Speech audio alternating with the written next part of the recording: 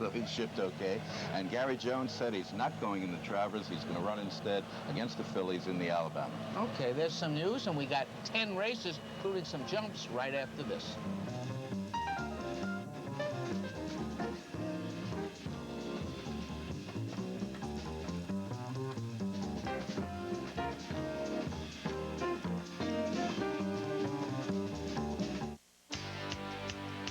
We got 'em.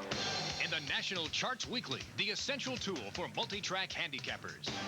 Weekly charts from 7 major tracks, North American and European stakes recaps, a week in review editorial, a convenient horse index, and more. From Daily Racing Form, of course. Order your subscription today. Call 1-800-283-2459. The National Charts Weekly. It pays to know the score. Do you want to hear something incredible? Once again, your Tri-State Quality Ford dealer has the #1 selling truck and car in America. In fact, for the 3rd year in a row, your Ford dealer has 5 of the 10 best-selling cars and trucks in America.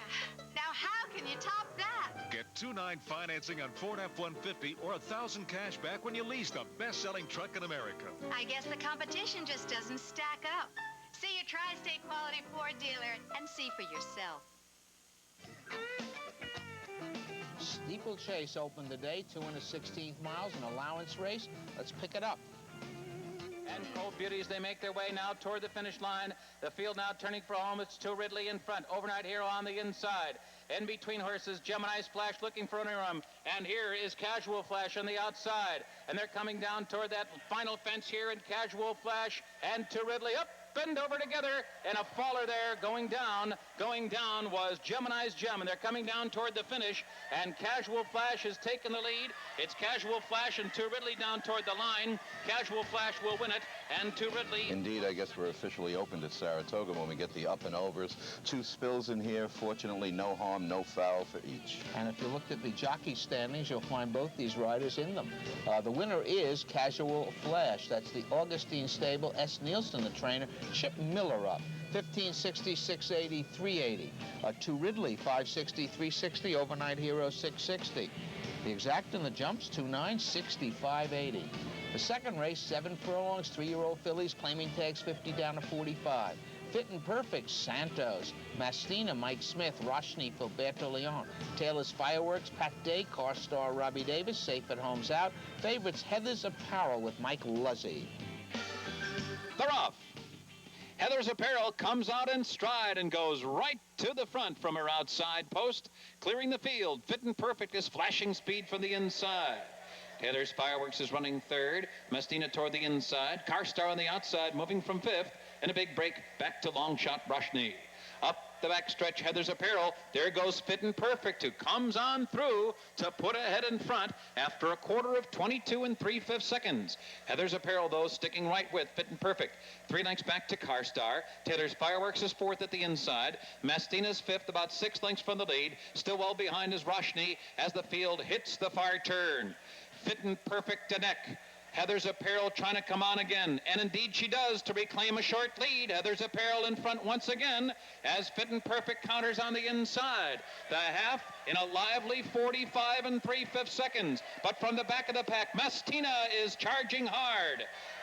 Car Star is right there. Taylor's Fireworks in behind horses, turning for home. Fit and Perfect couldn't keep up. On the far outside now, here comes Mastina to challenge Heather's Apparel for the lead. Heather's Apparel fighting on valiantly past the 8th pole, in front by a head, giving her all. Mastina is relentless on the outside. Those two, Heather's Apparel, game at the inside. Mastina on the outside, streaking toward the line.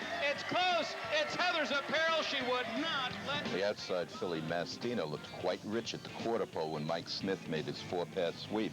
Heather's Apparel, however, would not be denied. First withstands pressure from Fit and Perfect, and then holds off the 1-run Mastina. I think if you bet Mastina, there was a point you said I should have bet more, and that's why you lost. Heather's Apparel. Dorothy Annunzio Namola. Richard Namola is the trainer. Mike Luzzy was up. 540, 280, 220. Roshni did not finish second. I believe Mastina finished second. $383. Car Star was 3rd, $3. Is that correct, Sean? Thank you. 7-2, 16.60. Quinella 2-7, 7-2, $10. Early double 2 and 7, $41. Here's the third. We'll try and edit those graphics. It's 5 furlongs maiden, 2-year-olds. Star Standard, Julie Crone. Mountain of Laws, Robbie Davis. Magical Call, Herb McCauley. Peruvian, Pat Day. Kelly Time, Mike Smith. Wake Up the Devil, Luzzy. Proud Destiny, Chavez. And they're off. There goes Magical Call, right out to the lead. On the outside, Kelly Time. Kelly Time puts that in front toward the inside. Magical Call. There goes Wake Up the Devil. Moving into third. Peruvian is now fourth. Mountain of Laws fifth. And on the outside, Proud Destiny now moving into fifth. Mountain of Laws is back to sixth. And Star Standard has been outrun in the early going. Around the far turn, Kelly Time short lead. Wake Up the Devil on the outside. Magical Call right there. And those three heading to the top of the stretch together. And it's 6 lengths back to Proud Destiny and Peruvian. Coming past the quarter pole now, in between horses. Fighting hard to hold the lead is Kelly Time, and down toward the inside, Magical Call, and they have left Wake Up the Devil behind in third. Wake Up the Devil is running greenly now as they pass the furlong marker, and the leader is Kelly Time. Kelly Time now getting away, followed by Magical Call. Farther back, Star Standard late move on the outside, and Mountain of Laws on the line. Kelly Time. Certainly not going to deny Kelly Time his due, withstanding pressured pace and drawing out at the finish. But there were 3 other colts in here, Harvey. Star Standard, Mountain of Laws, Peruvian. Put them all on your list, especially Star Standard. Well, Kelly Time gets the money, and Louis the Clocker said had great confirmation for a sprinter. And my man points out 11 folds from this dam and 8 of 1. Now it's 9. Kenneth Ramsey, Billy Mott, and Mike Smith. Kelly Time, 1080, 480, 440. Magical Call, 360, 280. Mountain of Laws, 620 to show. 5 3s, 4620. Instant double, 7 and 5 into this race, 4360. The fourth's at 1 mile and 1/8. These are 4 and up, claiming tags 35 down to 30.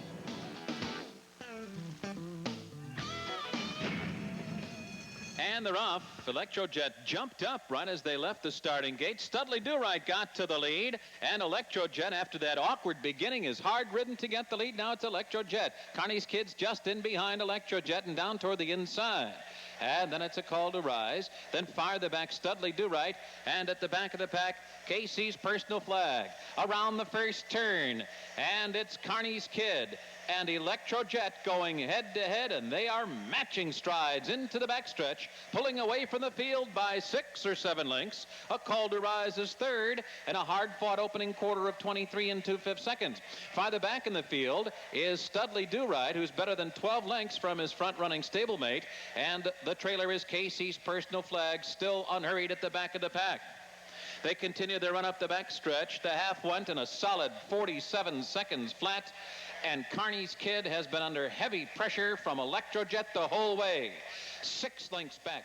A Call to Rise now edging into third, and toward the inside, Studley Do-Right called on for his rally. Then farther back, Casey's Personal Flag. Around the far turn, Electrojet, Carney's Kids continue their protracted speed duel as the others draw in closer. It's 3 lengths back. Studley Do-Right is down on the inside. He may need some running room as they approach the top of the stretch, and the front runners begin to falter.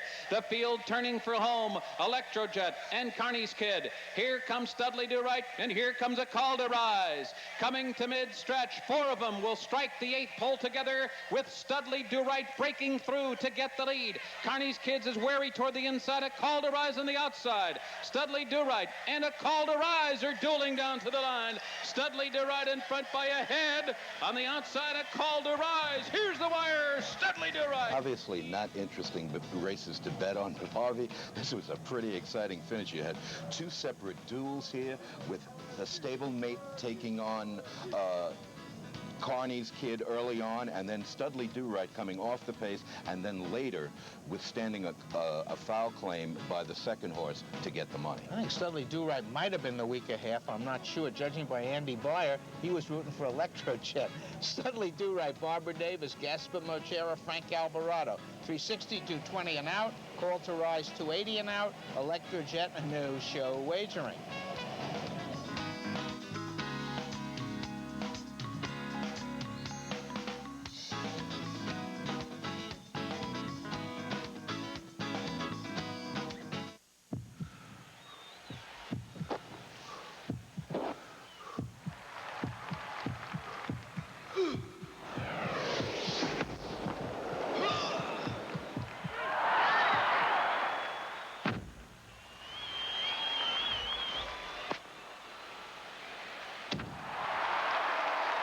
Show your colors with the Mets MasterCard from Chemical Bank.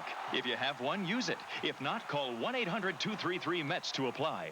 What does it mean when we say Sports Channel is in the game? It means we cover the Mets from every angle. It would have been a devastating loss. It was a mistake pitch for him.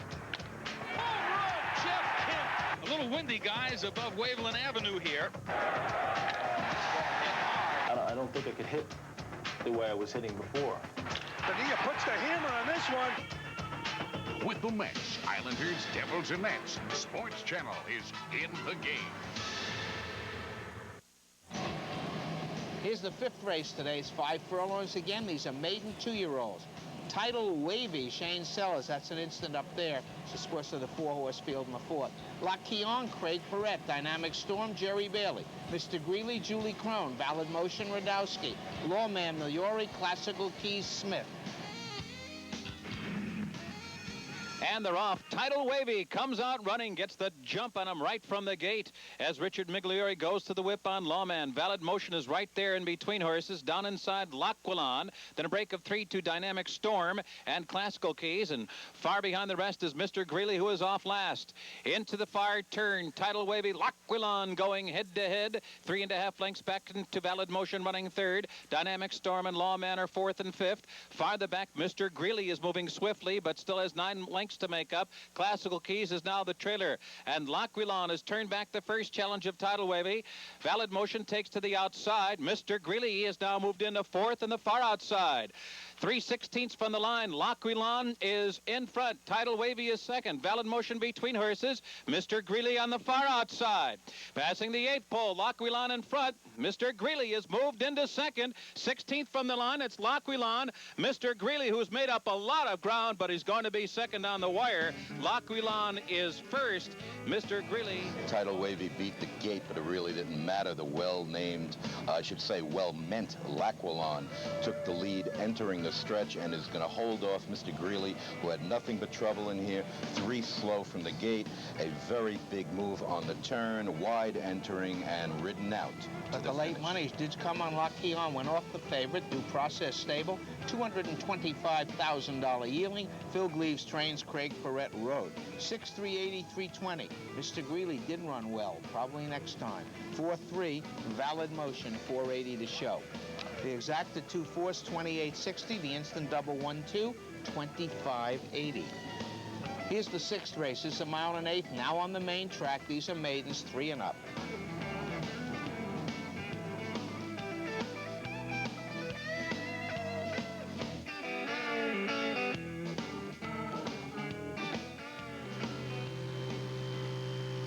Super 25 and Cherokee Hill break first. In between those two, it's Triple Twister. In behind them, it's Strauss. Racing for the first turn, and Cherokee Hill has come on to take a short lead. Super 25 angles over inside per pop, right there on the outside 3rd. Triple Twister's in behind the lead 4th. Free Agent kept close. 5th on the outside, about 5 lengths from the lead. And then it's Strauss and Watrall C-Trip. And 3 lengths back to the 2 trailers, Ace the Test, who's better than 10 lengths from the lead now. Alley Red just in behind him. 24-1 for the opening quarter, and the field enters the backstretch with Super 25 vying for the lead with Cherokee Hill. Those two alternating on the lead, and just in behind per pop stalks them intently, running 3rd. Then a break of 4, back to Strauss, Triple Twister. In between those two, it is Watrall's C-Trip. The field moving into the far turn now, Cherokee Hill. Cherokee Hill is the leader by 3/4 of a length on the outside. Per pop, Super 25 just in behind. Free Agent is now 4th on the outside. Toward the rail, Watrall C-Trip is running in 5th position. Ace the Test commencing his rally now, 6 lengths from the lead. Farther back, Alley Red, Triple Twister, and Strauss. Moving toward the top of the stretch, Per Pop has wrested a short lead, but Cherokee Hill continues to fight with him, and those two doing battle as they come past the quarter pole. Free Agent is running in 3rd. Ace the Test swings to the outside 4th. Super 25 has faded to 5th. 3/16 from the line. Per Pop is roused to a short lead, but he's in a real tussle here with Cherokee Hill. From the back of the pack, Alley Red has come on to be 3rd at the 16th pole. Per Pop and an absolutely determined Cherokee Hill. Cherokee Hill is inside of Per Pop. Those two hit the line. Per Pop outlasting. Remember the name, Robert Richards. He's based at Calder. He's started 2 horses at the meeting, Only Princesses on Monday, and Pear Pop today, who benefits from this race coming off the turf. And for Cherokee Hill and Team Margata, the second tough beat at the meeting. This particular horse became the favorite late. Actually, should have been co-choice in the morning line. Took the what looked like late money, but was really adjustment money. Legitimate horse here. Bass Stable, Stuart Subotnick, Robert Richards Jr., Jose Santos. Jose's getting a lot of those live ones. 540, 420, 340. Cherokee Hill, 980, 620. The late closing, but too late Alley Red, $5. Exacta 10-8, $65. Here's the 7th. They're going 1 mile and 8. These are fillies. They're 3-year-olds. And they're off. Sovereign Kitty and Helen Braun break sharply. To their outside, it's Jade Flush as Brighter Course tucks away in behind the front runners. Moving into the first turn, Helen Braun will be the pacemaker. Sovereign Kitty eased off a bit, just running in second now. Brighter Course toward the rail, and Jade Flush on the outside. Compact field moving round the first turn with Helen Braun in front by a length. And on the outside, she's getting mild pressure from Sovereign Kitty through a quarter of 23 3/5 seconds. It's 2.5 lengths back, and Brighter Course runs rating nicely in third position, and alongside her, Jade Flush, 3.5 lengths from the front. They continue their run up the backstretch. Helen Braun in front. Her escort down the backstretch is Sovereign Kitty. Mike Smith still with a light hold of Brighter Course. Unhurried 3 lengths from the front. Jade Flush alongside her. The half went in 46 4/5 seconds. At the half-mile pole, it's Helen Braun in front. Sovereign Kitty's been with her the whole way. Brighter Course right there, stalking now third. Brighter Course just in behind the lead, and Jade Flush rounding the far turn. Now Santos moving with Sovereign Kitty. Sovereign Kitty getting on even terms with Helen Braun. Brighter Course still in behind the lead, running third, and Jade Flush. They're moving toward the top of the stretch. Sovereign Kitty has wrested a short lead from Helen Braun. Sovereign Kitty turning for home now in front by a half length. Helen Braun, though, is not done yet, and Pat Day's going to work on her. Here's Brighter Course on the outside. In mid-stretch, Sovereign Kitty in front and driving. Brighter Course pull out second now on the outside. Helen Braun is back to third. 16th pole. Sovereign Kitty getting away from them. Sovereign Kitty by 2.5. Brighter Course ducks to the inside as they come down to the line. Sovereign Kitty. A natural double for the meet's leading rider, Jose Santos, who's obviously riding in good form right now. Just stalks the pace of Helen Braun, pulls the rug at the quarter pole, and Brighter Course, who was meant to be her most severe competition today, made the run at her, but this is about as close as she'll get. Third and fourth in the coaching club. First and second today, Sovereign Kitty, Heatherwood Farms, Sandra Austin, Rick Schosberg. Jose Santos is second. 440, 240 out. Brighter Course, 220 out. Jade Flush, no show wagering. The pick 3, the old 210-2, $67.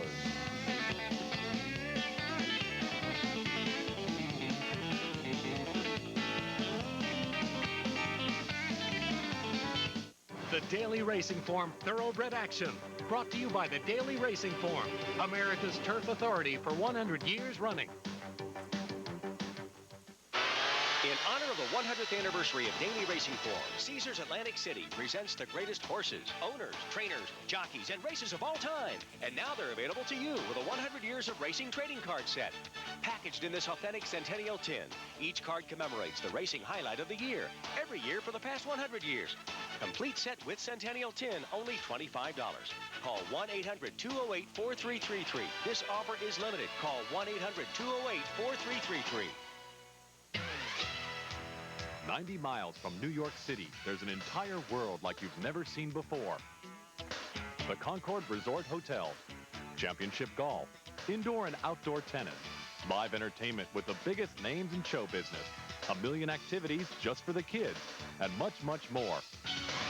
So leave your world behind and lose yourself in ours for a while. The Concord Resort Hotel. For reservations, call 1-800-CONCORD. Here's the 8th race today, 1 mile and 1/8, fillies and mares 3 and up. Now one is a 2 other than.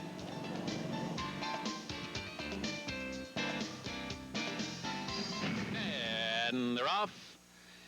Al Chris bounding toward the lead. Cinnamon Sugar is right there with Al Chris. And Dahar's Best toward the inside. Lady Reiko will be the early trailer. Cinnamon Sugar will be the early leader. Cinnamon Sugar's in front. On the outside, Al Chris. And Dahar's Best in a bit tight toward the inside. Rounding the clubhouse turn, and Cinnamon Sugar in front, and just to her inside, there's a narrow opening for Dahar's Best, and Dahar's Best comes on through. Al Chris is running third, and 3 lengths back to Lady Reiko fourth.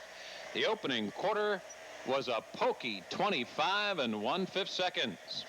Dahar's Best has come on through to put ahead in front.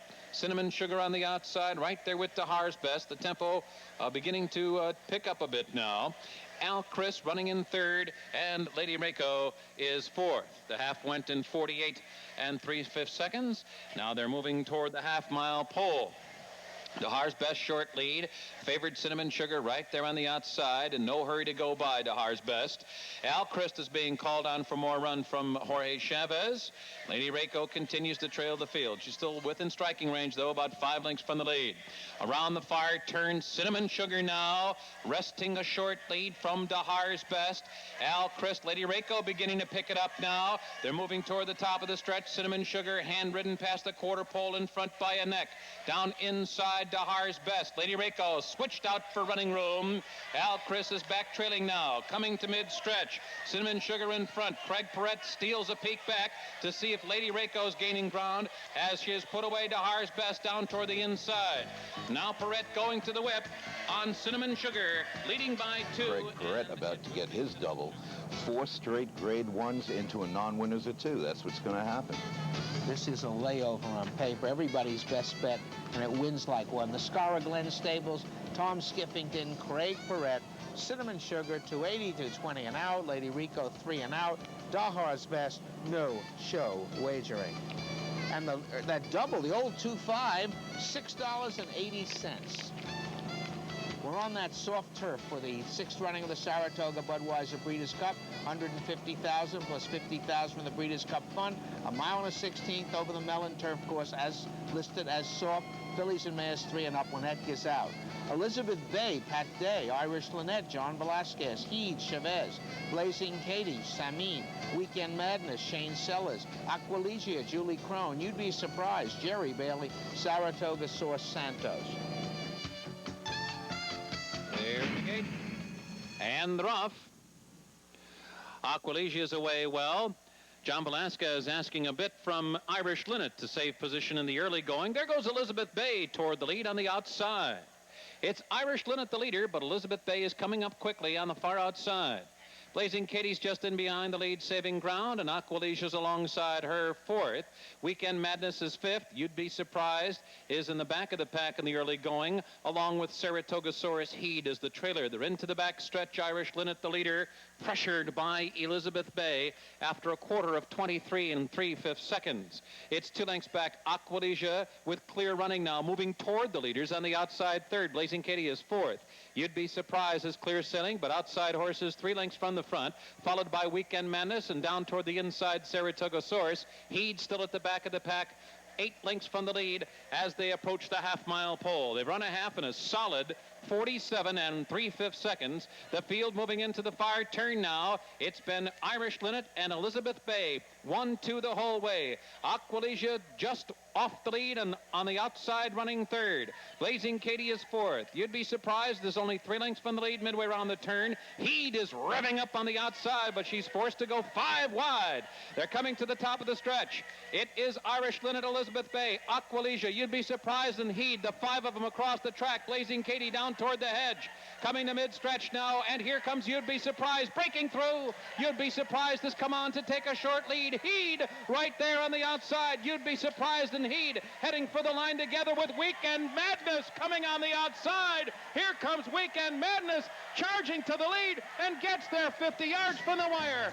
It's Weekend Madness. A Saratoga first for the Churchill Downs-based connections of Weekend Madness is just going to put in just a wonderful late sprint here to get the money. This was trainer Bert Kessinger's first winner ever at Saratoga, and jockey Shane Sellers, I should say, his first stakes win at the spa. Elizabeth Bay, the one they made the favorite, just could not really handle it. She blew a couple of turns. You'd be surprised ran okay, but Weekend Madness ran better. The new Phoenix stable, Burt Kessinger Jr., Mike Smith's buddy, Shane Sellers. I guess he'll stay the meet. 1540, 440, 440. You'd be surprised, 3 and 280. He's going to make you triple, 780 to show.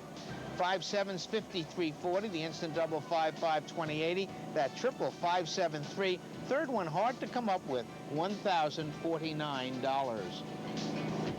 Off the turf for the 10th, now a mile and 1/8, 3 and up. New York State breds, non-winners of a race other than. Trilingual is running second. The Flying Groom has saved ground in the early going. Late Skate is rating in 4th position, about 5.5 lengths from the lead. Then Legacy Bellingham at the back. Up the back stretch, free running Gate 6. Now clear by 3.5 lengths. Flying Groom is edged into second. On the outside, Trilingual third through a half mile of 48 1/5 seconds.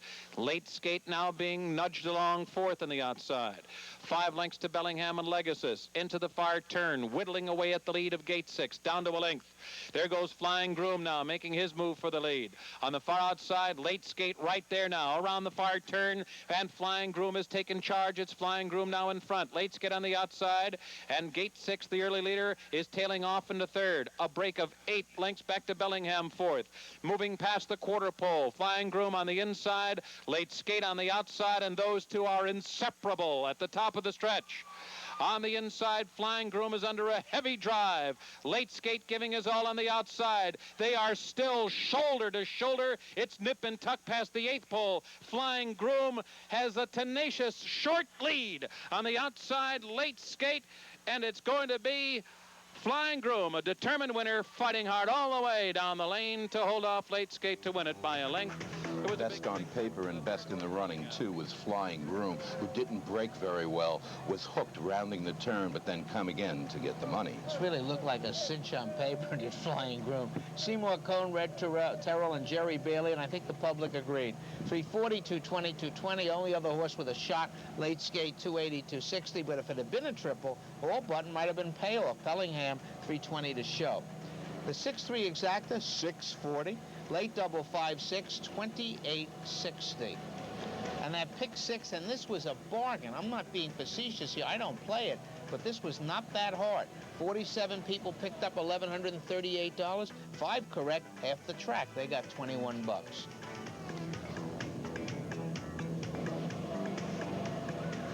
I guess we're not coming back. Here we are coming back. Just for the record, 6 on top at the Paddock Club. That's the kind of day that a public handicapper helps his percentage. And I apologize for public handicappers at the beginning of the day, and you had 6 on top. What do you got tomorrow? How about, I guess you could call it that, Harvey. I said rather emphatically that the meet is now too long at 34 days. And I think that something's been missing this year, not the normal energy level that is up here that makes Saratoga so exciting. Granted, in Ira's favor, the weather's been terrible, but the racing has not been good. And I wouldn't write something like that if I didn't love Saratoga so much. I hate to see it anything but the best place on earth to be. Well, you love the game, and it's premature burial. I mean, I'm not saying it's been great. It hasn't been. The weather's been awful, and things haven't been super, but it's a little early to say it's history. I did say, and I said it was a little early to totally bury it, but I do think that things aren't going to be so good this year. Okay, but you do love the game. Absolutely. And we're better off here than at Belmont. We would have had 11 people. Right back with today's first.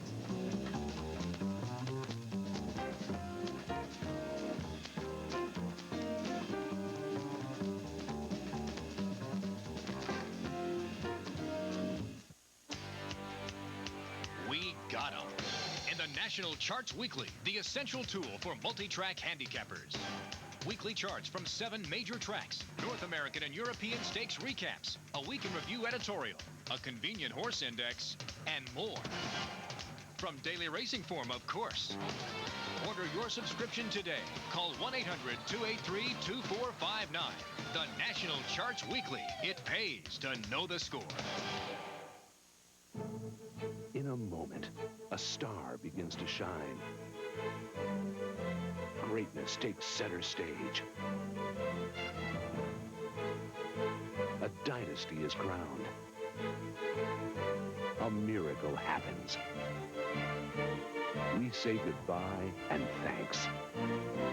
Through the years, we've brought you moments that have become memories. And for the memories still to come, Sports Channel. The only time we hit the grass today was for this one, 2 1/16 mile steeplechase, 4-year-olds and up. Right there with them, farther back, Mystico and Belle Ange, and well behind Victorian Hill. And now the field coming into the stretch. It's Darby Sky battling away with Cheering News. Warm Spell on the outside as they approach the final fence now. And then Mystico, here they come. There's 100 yards down to the line. And a Warm Spell just did get over that fence, trying to come on through. It's Mystico. Mystico's in cramped quarters, had to dart to the inside. Warm Spell is going to give them the slip as they come down to the line. Warm Spell. Last time Mystico and Warm Spell met, Mystico beat this one very easily. Warm Spell, perhaps a Saratoga steeplechase horse for course, won 2 races very nicely here last year. Has decent numbers even before he became a jumper. Warm Spell. John Griggs, owner, trainer. James Lawrence up. 7, 260, 210. Mystico 210. And 220, 210. Cheering News 210. The Exacta 4-2. 1160. Seconds a sprint. These are maidens, fillies, and mares, 3 and up.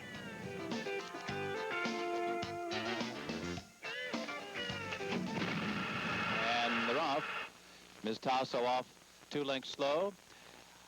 Mismatch and Faith and Dreams going up after the lead. And right there with them, it's Dorm Cat running 3rd. Iron Pixie is 4th. Ms. Tasso has moved up now to be 5th.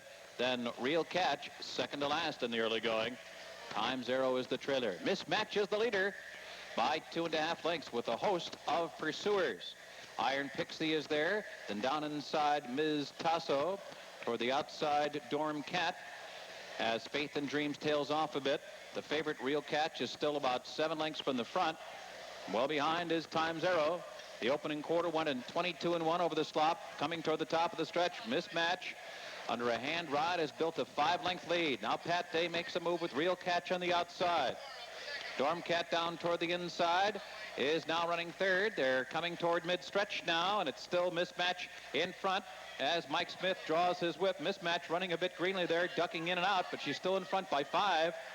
Real Catch is running 2nd, followed by Dorm Cat and Faith and Dreams down to the line. Mismatch still there, and Real Catch giving futile chase. Mismatch wins by 2. Fellas used to be the Shug McGahee first-time starters were an 8-5, 7-5. They were dead on the board. Seen this happen a lot lately. Don't take very much money, and they romp just like they always do. A little green in the stretch. Mismatch is a winner. Mismatch, a nicely bred filly. Ogden Mills 5th, Shug McGahee, Mike Smith. You're right, she didn't take money on her pedigree, but she won 13,463. The hot favorite, Real Catch, 280, 240. Faith and Dreams, 360.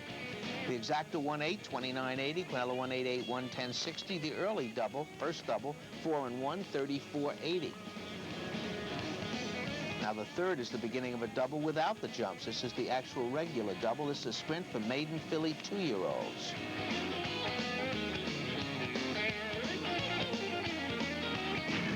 And they're off.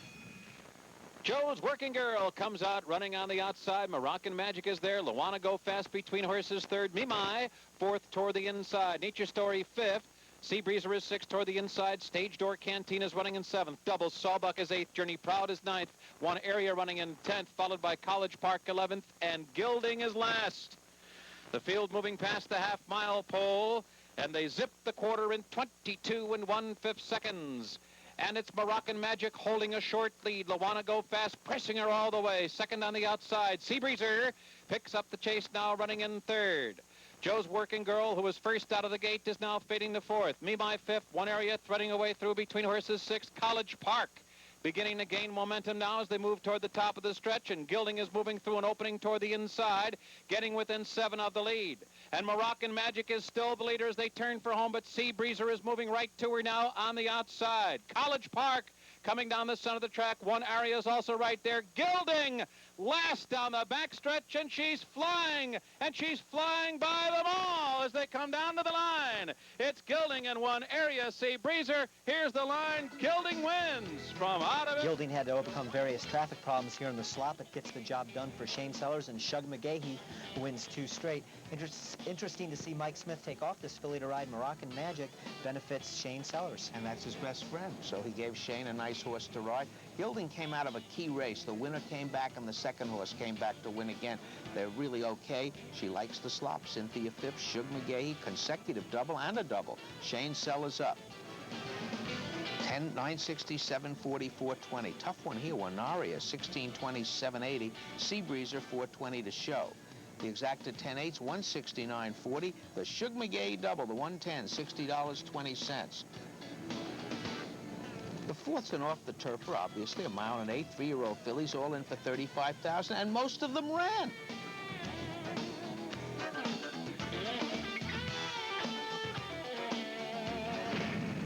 And they're off.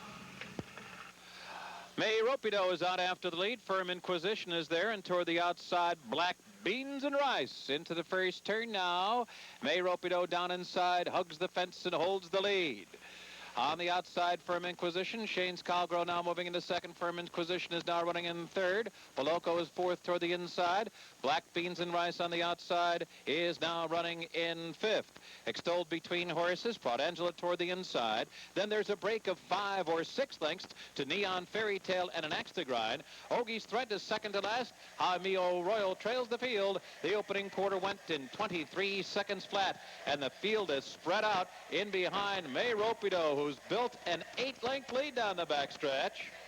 Shane's Cowgirl is now running second, and toward the inside, Boloco third. Then a break of 5 back to Proud Angela, and another 4 back to Black Beans and Rice, followed by Extolled, Firm Inquisition, Neon's Fairy Tale, Ogie's Threat, Jaimeo Royal, and Axe to Grind has dropped back to trail.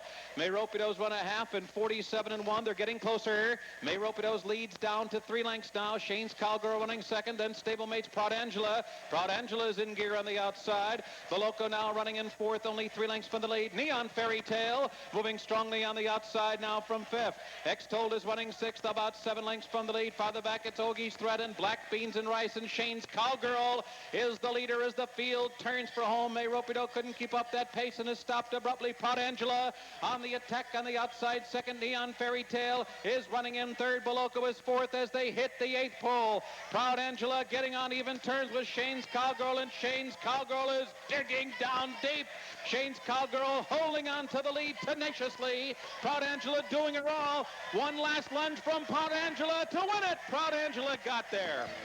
Won by a hard one. You couldn't find any real good dirt form on Proud Angela in the numbers in the paper, but Proud Angela gets the job done for Mike Luzzy, and Vinnie Blang's one of those very tough ship-in trainers coming in from Maryland. May Rapido went off as the favorite in here, did not make it around the track easily. May Rapido as the favorite was your only edge, but you still had to come up with the exact. I thought the second one was tough, but the winner is Proud Angela. Lawrence Pomeranz, Vinnie Blang's, as you say, good shipping trainer. Mike Luzzy persevering right through the stretch. 8.5, 340. Shane's Cowgirl, 1740 and 980. Neon Fairy Tale, $9 to show.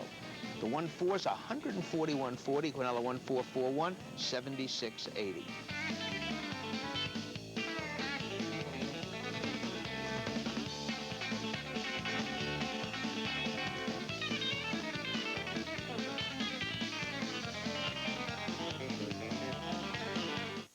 If you're balding or have thinning hair, wouldn't you rather look like this?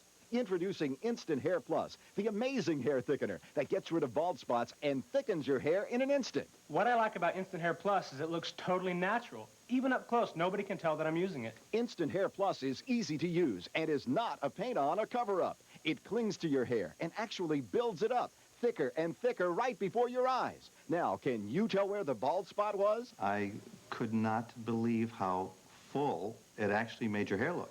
Instant Hair Plus comes in 5 natural colors, one just right for you, and it's only $19.95. Try it for 30 days risk-free. And if you don't agree that Instant Hair Plus is the next best thing to growing hair, just return it for a prompt refund. To order, call 1-800-348-7777 or send $19.95 plus shipping and handling to P.O. Box 2345A, Grand Central Station, New York, New York. Be sure to indicate following 7777. Here's the 5th is the sprint. Maiden Fillies and Mares 3 and up. Carefree Kate, Eddie Maple, Fleet Marguerite, Mike Luzzy, Nakoma Craig Perrette, Sonic Julie Crone, Fight with Lights, Samine, Affirm Peach, Bobby Messina, Planet Arrows, Jerry Bailey will ride the 3 to 5 shot. Steady as a cat, Chavez. And they're off. Sonnet and Planet Eros break together. Affirmed Peach is in between them. Nakoma toward the inside, fourth.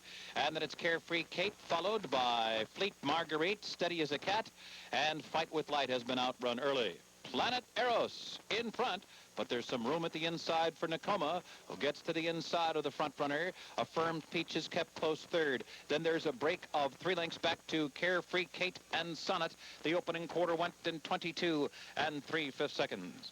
And the field rounding the far turn, the favorites in control. Planet Eros in front by 3/4 of a length. Affirmed Peach now coming to her on the outside second. Nakoma's just in behind the lead third. Carefree Kate is running in fourth. Fleet Marguerite beginning to pick it up now, fifth in between horses. Sonnet on the outside. Fight with Light was far behind early, but is now within 8 lengths of the lead. But they're at the top of the stretch now, and there's a new leader. It's Affirmed Peach in front. Affirmed Peach in front as they come to mid-stretch. Planet Eros is second on the inside. Fleet Marguerite now has moved into third and continues to close on the leader. Affirmed Peach there by 2.5 lengths. Fleet Marguerite is gobbling up the slop as they come down to the line, and she won it! Fleet Marguerite. If you don't like the 3 to 5 firster here, Planet Eros, and there were plenty of reasons to like this horse, but you're going to get great value here. Fleet Marguerite, a big long shot from Leroy Jolly, is going to close late under Mike Luzzy's 2 in a row for him to nip Affirmed Peach. Another long shot with Bobby Messina, Big Balloons. And Mike Luzzy certainly shows why he belongs in our jockey colony. He's running well. Charles Harris, Leroy Jolly, Mike Luzzy, Fleet Marguerite, 43, 20, 12, and 740. Affirmed Peach, decent balloons, 10 and 520. And look at the third, Fight with Light, 880 to show. The 2-6 exactor, 258.60. Here's an off the turf at a mile and 3/16 for 3-year-olds and up. Now winners of 2. Small group runs here.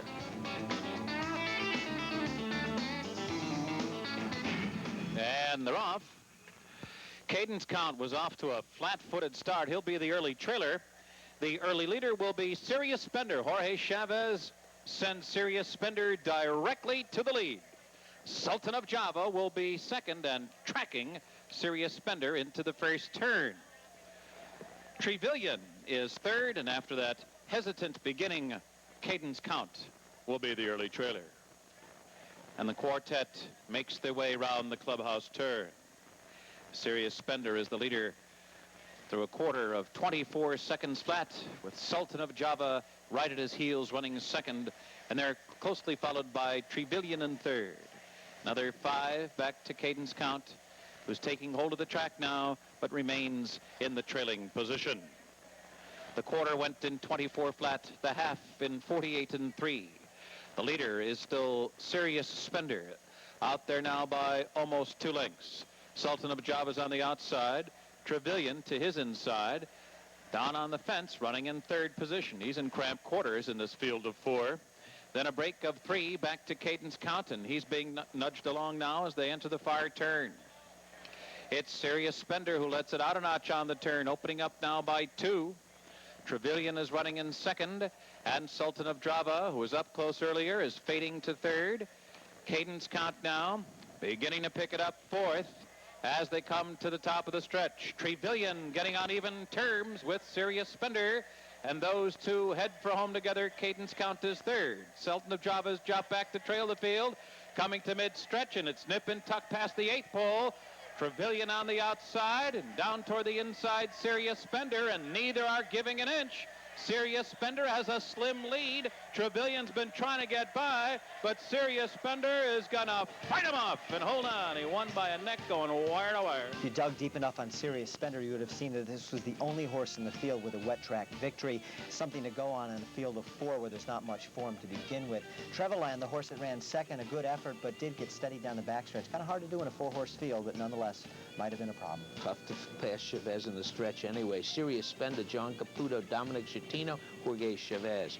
Returning 6-3 and out. Trevelyan 3 and out. Sultan of Java finished third. Here's the 7th. This is the second running of the Screen King First Division, 50,000 added 3-year-olds. Chimes Band, Jerry Bailey, Abel Bucks out. Halo's Image with Beto Ramos, O'Martin, Shane Sellers. Scorer Birdie, Jose Velez. Here come the Perks, Mike Luzzy, Ledford, Mike Smith. And they're off. Oh, Martin breaks first. Scorer Birdie is there. On the outside, here come DePerks, and down toward the inside, Chimes Band and Halo's Image. Up the backstretch, Chimes Band to the lead. Oh, Martin second, here come DePerks is third. Halo's Image is now dropping back into fourth position. On the outside, Score Birdie is fifth, and it's 6 lengths back to Ledford. Hitting the far turn, Chimes Band, oh, Martin, and here come DePerks, and the quarter goes in 22 seconds flat. Halo's Image is well behind, is about 7 lengths from the lead now. Alongside him, it's Score Birdie, then farther back, Ledford. Midway round the far turn, Chimes Band has fought his way to the lead by a length. Oh, Martin is running second. Here come DePerks on the outside. Halo's Image now picking it up. He's coming through an opening toward the inside. Ledford sweeping 5 wide in his charge. 3/16 from the line. Chimes Band in front. Halo's Image down inside, running second. Ledford on the far outside third. Chimes Band still there. Chimes Band opening up in the final furlong. He fought off all of the challengers early, and he's fighting them all off toward the end. It's going to be Chimes Band, and it's going to be Ledford up for second. Halo's Image third. Chimes Band wins in a good-looking There was a time when Chimes Band was being considered as a real Kentucky Derby prospect. Kind of fizzled out when he went long. I think the difference today was going back to a sprint race and a little bit of a freshening. Jerry Bailey gets the horse right on top and is going to whistle. This wins for fun, it does. Farris Farm, D. Wayne Lucas. Todd Pletch is here, but D. Wayne on hand. Jerry Bailey is up, and they win the first division. 1065, 320. Ledford, $483. Halo's Image, $260. The 1-7 exact is $45.40. The instant double, 11-1, is $39.80. Pick 3, they said they'd all be small today. That looks okay. 2-11-1, $1,309.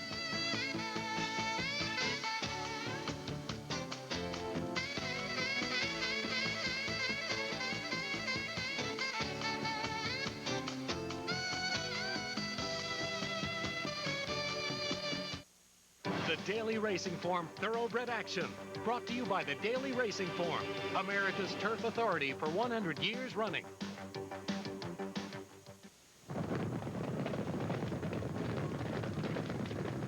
In the world of handicapping, you've got to make the right moves at the right time.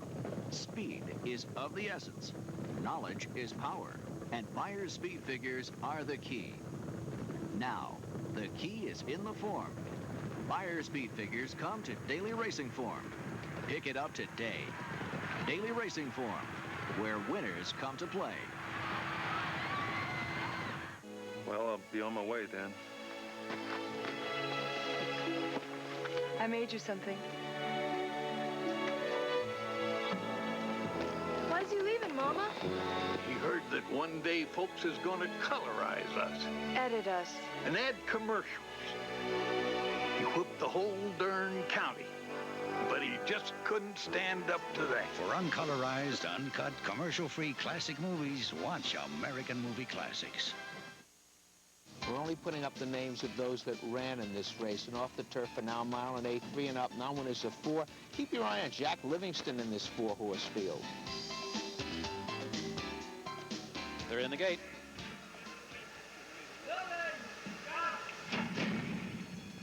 And the rough.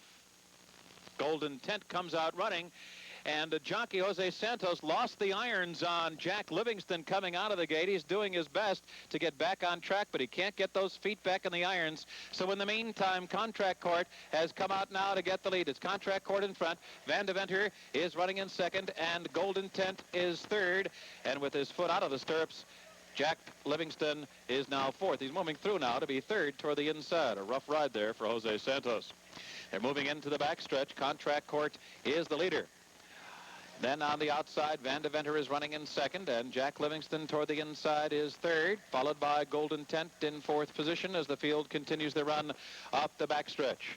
Contract Court is the leader. The quarter went in 24 and 1/5 seconds, and the half-mile mark was 48 and 2. Second, setting an even pace is Contract Court, still there by a length and a half. Jack Livingston doing his best, as is Santos. They're second now on the inside. On the outside, Van de Venter is running in third, and at the back of the pack, it's Golden Tent, and they hit the far turn. Contract Court still the leader. Contract Court in front. Santos urging Jack Livingston on. Van de Venter to his outside. Then farther back, Golden Tent remains the trailer as they move toward the top of the stretch. It is Contract Court still showing the way. Van Deventer second on the outside. Golden Tent takes to the outside. Jack Livingston's down on the rail. Now back running in fourth, turning for home. And Migliore shakes up Contract Court, and he's responding now. Contract Court shakes loose and opens up by 4. And Van Deventer is running in second, followed by Golden Tent. And they're coming down to the line. And it was just a stroll today for Contract Court, waltzing home in the slop. Well, if you bet on the Hushin train entry here, you really only had to beat 1 the minute they get out of the gate. Forget about Jack Livingston once the irons come out. You see Jose tries to get his foot back in there, even puts his hand over there. It's just not going to work. Mike Hushin deserves a lot of credit here. Not afraid to run, entered these 2 dirt horses in a grass race, predicted the weather just right, and gets a big chunk of a purse in a spot he really couldn't lose. Gift for Barry K. Schwartz, Mike Hushin, Richard Migliore, Contract Court for fun. 3 and out, Van Deventer out and out, Golden Tent other half of the entry out and out. Here's the second division of the Screen King, $50,000 added, 3-year-olds. Jamiano's out, Scarlet Rage, Bailey, Groovy Jet, Pat Day's on the chalk. Mr. Chocolate, Macaulay, Sacred Honor, Davis, End Sweep's gone. Comanche Trail, Migliore, Slujan Fizz is scratched. And they're off. Scarlet Rage gets out first from his inside post. Groovy Jet is there along with Mr. Chocolate. Sacred Honors to their outside. And Comanche trails after being off a beat slowly. Up front, Scarlet Rage getting the jump on him and quickly steps out by 3 lengths. Scarlet Rage is on the move early. Mr. Chocolate moves in second now on the outside. Groovy Jet third toward the rail. Sacred Honor is fourth after a quarter in 22 flat. Scarlet Rage blazing the way around the far turn. The lead's down to 1.5 lengths. There goes Mr. Chocolate on the attack as they move midway around the far turn. Groovy Jet right there. There's room at the inside for Groovy Jet. Pat Day sends him on through, and he's got the lead.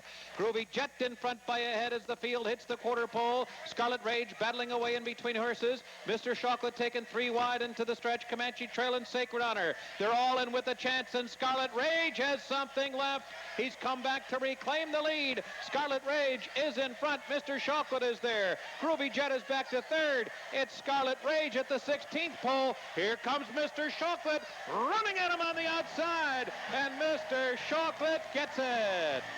He won by an extra. When End Sweep and Slujan Fizz come out of this, it's an entirely different race. Much easier spot, as a matter of fact. Mr. Chocolate's going to get the job done, wearing down Scarlet Rage. Would like to note that this division went a full second slower than the first one. Frankie Labo puts on those mud corks, helps Mr. Chocolate circle the field. He's going to get up for Ed and Judy Anshell. Mr. Chocolate, 1260, 440, 220. Scarlet Rage, 360, 210. Groovy Jet, not really a mud lover, 210 to show. The 4-2 exactors, 3360. The instant double 1 and 4, $16. Good solid field in the 10. Sorry, we don't have time to read them down. It's a sprint with maiden 3-year-olds and upstate breds.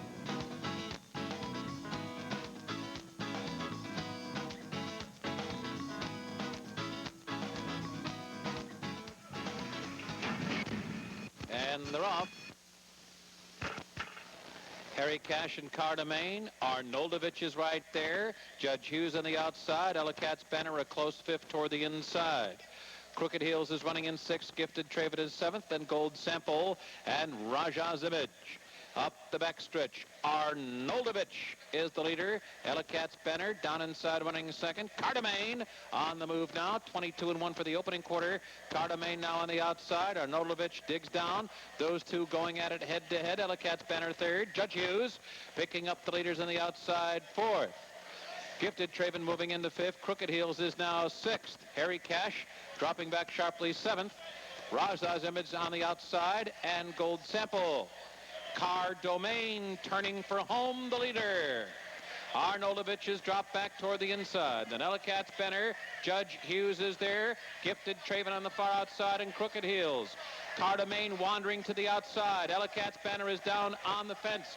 Gifted Traven on the outside and Judge Hughes. It's still Car Domain holding on to the lead. Gifted Traven kicking in late. It's going to be close. It's going to be too close to call. If you can't at first succeed, try, and try again. Took Gifted Traven 20 lifetime starts to break the maiden, but at age 4 finally gets the job done under Richard Migliore. When these horses run back off today's card, I tend to think that most most horses, you can just pretty much dismiss their form. So many horses didn't take to the track today. Give them another chance, even if they ran badly. And in Gifted Traven's favor, he did have a couple of races here last year, a nice second, and of course, he's run 20 times. If you had pyramided your $2 for $150,000, you could have gotten your original money back. But Gifted Traven is the winner. Barton Andreoli, Dennis Bryder, Richard Migliori, 1280, 540, 440. Cardomain, 420, 420. Judge Hughes, 540 to show. The exact 11.6, $76. Late double 411, 94.20, and the 11.69 triple. These are the three favorites minus the real favorite, $328. Pick six was really easy today. I told the people to play. Nobody picked six. Mr. Leroy Jolly took care of everybody. No winners. 5 correct. There were 47 tickets. They received $416. Carryovers in bad, all things considered, close to $59,000. Now, I know one thing. You love the game, and you're not going anywhere. You'll be here throughout the meeting. I will be here Sunday. I'll miss my favorite horse, Holy Bull, and the Haskell will be here for Sunday's Jim Dandy. We're going nowhere. Not even to the Great Barrington Fair this year. But you're staying here. Absolutely. Despite what you wrote. Because you love the game. Man loves the game. Thank you, Bill. Good night. May the horse be with you.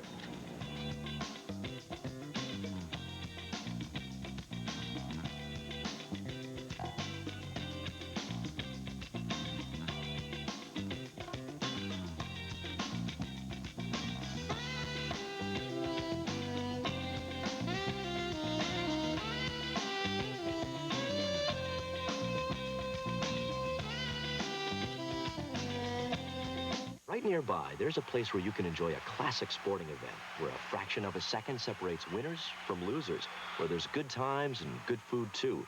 Because this isn't just a stadium. It's Yonkers Raceway.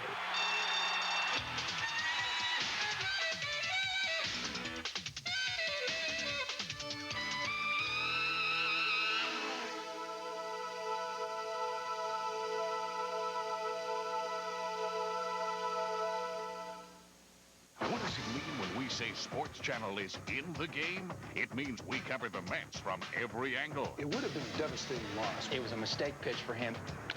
Jeff Kemp. A little windy, guys, above Waveland Avenue here.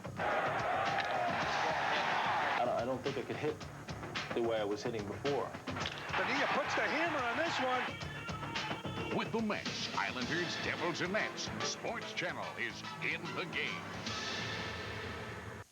Friday, Bobby Bonilla leads the Mets into Pittsburgh for the opener of a 3-game set with the Pirates. Live at 7:30 on Sports Channel. Friday. Prime Network presents Tennis Television with Brad Holbrook.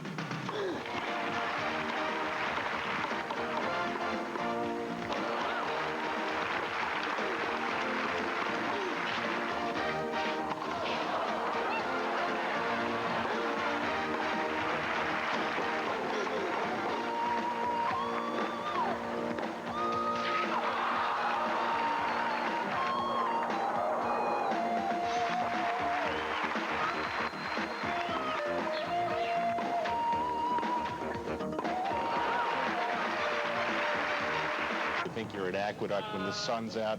There's nowhere else in the world to be. But Steve and I are still Saratoga boosters, and on a day like this, we feel redeemed. It's nice. Win, lose, or draw. It's a good day, and there is a carryover. We'll be right back.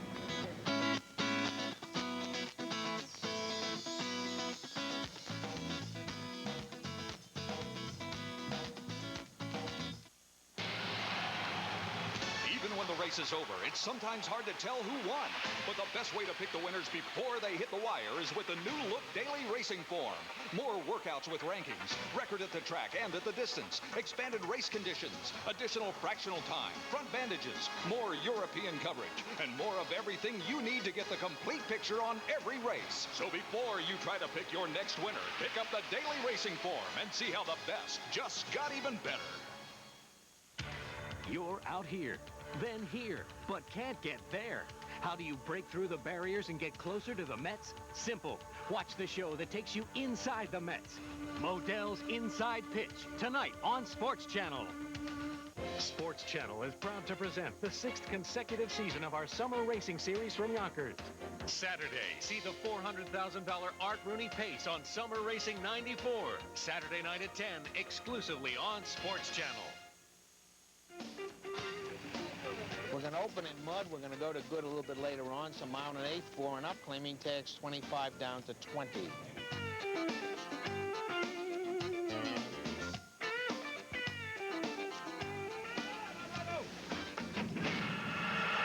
And they're off.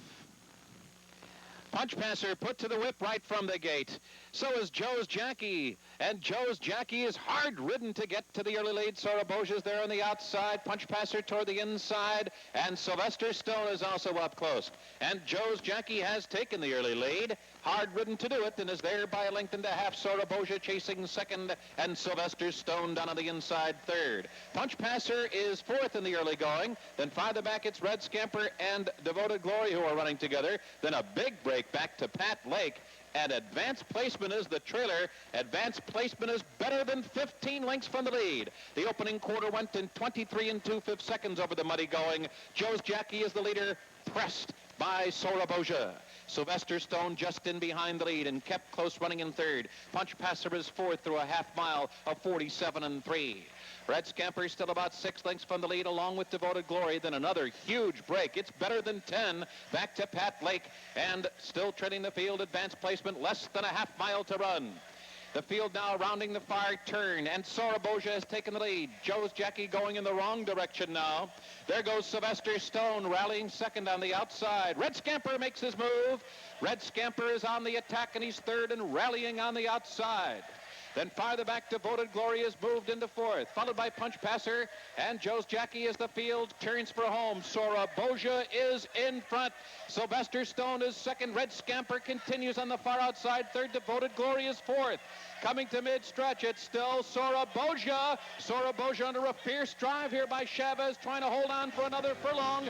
Red Scamper trying to catch him, 16th pole. Saratoga still there, a length and a half. The track is legitimately muddy at this point in the day. It will dry out later in the afternoon, and Saratoga gets a nice trip stalking the cheap speed of Joe's Jackie and holds off good old Red Scamper, who's sort of the poor man's 4-star day. Saratoga took the right kind of late money and did figure a bit on this kind of track and has Chavez.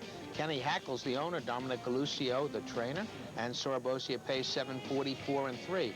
Red Scamper, the old campaigner, $360, $280. Sylvester Stone, $380. The 9-1, 2 favorites inverted, $30.60. Here's the second. This is a sprint for maidens 3 and up. Light the Fuse, who probably would have been the favorite, is scratched. April Christmas Santos, Count on Broadway Mayori, Aqua Santa Davis, Darien Cowboy Mike Smith, Runaway Brian Leon, Timeless Dream Chavez, Sherbo John Velasquez. They're off. Count on Broadway and Runaway Brian break first. Sherbo is flashing speed on the outside. April Christmas moves into fourth toward the rail. Aqua Santa fifth. Darien Cowboy back to sixth, and Timeless Dreams the trailer. Up the backstretch, Count on Broadway, Runaway Brian, and Sherbo, the three of them across the track as they head for the half-mile pole. They've opened up 3 on April Christmas running fourth. Then Aqua Santa, Darien Cowboy second to last. Timeless Dream trails the field. The quarter, a hard-fought 22 2/5 seconds. Around the far turn, Sherbo on the far outside now up to grab a short lead. Count on Broadway is there toward the inside. Runaway Brian couldn't keep up, and Sherbo cruises past Count on Broadway and takes control as the field turns for home. April Christmas is third, but Darien Cowboy's getting in gear on the far outside. In the meantime, Sherbo's giving them the slip, opening up here under the urging of John Velasquez. It is Sherbo now by 7 in mid-stretch. And Timeless Dream now moving into second, and they're coming down to the... Billy Mott won 3 races on his birthday 2 years ago and last year. He only has 2 horses in today. Here's the first of them, Sherbo. $550,000 yearling, runs a very fast race, really takes to the slop. Good effort for second by Timeless Dream, closing after trailing early. 7 foals, 1 from this dam, and I guess we can make it 8 now. Sherbo, Alan Paulson, Billy Mott, happy birthday to Billy, John Velasquez. 624, 440, Timeless Dream, New Gelding runs well first time out back rather. 765.80, April Christmas 680. Exacta 87, 55.40, Quinella 7887, 36.40. Early double outside double the 9/8, 35.40. Here's the third. This is a sprint. Maidens 3 and up. Begins the pick 6 with the carryover. Scratch Charlie Cush. It's a Star, Shane Sellers. Crown Pearl, Mike Smith. Balls Bluff, Perrette. Rock Band, Davis. Walsh, McCauley. Sup with the Devil, Dale Beckner. They're off.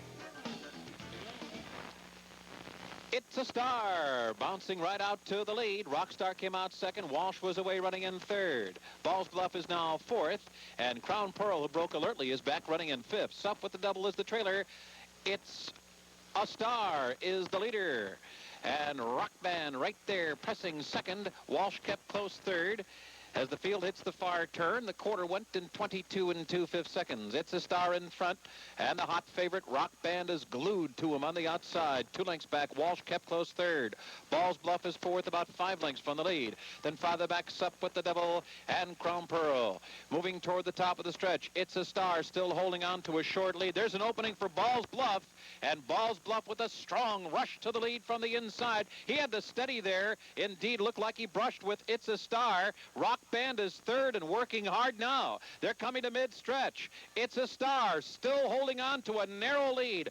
Balls Bluff right there to his inside. Those two will hit the 16th pole together. It's a Star in front. Balls Bluff down inside second, and farther back, it's Rock Band. Here's the line. It's a Star wins by a length and a half. Three first-time starters in this race. 2 of them took money. The one of them that didn't is about to wire the field all the way. This is a split of today's second race. You'll notice the race goes almost 2 full seconds slower. I don't think this was a big put over. I think a lot of them just didn't run. It's a very inexpensive yearling, I think around 7,000, but bred for mud on both sides, and it wins Milt Ritzenberg, Bruce Johnstone, Shane Sellers. 3260, 1160, 440. Balls Bluff 4 and 280.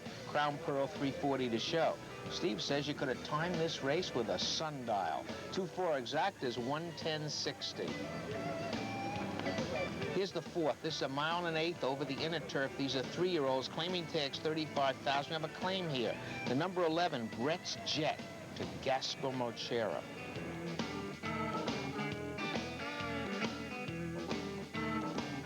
And they're off.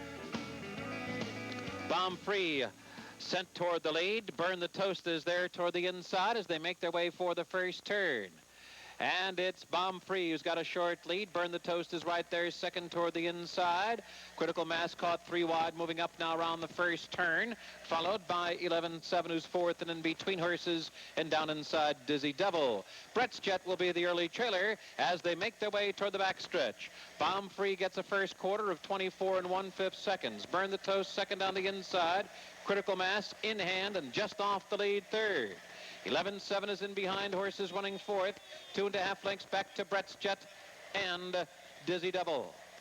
Up the backstretch now. Bomb Free still holding on to the lead. From the inside, Burn the Toast is right there to press second. Critical Mass is a strong third, still in hand, as Brett's Jet threads his way through between horses fourth. Dizzy Devil is fifth, and he's only a length and a half from the lead now, and 11-7. It's a tight pack that will pass the half-mile pole. The opening half-mile went in 49 2/5 seconds. The field rounding the far turn. Burn the Toast has come through to take a narrow advantage, but Bomb Free counters to reclaim the lead. Brett's Jet is right there now, third on the outside. 11-7 is fourth. Critical Mass tailing off into fifth. And Dizzy Devil, the field coming to the top of the stretch. It's still Bomb Free. Bomb Free holding on to the lead by a half length now. Burn the Toast second on the inside as the field turns for home. Here comes Brett's Jet on the outside. Bomb Free now facing a stiff test here from Brett's Jet. Burn the Toast is back running in third. Bomb Free and Brett's Jet hitting the 8th pole together. Brett's Jet on the outside, Bomb Free toward the inside, neither giving an inch. It's nip and tuck, and it is Brett's Jet who's got a short lead as they come down to the line, and Brett's Jet will prevail.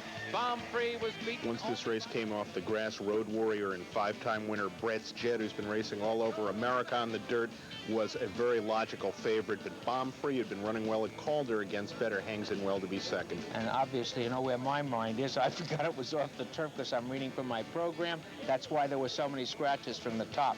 The winner is Brett's Jet. Bruce Alexander, owner, trainer. Michelle Luttrell persevering all the way, even though the horse was trying to lug in. 523, 240. Bomb Free, 544. Burn the Toast, 260. The 11-8's 34.80. Quinella 8, 11, 11, 8, $19.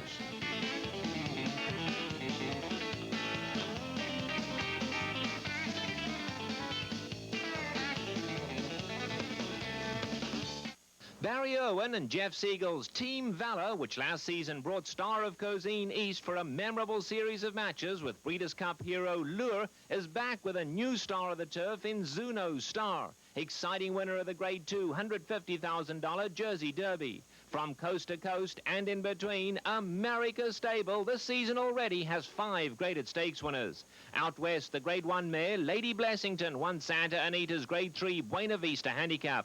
In the east, Santa Catalina won Gulfstream's graded Shirley Jones and First Lady handicaps. And Samba Carioca led a 1-2 Team Valor finish in the graded Joe Namath handicap at Gulfstream. In the Midwest, Breeders' Cup bound Demalute Demashoot ran 6 furlongs in a record 108 1/5 to win Oaklawn's $150,000 Count Fleet handicap.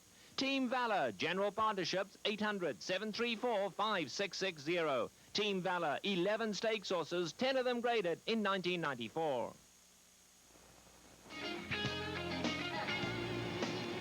Takeout would be lowered so much, we'd be down to 1%. We'd all have a grand time. Here's the 5th. This is a sprint, 2-year-old filly, state breds. Non-winners a race other than Castigating John Velasquez, Aiden's Breath, Mike Smith, Alden's Breath. Favorite Sunny Shamrock, 3 to 5, Mike Luzzy's up.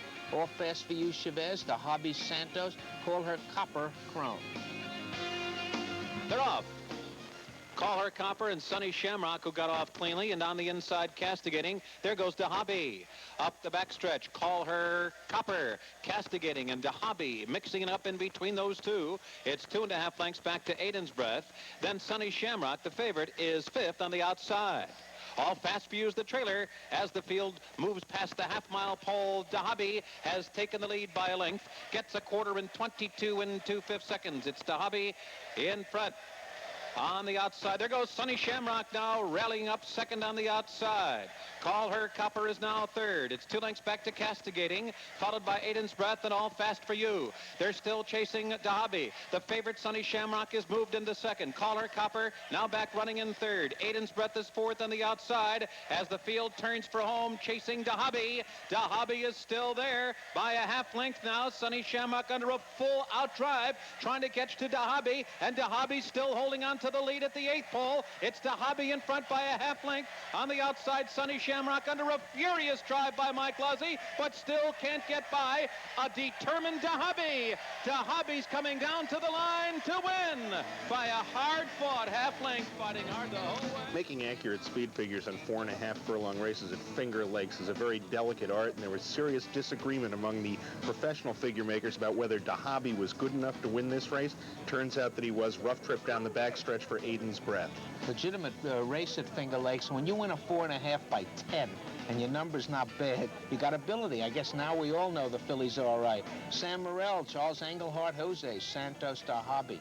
14, 480, 320. Sunny Shamrock, the big favorite, 260, 240. Alden's Breath, who had that trouble, 280 to show.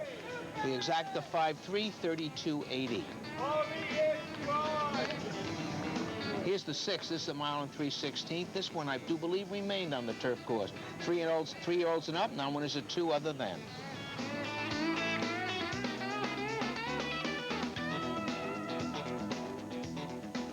And they're off.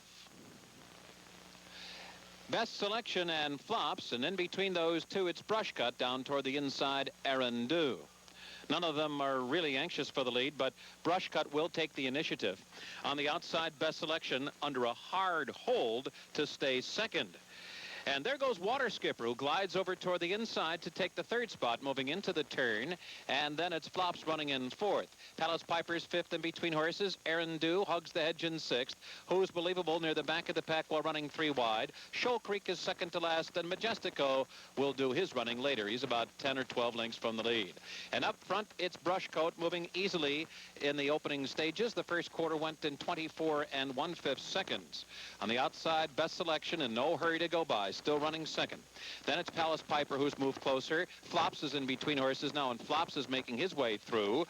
And Water Skipper is now back running a close 5th, followed by Aaron Dew, who's Believable, Shoal Creek. Majestico still loping along, content with his position at the back of the pack. The half went in 49 3. They're approaching the half-mile pole. Best Selection now has come on to take the lead. It is Best Selection in front with a half-mile to run. Flops right there with Best Selection. Palace Piper on the outside in good striking position 3rd. Then toward the inside, Water Skipper is fourth. Who's Believable moving on the outside now. He's only 3 lengths from the lead. Shoal Creek has asked for more run now. Aaron Dew is sixth toward the inside. Majestico and Eddie Maple getting busy on him. They're coming toward the top of the stretch. Flops is in front as they turn for home. Best Selection has dropped back. It's Flops in front. Water Skipper coming on through between horses. Palace Piper is there on the outside. Aaron Dew blocked in behind the wall of horses. Shoal Creek, Majestico in the center of the race course. In mid-stretch, Water Skippers come on. Aaron Dew finding a seam coming through on the inside. Flops continues the battle away in between horses. Aaron Dew, Water Skipper, and Flops, and Aaron Dew under a rousing ride by Ruben Hernandez. The winner by... This is a good race not to like the locals you've been watching at Belmont Park, and especially not to like the horses coming out of the Champagne Affair race. The 3 shippers in this race, coming from Churchill, Calder, and Monmouth, are about to run 1, 2, 3 and give you a pretty nice exacta. Nice move here by Ruben Hernandez. Finds that hole near the hedge and dives into it. Fergus M. Davidson Jr., Randy Mills, Ruben Hernandez, Arandu. 1940, 11 and 640. Water Skipper 2240, 940. Flops 480 to show. The exacta 19, 360, 320. Track will be upgraded to good now for this sprint. This is for 3 and up. Now one is a 3 other than. Mining Borough, Robbie Davis on the favorite. Carsey's Pal Crone, Storm Street Santos, Prentice Shane Sellers, Abel Bucks out, Unreal Mo Diane Nelson, Scarlet Rage is out, Jamiano Perrette, Committee Chairman Leon, Arrival Time Smith.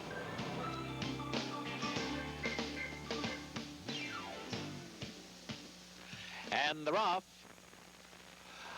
Unreal Mo, Carsey's Pal. There goes Moningborough up from the inside. Moningborough to the lead. Now getting out there by length on the outside, Unreal Mo chasing second, Carsey's Pal third. Storm Street is now fourth. Arrival Time is 5 lengths from the lead on the outside, fifth. Apprentice in behind horses, sixth, followed by Jamiano. Committee Chairman is the trailer. Unreal Mo head-to-head now with Moningborough, 21 and 4, a sizzling first quarter, and Unreal Mo has taken the lead now. It's Unreal Mo by a length. Moningborough back running second by 3.5 lengths. Carsey's Pal running third. Storm Street is fourth. Then Arrival Time, Jamiano. Apprentice is second to last, and still well behind is Committee Chairman Unreal Mo. Past the quarter pole with a 3-length lead, and he ran a half in an eye-popping 44 and 3. But here comes Carsey's Pal on the attack now, as Unreal Mo still holds on to a short lead, but he's beginning to weaken. Carsey's Pal is right there. Apprentice on the move now as they come to the 16th pole. Carsey's Pal in front, Apprentice on the outside, Unreal Mo toward the inside. They're both chasing Carsey's Pal. They're not going to get Carsey's Pal. The winner a length and a half. Apprentice was second. Worst thing that can happen to you if you're a front-running sprinter is to draw into the same field as Unreal Mo, who will run you into the ground. Unreal Mo runs the slow-breaking Moningborough into the ground, setting the race up perfectly for Carsey's Pal as it's the perfect inside garden trip behind the speed. And Apprentice makes a late close. There is a steward's inquiry against Apprentice, but stewards looked at it a long time and decided no change in result. Carsey's Pal, Gregory Hawkins, Mike Freeman, Julie Crone. 12, 480, 360. Apprentice, 840, 640. Unreal Mo, 580 to show. Exacta given out cold by Bob Banish at the Paddock Club, the old 2-4, and it's very short. 56.80. Pick 3, 512, $865.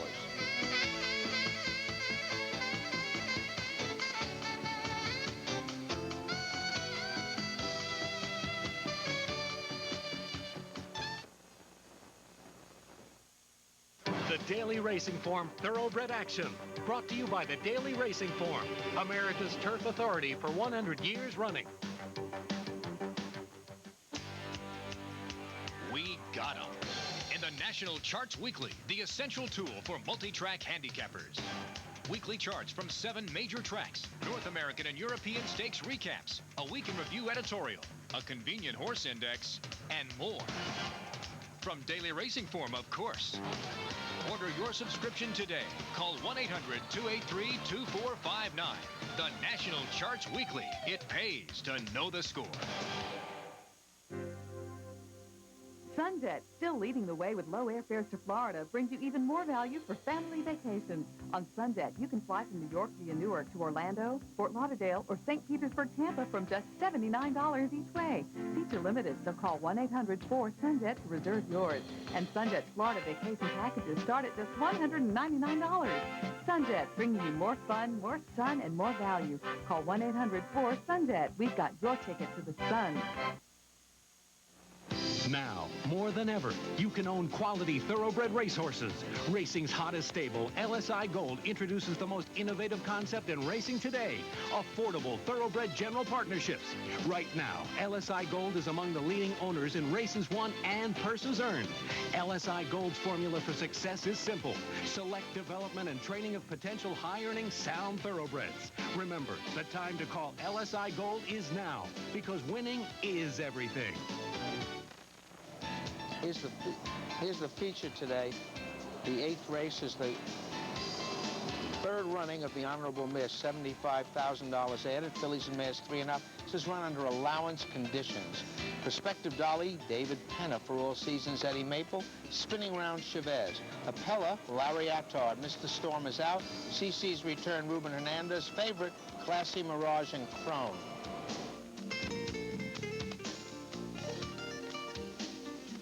They're off. Prospective Dolly bounces up from the inside.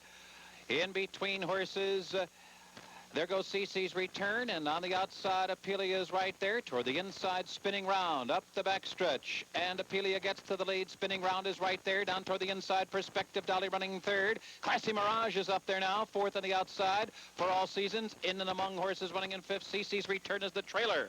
21-4 for the opening quarter. Into the far turn, it's Apelia, Spinning Round, and Prospective Dolly all going after the lead, and Classy Mirage now right there on the outside. For All Seasons is 5th, and CC's Return coming to the top of the stretch. Spinning Round has a slim lead. Apelia working hard to keep up. Classy Mirage is right there on the outside, just outside Apelia. For All Seasons just in behind the lead, 4th.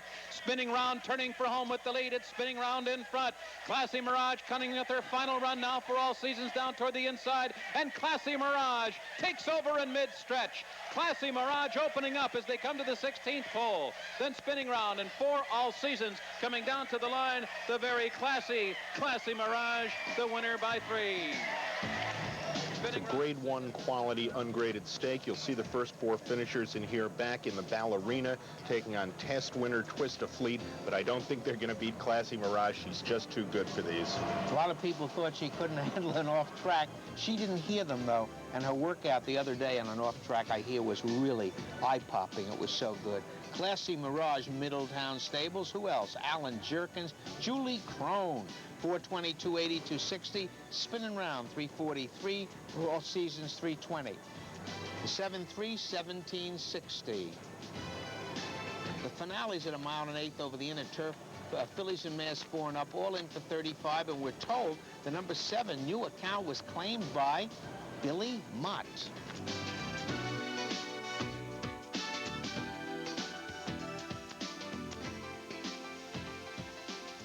And they're off. New account comes out first. Future Guest is there. Denari is down toward the inside. A Demon a Day. Here's Triple Charm up to join the leaders on the outside. Moving toward the line for the first time, and Denari is the leader. Robbie Davis tries to settle her down in front. Future Guest is second. Triple Charm up with the pacemakers on the outside, 3rd. On the far outside, Gin Joint is now moving up to be 4th. Jetaway Justice 5th between horses. A Demon a Day is down inside and saving ground, followed by a Shaky Queen. Then New Account. Jen's Flame 4 wide into the turn. Interrupta hugging the fence toward the inside. Dark Star Line, Slew the Duchess trails. Heading for the backstretch, Denari is the leader through a first quarter of 24 and 2/5 seconds, with Future Guest prompting second, a length and a half. Triple Charm on the outside, running in 3rd. A Demon a Day is 4th. A Shaky Keen 5th in between horses. Gin Joint 4 wide, running in 6th. Jetaway Justice 7th, 5.5 lengths from the lead. Then it's Interrupted, Dark Star Line, New Account, Jen's Flame, and Slew the Duchess at the back. Denari's been leading the whole way through a half mile of 50 and 1/5 seconds. Future Guest has been second throughout with a half mile to run. A Shaky Queen on the outside, poised in third position. A Demon a Day toward the inside, running in fourth. Dark Star Line is drawn within 4 lengths of the lead now. Gin Joint to her outside. Then Triple Charm beginning to fade, and toward the inside it's Interrupta, followed by Jetaway Just as the field rounds the final turn. Denari is trying to go the distance here, and she still leads as the field turns for home. Future Guest is right there in her neck on the outside. A Demon a Day is just in behind the lead. On the outside, a Shaky Queen is set down for the drive. Dark Star Line trying to muscle her way through. Interrupt is in a tough spot down inside, and Slew the Duchess in mid-stretch. Future Guest has taken the lead. It is Future Guest in front. Slew the Duchess is flying late. A Shaky Queen is right there. Dark Star Line and Demon a Day trying to get through. Future Guest trying to pull up a long shot win. Slew the Duchess surges on the line. Here's the wire. Too close to call.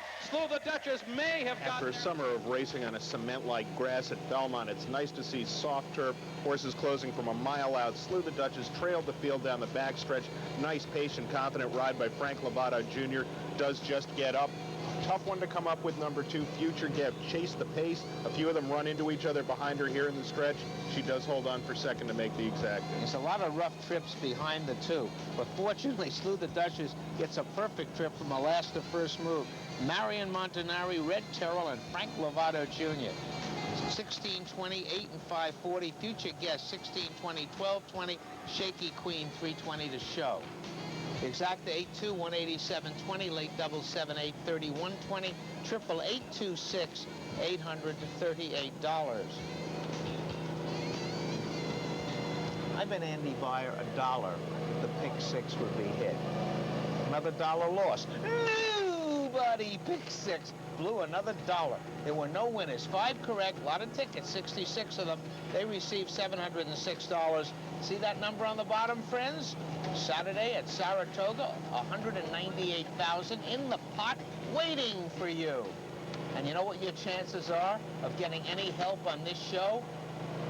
None whatsoever. You have to be there tomorrow. Be there tomorrow at noon in the Paddock Club. Steve feels that tomorrow's pick 6 is the one you can hit without going in with $1 million. And he's happy to share that with you. So if you're here, 12 o'clock, he'll be at the Paddock Club or at the simulcast outlets, and he'll go through all the races, including the pick 6 racing. It's a beautiful day in the neighborhood. Good night. May the horse be with you.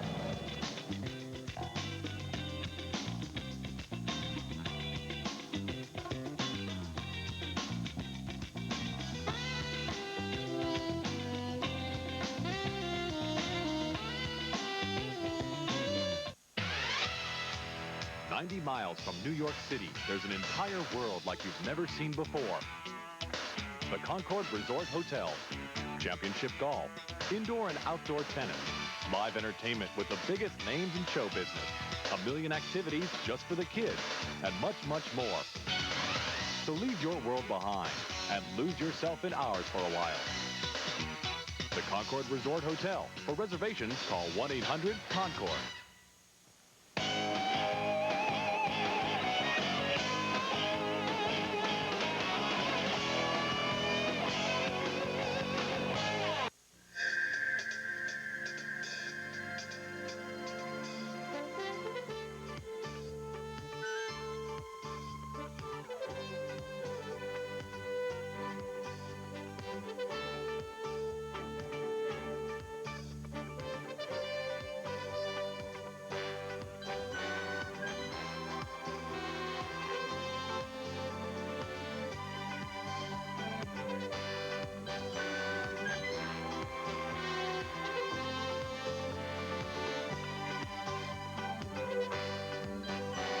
Of Fame, brought to you by Hall's Cough Suppressant Tablets with Mentholyptus to soothe a sore throat and stop a cough. The Halls of Medicine. And by Sugar Daddy, the flavor lasts a lifetime. 005 or send $24.95 plus $4 postage and handling to Body Moves Home Video, 410 Passmore Avenue, Unit Number 1, Scarborough, Ontario. Call now, 1-800-268-0005. The Daily Racing Form presents Thoroughbred Action.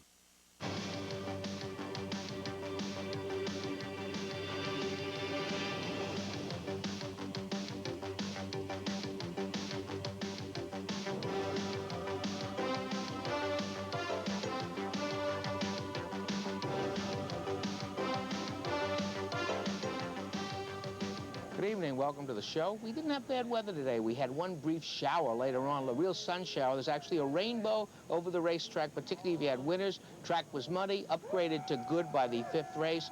The turf course was good, and we'll update you on how Steve Chris did as we go along. Be right back.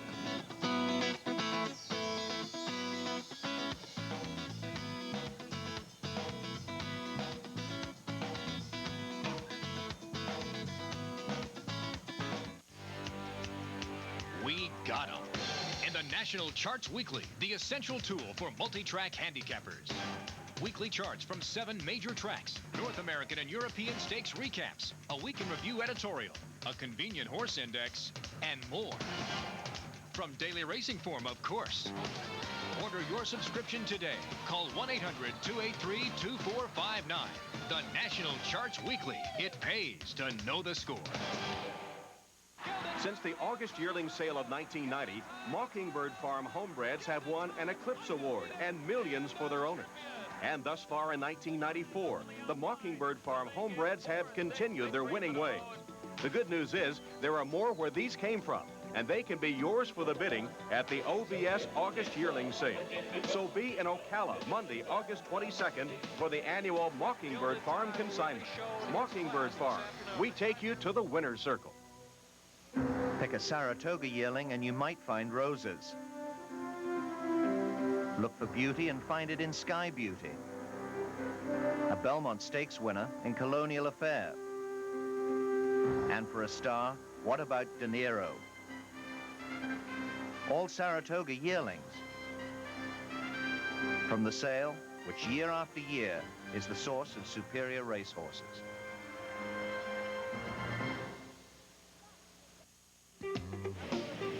Here's the opener at 7 furlongs. Fillies and mares 3 and up. New York State breds, non-winners for race other than.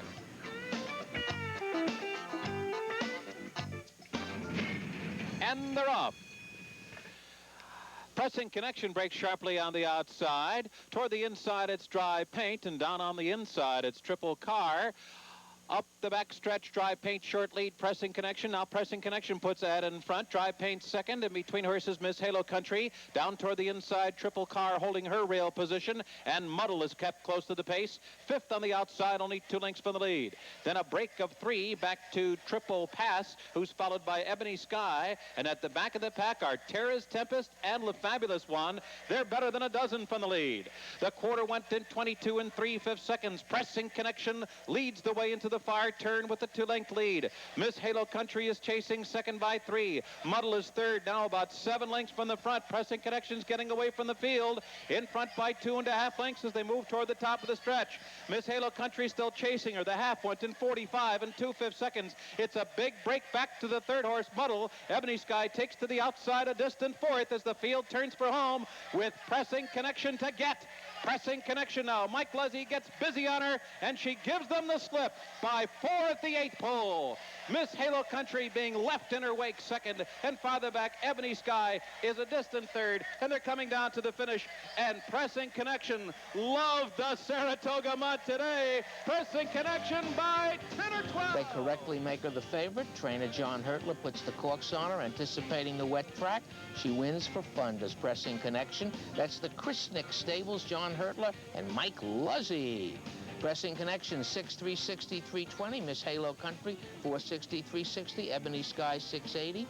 The Exacta, 9'6", 2220. The seconds at 1 1/8. These are fillies and mares 3 and up. Non-winners at 2. Sapor, Mike Luzzy. Country Redneck Crone. Runaway Kathy Leon. Bet $1 million. Mike Smith. A Fleet Close to Mohica. Jade Bird. Jerry Bailey rides the favorite. Eloping Eddie Maple. They're off.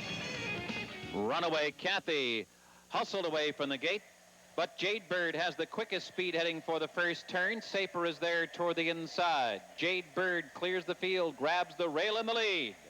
Sapor is second down the inside. In between horses, Country Redneck, and on the outside, a Fleet Closer up close to the pace. Then a break of 2.5 lengths back to Runaway Kathy, and near the back of the pack in the early going are Eloping and Bet $1 million. 24 flat for the opening quarter. Into the back stretch, Jade Bird in control. A Fleet Closer prompting now, second on the outside. Runaway Kathy is third. Country Redneck Between Horses is fourth. And Safer down inside, only 3 lengths from the lead. Then a break of 5 to eloping. Stretch running, Bet a Million Bach is the trailer. They continue their run up the backstretch. It's still Jade Bird on an uncontested lead. A Fleet Closer is second through an ordinary half mile of 48 3/5 seconds. Approaching the half-mile pole, Jade Bird trying to go the distance while on the lead. On the outside of Fleet Closer, there goes Eloping. Eloping with a flourish on the outside. Now moves into third. Saper is fourth toward the inside. Bet a Million Bach is on the move. Around the far turn, Jade Bird in front by 2. Eloping and Bet a Million Bach trying to get closer. Saper's under the whip, running fourth toward the inside. Farther back, Country Redneck has retreated to fifth as the field turns for home. They've been chasing Jade Bird the whole way, and she's still there by 2.5 at the top of the stretch. Eloping is in between horses. Bet a Million Bach on the outside. Saper toward the fence. In mid-stretch, Jerry Bailey all over Jade Bird, hustling her home. She's got a 5-length lead. Now I feel about betting favorites doing something they've never done before, and this is a classic case of it. Jade Bird was the fastest filly in this race. Problem was the 2 turns in the distance, but the combination of 2 of my friends, Nick Zito and Jerry Bailey, Jerry nursing that speed, could have gotten this filly another 1/8 of a mile at least against these. I hate to belabor the point because Mudcorks haven't been doing that well all week, but these are 1-2. Jade Bird, Paulson, Bailey, Zito, Alan Paulson, 520, 340, 280, Eloping, 580, 380, Bet a Million Bach, 320 to show. The exacta 6-7, 3160, Quinella 6-7, 7-6, 2080. The early double 9-6, no bargain here. Yes, of course, Chris gave it out, 1320. Now we begin the third race, beginning of that pick 6 with that giant carryover. This is a sprint for maiden 2-year-olds. The number 2 Instant Millionaire was scratched at the gate, so with that horse, if you bet it in the pick 6, you'll move to the post-time favorite. Cool Canyon was scratched, Wild Escapade, Santos. Instant Millionaire's scratched. Crooklyn, Mike Luzzy, Admiralty, John Velasquez. Top Account, Jerry Bailey, Merciful Judge, Mike Smith. That's the one you're moving to. Jackson with Craig Perret. Ready for the start, indeed, and they're off. Crooklyn breaks sharply from the inside. Admiralty is there. Then Top Account, Merciful Judge, Wild Escapade, and Jackson, the favorite, is the trailer. It's Crooklyn by a head. Admiralty pressing right there, second on the outside. Wild Escapade has moved in to be third on the far outside, and in between horses, Top Account is also there. There goes Jackson now, beginning to move from the back of the pack. Merciful Judge is the trailer, but there's only 5 lengths from front to back. Admiralty has come on to take over from Crooklyn. Admiralty in front by a head. Wild Escapade is there, and Jackson, the favorite, has moved up, and he's right now with the pace on the outside third.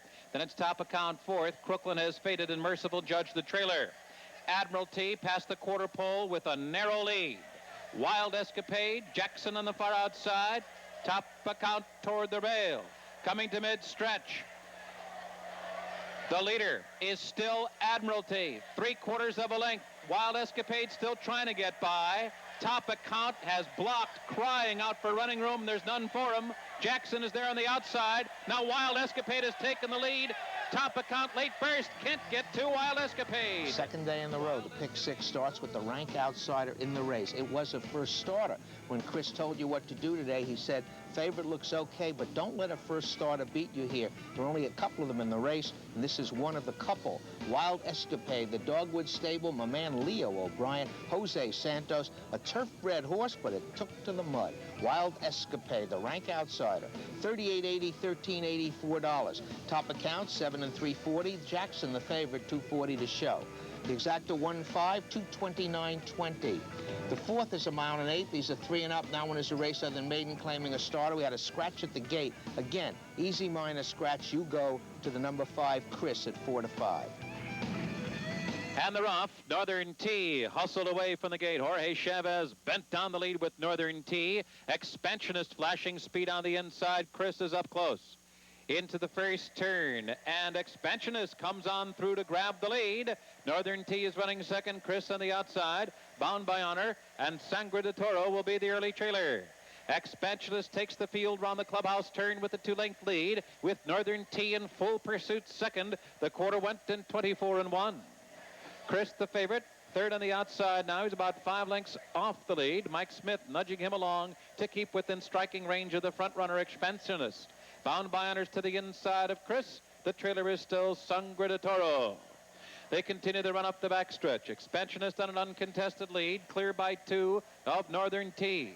Bound by honor, right alongside Chris. Sangre de Toro continues to trail the field. The half went in 48 2/5 seconds as Expansionist continues to lead the way.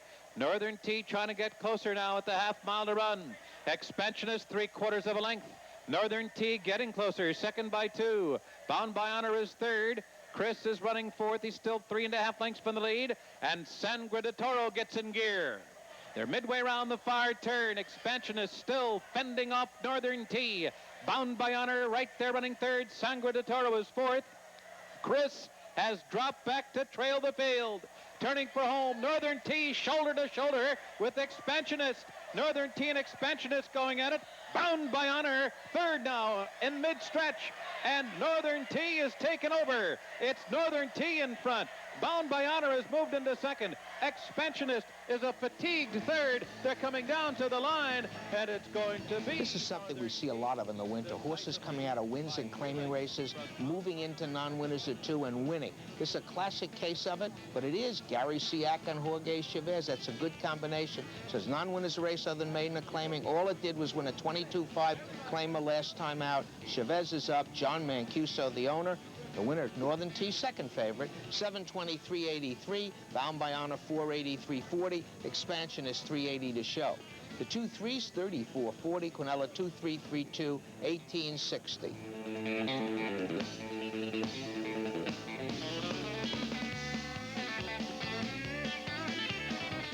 Barry Irwin and Jeff Siegel's Team Valor, which last season brought Star of Cozine East for a memorable series of matches with Breeders' Cup hero Lure, is back with a new star of the turf in Zuno Star, exciting winner of the Grade 2 $150,000 Jersey Derby. From coast to coast and in between, America's Stable this season already has 5 graded stakes winners. Out west, the Grade 1 mare Lady Blessington won Santa Anita's Grade 3 Buena Vista handicap.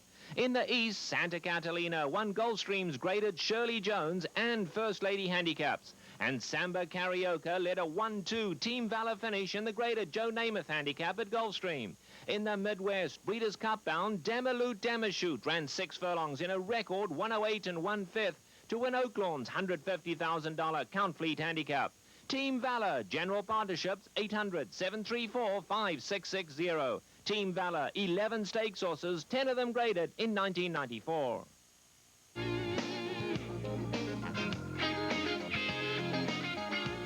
Here's the 5th race. This is a sprint. Maiden 2-year-olds. Track now good. Squadron leader, Robbie Davis. Milwaukee, Julie Crone. Cooperstown, Craig Perrette. Basin Lane, Velasquez. Mr. Cool Spud, Mike Smith. Clinton Arc, Santos. Fay True, Jerry Bailey on the favorite, My Kind of Wild, Chavez. And they're off. Clinton Arc gets out first. Fay True is there along with My Kind of Wild. Milwaukee toward the inside. Mr. Cool Spud is 5th in between horses down inside at Squadron leader. There goes Basin Lane beginning to move now from the back of the pack, and well behind the rest is Cooperstown. Up the backstretch, Fay True going head-to-head with Clinton Arc. My Kind of Wild third, Milwaukee 4th toward the inside. Basin Lane, Mr. Cool Spud, 3 lengths back to Squadron leader. Falling farther behind is Cooperstown. They zip the quarter in 22 2/5 seconds, and Fay True has wrested a short lead from Clinton Arc. Clinton Arc on the inside, Fay True on the outside. Milwaukee trying to thread his way through in between those two. Basin Lane is right there on the far outside, now gaining ground from 4th. Farther back, My Kind of Wild is 5th as the field turns for home. Fay True in front. Clinton Arc couldn't keep up. Basin Lane on the outside is on the attack. Milwaukee is 3rd in mid-stretch. Fay True in front by a length. Basin Lane under a heavy drive on the outside. Milwaukee is 3rd, 16th pole. Fay True still holding on to the lead by a length. Basin Lane, those two pulling away from the rest. Here's the line. Training double from my man Nick Zito and Jerry Bailey. William Condren, Joe Canacci is Fay True. Horse ran very well first time out. Takes to the mud today with the corks and is going to win here too. Horse running second runs very well. This is a horse that the Leo O'Brien horse probably has a future on grass, but certainly ran okay here. Little slow starting and is gaining at the end. I think they were the 2 favorites. Fay True wins it. Condren Cornacchia and Zito, Jerry Bailey. 420, 280, 260. Basin Lane, 4 and 4. Milwaukee, $4 to show. The 7-4 exacta, 21.20. According to a fan who was here, if you bet Chris Ticket, which was about $72, you're still alive. Here's the 6th at 7 furlongs. Fillies and mares 3 and up. State breds, non-winners for race other than.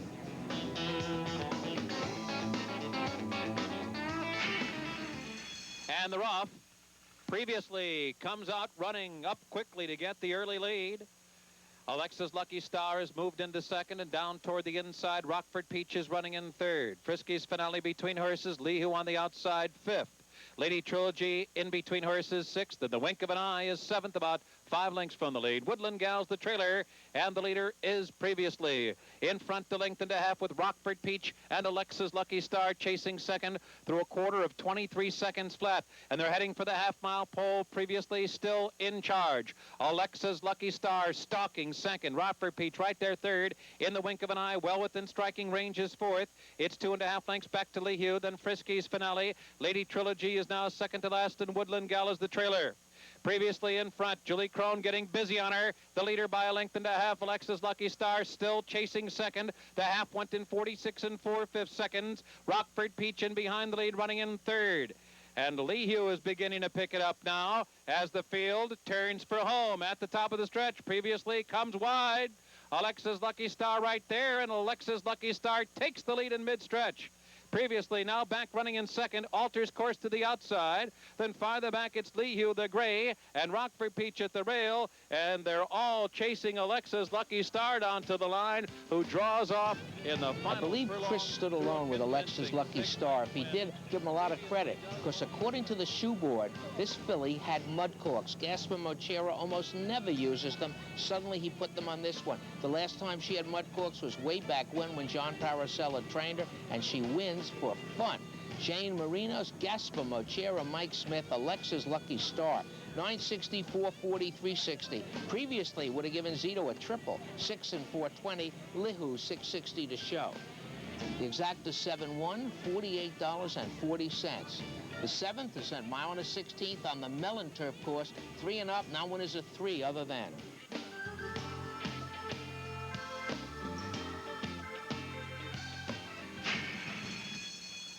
And they're off. Victory Cross veered in soon after the start. A 4-way scrimmage for the lead. Here comes Victory Cross up and after the lead on the outside after that awkward beginning. And then it's Turtle Beach on the inside running second now. Those two matching strides in the early going as My Mogul tucks away neatly in behind the lead third. On the outside digging in is fourth. And Compadre settles in mid-pack about 8 lengths from the lead now. World Order second to last.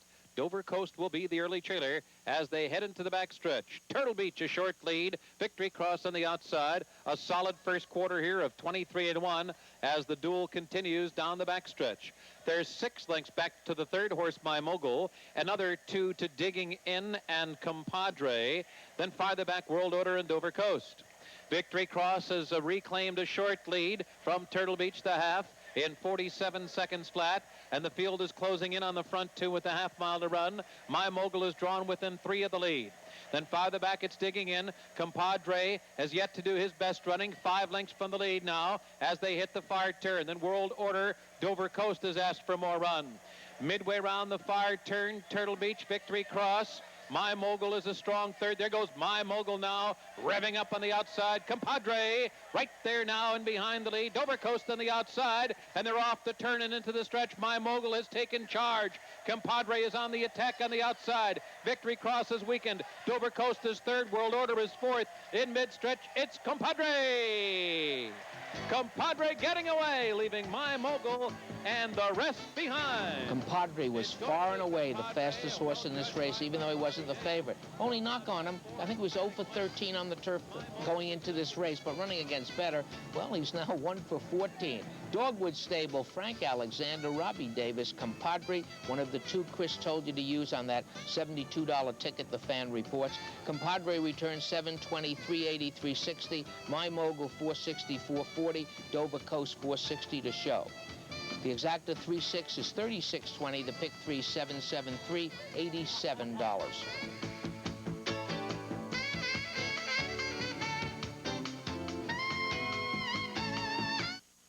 Daily Racing Form Thoroughbred Action. Brought to you by the Daily Racing Form, America's turf authority for 100 years running. In honor of the 100th anniversary of Daily Racing Form, Caesars Atlantic City presents the greatest horses, owners, trainers, jockeys, and races of all time. And now they're available to you with a 100 Years of Racing trading card set. Packaged in this authentic Centennial tin, each card commemorates the racing highlight of the year, every year for the past 100 years. Complete set with Centennial tin, only $25. Call 1-800-208-4333. This offer is limited. Call 1-800-208-4333.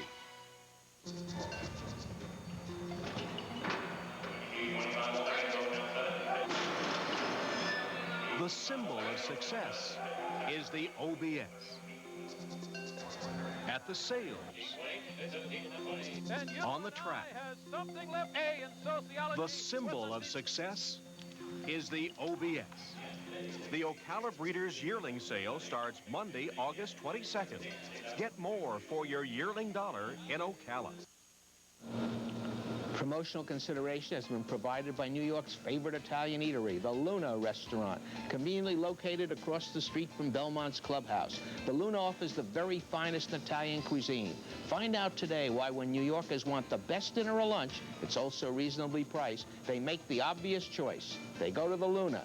See you there.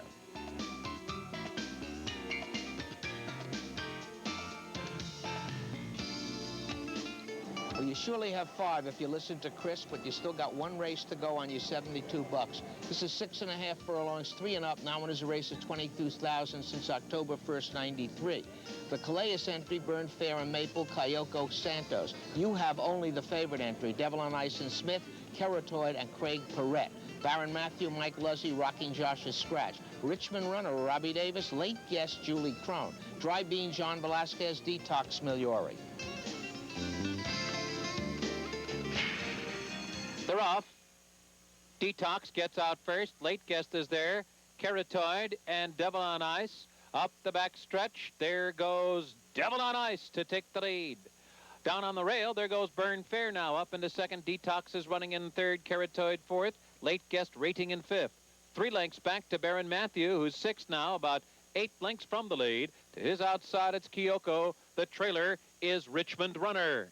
The quarter, 22 and 2. And Devil on Ice takes the field into the far turn. Detox pursuing second. Burn Fair down on the inside third. Late guest moving within 3 lengths of the lead on the outside fourth. Keratoid 5th in between horses. Then 5 the back, it's Kyoko, followed by Baron Matthew and Richmond Runner. Coming to the top of the stretch, it's Devil on Ice turning for home in control. Late guest is revving up on the outside as they make the turn into the stretch. Keratoid is right there. And the entry is 1-2 here. Devil on Ice and Keratoid. On the outside, Late Guest still in with a chance. Farther back, Kyoko and Richmond Runner are both closing. It's still Devil on Ice holding on to the lead. Keratoid is right there. Late Guest, Richmond Runner down on the rail. Devil on Ice is going to do it. Not much of a sweat on the Chris ticket. You got to run 1-2. The one they were betting, Devil on Ice, going to get it for the Due Process Stable and Phil Gleaves with Mike Smith up. Stablemate Keratoid will finish second, and the exacta will be rounded out by number 5, Richmond Runner. Devil on Ice, 460, 560, 340. Keratoid pays the same, and Richmond Runner's 320. The exacta 2-5, 1680. Here's the feature race today. This is the Grade 1 Sword Dance Invitational, 20th running, 1.5 miles of the inner turf for 3 and up. And the top 2 entries scratched. As you can see, the top 4 horses are out. So we begin with Curie's Clown and Luzzy, Le Hermine, Robbie Davis, Glanville, Chavez, Phrase, the favorite, and Steve Chris said bet everything in your pocket on this way. Doesn't think it can lose. Mike Smith rides. Square Cut, Craig Perrette, Sea Hero, Jerry Bailey, Majesty's Derby, Samin, Alex the Great, Patrick Valenzuela, Turk Passer, John Velasquez, Noble Sheba Santos. And they're off. Carey's Clown and Square Cut break together, and Carey's Clown is out to take the early lead. Square Cut is second, and Glanville is up close third. And then there's a break of 3, and Lermine settles in fourth. On the outside, Noble Sheba fifth. Turk Passer came away near the back of the pack today, followed closely by Sea Hero down inside. Phrase and Alex the Great at the back, along with Majesty's Derby, as the field rounds the first turn. Making their way into the stretch for the first time, Carey's Clown and Square Cut, moving at a relatively strong early pace, leading by 5 lengths from the rest. Glanville runs in third. Lamine toward the inside is now fourth. Noble Sheba rating nicely in 5th position. Turk Passer on the outside 6th. And Sea Hero, under the firm grasp of Jerry Bailey, is down inside, better than 10 or 12 lengths from the front 2. Alex the Great is still unhurried at the back of the pack with about 7 furlongs to run now. Phrase is second to last. And Majesty's Derby is the trailer. Into the second turn now. Carey's Clown and Square Cut, they're having their own race. They're 10 lengths ahead of the rest. The half mile was posted in 46 2/5 seconds. A strong pace indeed over this going. A big break back to the third horse, Glanville. To his inside, it's Lermine. They're followed by the Travers winner, Sea Hero, who's in behind those two. Noble Sheba's to his outside. Then it's Alex the Great, who's down inside horses, followed by Turk Passer. Phrase has been second to last the whole trip. Majesty's Derby the trailer, but the tempo now beginning to quicken as they reach the half-mile point from the line. The leader is Carey's Clown. Square Cut's been prompting him the whole way. Down toward the inside, running in third position, is Lermine. Sea Hero's alongside him. Alex the Great is 9 lengths from the lead as they enter the far turn, less than 3 furlongs to go. Phrase has got a lot to do. He's about 10 lengths from the lead. Midway round the far turn, Carey's Clown short lead. Square Cut. Alex the Great is coming powerfully now third. Sea Hero is 5 lengths from the lead. Phrase swings to the outside for the stretch drive. Carey's Clown in front. Alex the Great trying to mow him down with the furlong to run, but Carey's Clown is still holding on to the lead with the furlong to go. Alex the Great on the outside. Carey's Clown trying to pull off the upset. He's giving a real tussle here to Alex the Great, and Alex the Great puts a nose in front with 50 yards to go. It's going to be Alex the Great. What a lousy job by Chris. Fraser's going to run 4th. Alex the Great, an invader from California, has been running with better, gets the money, just nosing out Phil Johnson's Carey's Clown in a good stretch drive. Alex the Great, the Vista Stable, Gwen Gordy, the Motown people, Rodney Rash, the trainer, Patrick Valenzuela up.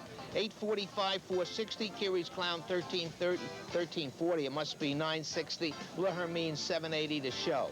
The exacta 10-3 is $137, triple 10-3-4, $1,646.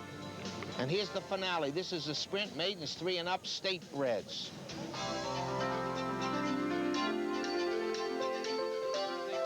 Stinky Dinky is right there. Addie Nashua has faded to third. According to Cole on the outside is now running in 4th. Corporate Investment takes to the far outside 5th. In mid-stretch and coming to the 8th pole, Royal Judge rolls. Royal Judge getting away now by 5. And according to Cole has moved into 2nd. Stinky Dinky is back running in 3rd. And they're coming down to the line. And it's going to be... Well, Steve came back okay. He redeemed himself. He gave Royal Judge out as one of his best bets, and it wins this. For Ivor Malmstrom and Ivor Malmstrom Jr., Richie DeStasio, young Dale Beckner, 825, 4380. A firster, according to Cole, 1349.20. Stinky Dinky, 440. The exacta 4/8's 147.40. Late double 10-4, 36.20. Triple 481, $740. Now, if you didn't have the 92 or whatever to go in with Chris, you surely have the 5. 24 tickets had 6, paid over $24,000. The 5 paid $129. Yes, Steve did have it, and yes, he deserves it, and yes, he shared it with you. We got to get out of here fast, but tomorrow, Chris will be followed by, and it's a tough act to follow. We have the right guy. Be at the Paddock Club.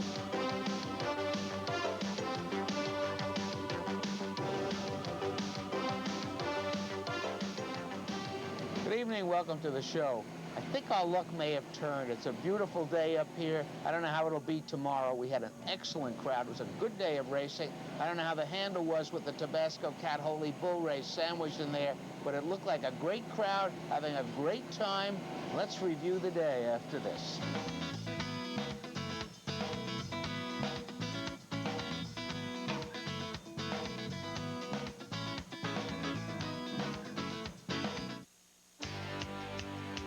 We got 'em. In the National Charts Weekly, the essential tool for multi-track handicappers. Weekly charts from 7 major tracks, North American and European stakes recaps, a week in review editorial, a convenient horse index, and more. From Daily Racing Form, of course. Order Order your subscription today. Call 1-800-283-2459. The National Charts Weekly. It pays to know the score. Pick a Saratoga yearling and you might find roses. Look for beauty and find it in Sky Beauty. A Belmont Stakes winner in Colonial Affair. And for a star, what about De Niro? All Saratoga yearlings. From the sale, which year after year is the source of superior racehorses.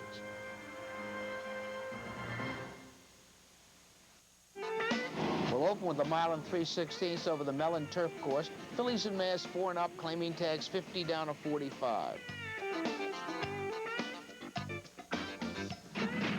And they're off.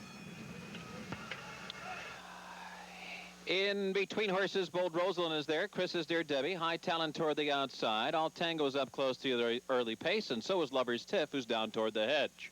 Moving by us for the first time, High Talent and Bold Rosalind will vie for the lead. High Talent's got a short lead. Bold Rosalind is running second. Chris's Dear Debbie backs off in third. Lover's Tiff is fourth and saving ground toward the inside. Louisville Lou is running up close to the pace in fifth position. Dinner Diamond takes a spot to save ground. And to her outside, Turcolady running in mid-pack about 8 lengths from the lead, followed by Waves of Laughter. All Tango's near the back of the pack now with Hurry Up Maria. The opening quarter went in 23 3/5 seconds. They're making their way into the backstretch now, and no one to run with High Talent, who's opened up a 3.5 length lead. Bold Rosalind is content with her spot, running off the pace in second position. Chris's Dear Debbie on the outside running in third, and Lover's Tiff is unhurried toward the inside fourth. Louisville Lou is in behind horses, saving ground in fifth position. On the outside, Turcolady, now 6 lengths from the front. Dinner Diamond's being called on for a bit more run. Near the back of the pack are Waves of Laughter, All Tango, and Hurry Up Maria. There's a half mile left. They've run the opening half in 48 2/5 seconds. Wide open here, anyone's race entering the far turn. High Talent's had an easy time of it so far. But there goes Louisville Lou, who weaved her way through in between horses now and gets right alongside High Talent. Bold Rosalind is just off the lead, running in third. All Tango revving up now on the far outside. All Tango coming on with a strong rally. Lover's Tiff is in behind horses now. Dinner Diamond hugs the hedge as the field turns for home. High Talent, Louisville Lou, Dinner Diamond coming up the inside. All Tango there on the far outside. Then Hurry Up Maria in mid-stretch. Here comes Dinner Diamond charging through toward the inside. And Hurry Up Maria, who was last entering the far turn, is first now at the 16th pole. It's Hurry Up Maria in front. Dinner Diamond and They all look like they're going backwards the final eighth of a mile, but not Michelle Luttrell. She actually undresses them. She comes from dead last. She's going to find a hole between horses. That's the way to win on the grass. And believe it or not, of all these fillies and mares, at this point in time, only a Hurry Up Maria wants to run. And run she does. Michael L. Stock, Richard Coburn, William Terrell, and Red Terrell himself is the trainer. Michelle Luttrell aboard. 28, 29, 26, 60. Louisville Lou, Julie Crone, and Michelle form the exacta. 460, 360. Dinner Diamond, 940 to show. The exacta 11.8, $150.20. The second race, a bit of a disappointment. A mile and a 16th over the inner turf course with 3-year-olds and up. 3-year-olds rather, claiming tag 75 to 70. You won't believe it, but it's on the turf. Where did they all go?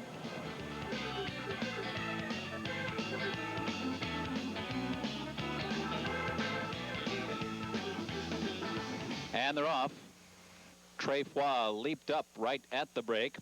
Shoot back down toward the inside, going up now for the early lead, which they will concede to him as Gallant Guest backs off. Best of Music on the far outside is hard held to lay off the pacemaker. Shoot back loping along. They are moving very, very easily going into the first turn. Gallant Guest on the outside, running along in second position, and Best of Music follows in behind in third. Then the fourth in line is Trefois, and the fifth in line, Seminole Spurt. In perfect single file, heading into the backstretch. Shoot back uncontested on the lead, out there by 2.5 lengths. Gallant Guest loping along in second position. And then farther back in the field, running in mid-pack, is Best of Music, followed by Trefois. Seminole Spurt is at the back of the pack. They continue the run up the back stretch, and it's been Shoot Back having it his own way the entire way. He still leads as they head into the far turn. He's had no challengers yet. Gallant Guest is still content sitting second. Best of Music now, and Julie Crone asking him for a bit more run. Très Foy, Jean-Luc Samine gets busy, and Seminole Spurts put to a drive, and they're turning for home, and it's still Shoot Back in front. Best of Music sweeping on the outside now, but it's still Shoot Back holding on to the lead. Best of Music and Gallant Guest giving chase past the 8th pole. Migliori goes to the whip on Shoot Back, still there by a length. Shoot Back, Gallant Guest, and Best of Music all chasing Shoot Back. Shoot Back still there by a length.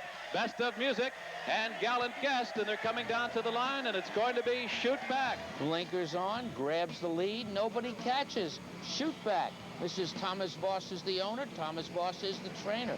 Richard Migliori takes this one wire to wire, and it's the rank outsider in this small, depleted field. Shoot Back, 1567.80, 340. Best of Music, 463. Gallant Guest, 260 to show. The exacta $3,879. Quinella $3,883, 35.80. The early double biggie, 11.3, $333.80. There are maiden filly 2-year-olds, New York breds, going 6 furlongs in the third.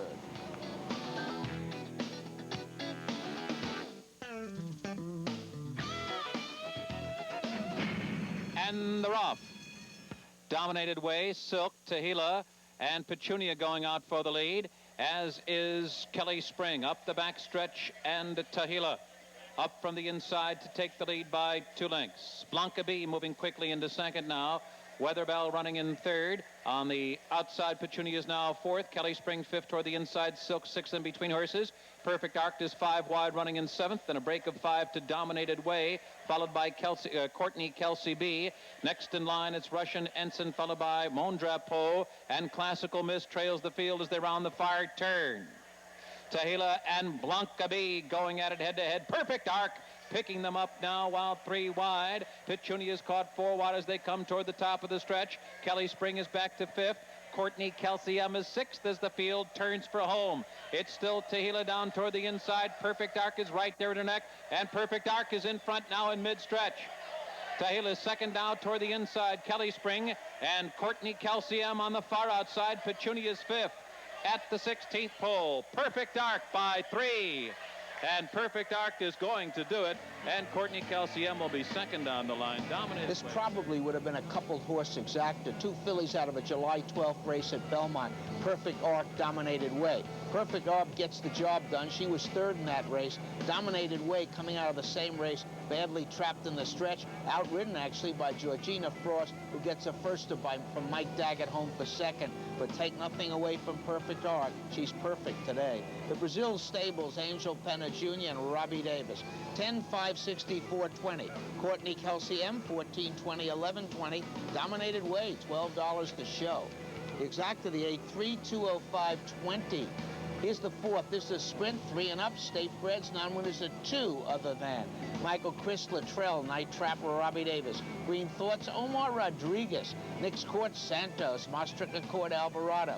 More to tell, John Velasquez. I Claim It, Julie Crone. Barry's Man, Dale Beckner. Barry's Man comes out running, going right out after the early lead. I Claim It is flashing early speed. Night Trap is there toward the inside, and in between horses, Nick's Court, along with More to Tell. A scramble on for the early lead. Night Trap short lead. Nick's Court right there pressing second. More to Tell with the pacemakers running third. I Claim It laying just off the lead on the outside fourth. Michael Chris is 5th, and Barry's Man, who broke first, is now back running 6th. 4 lengths to Maastricht Accord, another 6 to Green Thoughts, who's been outrun behind a quick first quarter of 22-2. Around the far turn, and Night Trap now has fought his way to a short lead. Nick's Court right there, still pressing second. More to Tell kept close, running in third. I Claim It has been angled to the inside for the stretch drive. Farther back, it's Barry's Man, Michael Chris, Maastricht Accord. Green Thoughts, the trailer. Night Trap wide into the stretch. A huge opening for I Claim It on the inside. Nick's Court on the outside. Those 3 headlong into the final furlong. Nick's Court is roused to a short lead. Night Trap battling on valiantly. I Claim It is flattened out toward the inside. Third, Nick's Court in front as they come down toward the line, followed by Night Trap. I Claim It, More to Tell. Nick's Court a length and a half. Santos riding at the top of his game gets Nick's Court home for Leo O'Brien, the Nick Mike Stable, and Nicholas Peros. Nick's Court is going to win this race. The speed, Night Trap runs second, but what really helped them get this win, More to Tell runs third, unable to change leads until too late. But the winner is Nick's Court. Nick's Court returns. 1260, 640, 380. Night Trap 5 and 320. More to Tell 320. The Exacta 4-2, $66. Quinella 2442, $32.40.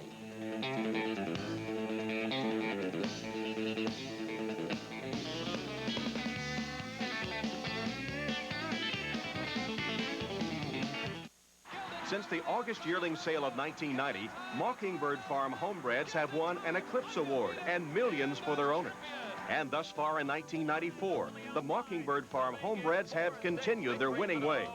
The good news is there are more where these came from, and they can be yours for the bidding at the OVS August yearling sale. So be in Ocala Monday, August 22nd for the annual Mockingbird Farm consignment. Mockingbird Farm, we take you to the winner's circle. August on Sports Channel is red hot. The Mets battle the surging Astros, Justice and the Braves, the Expos, Cubs, and more. Pro tennis heats up with the Hamlet Cup. Plus, the Tour's best women duel in the Canadian Open. Hoop it up on our fast-paced 3-on-3 tournament. Special athletes meet the challenge.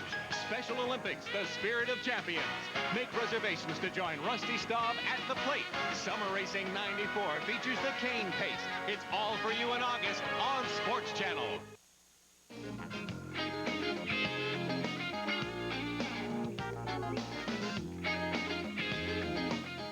Fifth race today, it's a mile and 8, 3-year-olds and up. Now one is a 2 at 22,000, a mile or over since January 1st.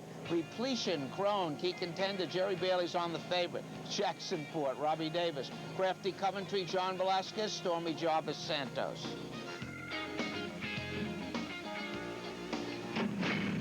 And they're off. Jacksonport hustled away from the gate, but Repletion has the quicker speed, and Repletion will dictate the early pace. Key contenders running in second, and Stormy Java floated wide into the turn. In between horses, it's Jacksonport. Crafty Coventry has been guided to the inside to save ground in the early going. Repletion is off the rail and with the lead, and to his outside, Key Contender is prompting Repletion for the lead. The opening quarter in 24 seconds flat, Jacksonport settles in third. Stormy Java fourth on the outside, kept within 4.5 lengths of the lead. Crafty Coventry is unhurried, trailing the field. Into the backstretch now, Repletion in front. Julie Crone nursing that lead, doling it out in spurts to maintain a length over Key Contender, who's running along in second. The half goes in 47 2/5 seconds. Jacksonport has remained in mid-pack. Crafty Coventry's had a ground-saving trip. Only 3 lengths from the lead and edging closer as they pass the half-mile pole. Stormy Java's only 3 lengths from the front. The field entering the fire turn. It's been Repletion the whole way. Key Contender sitting off of him. Crafty Coventry continues to race in behind the lead, running in third. Jacksonport is fading in fourth, and on the outside, Stormy Java coming to the top of the stretch. It's Repletion holding on to a short lead. Key Contender pressing harder as they come past the quarter pole. Room for Crafty Coventry off the turn and into the stretch. Key Contender powers up on the outside. Crafty Coventry is coming up the rail. Repletion is battling away in between horses. In mid-stretch, it's Key Contender and Crafty Coventry. Repletion couldn't keep up. 16th pole, Crafty Coventry down inside. Got ahead in front. Key Contender counters. Those two striding down to the line. Here's the finish. Too close to call. Key Contender's the kind of favorite the wise guys love to bet against. Really not that good. Shouldn't be that short a price. Most of them use either Crafty Coventry or Stormy Java. At the 8th pole, looked like they may have been right, but not at the finish line. They were a nostril off. Key Contender, a lot of heart under Jerry Bailey, Rokeby Stable, and Mac Miller. 320, 240, 210. The New York bred Crafty Coventry, 340, 210. Repletion, 210. Exacta 24, 1140. Here's the 6. This is a sprint, 3 and up. Now one is a 2 other maiden claiming a starter. Birdie's Fly, John Velasquez. Youthful Legs, Samin. Heroic Pursuit, Pat Day. Man's Hero, Santos. Golden Larch, Robbie Davis. Danzig's Dances Out. Ready to Cope, Mike Luzzy, Jason Dean Miliori.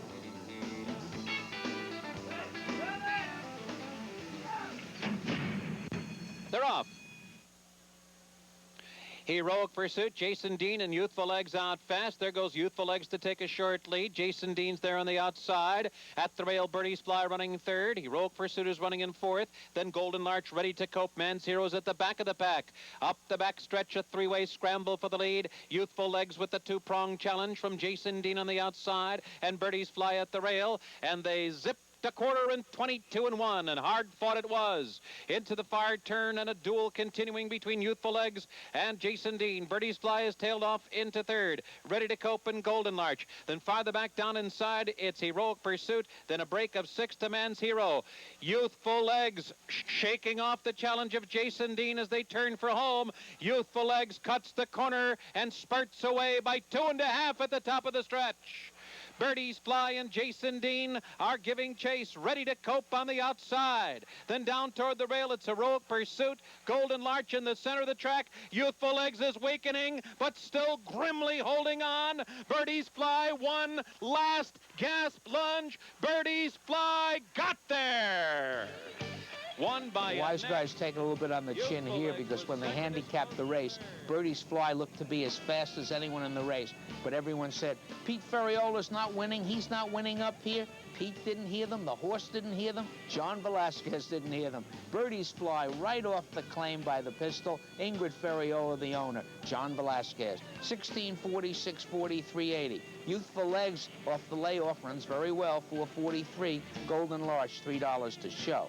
The exacta 1-2, 76.60. The seventh's a mile and an eighth over the inner turf. Fillies and mares 3 and up. Non-winners are 3 other than.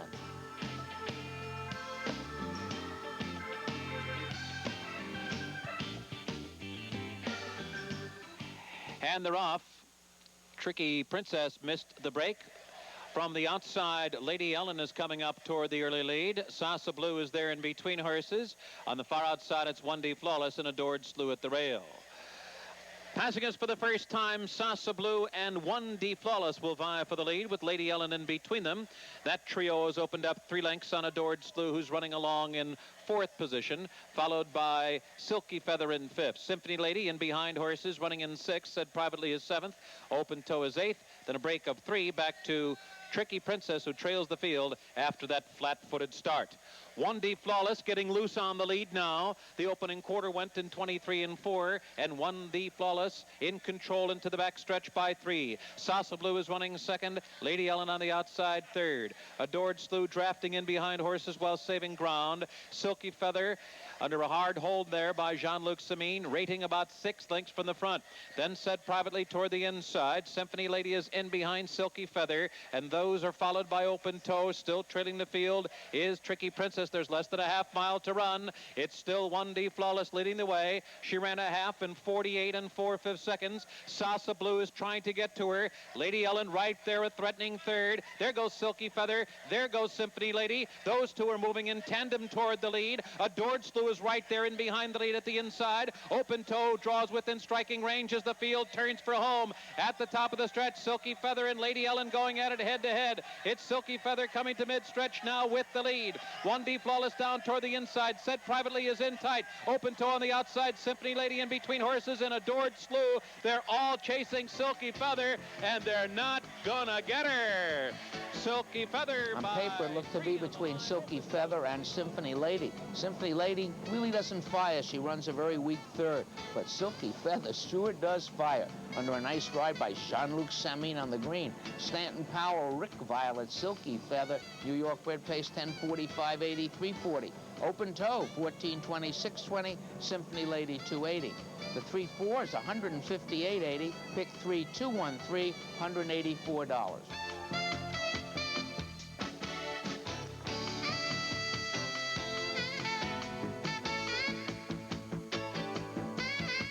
The Daily Racing Form Thoroughbred Action, brought to you by the Daily Racing Form, America's turf authority for 100 years running. If you want to play at the track, you've got to get Playing to Win, the all-new, fun-to-watch, easy-to-understand handicapping video from America's Turf Authority Daily Racing Form. Host Bob Newmeyer takes you inside the track, talks to key players, and shows you how the pros pick their winners. Past performances, speed figures, workout patterns, and breeding angles are just a few of the helpful handicapping tips that can really pay off. Playing to Win will take you to the front. Call 1-800-208-4333 today to order your very own copy.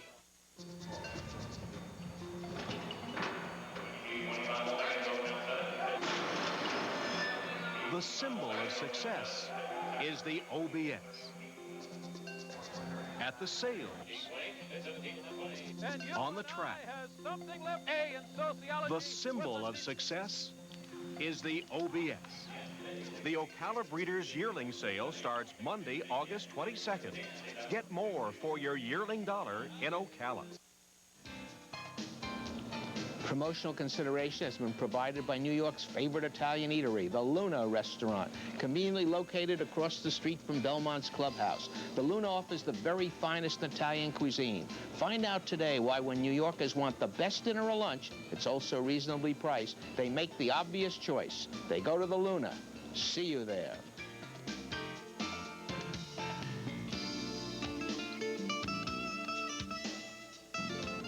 Pair of Travers Preludes coming up, beginning with ours. 31st running, Jim Dandy, $125,000 added grade 2, a mile and 8 3-year-olds at allowance conditions.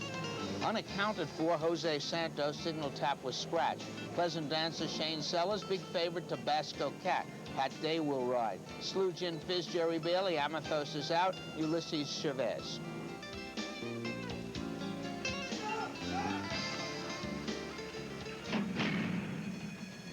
And they're off.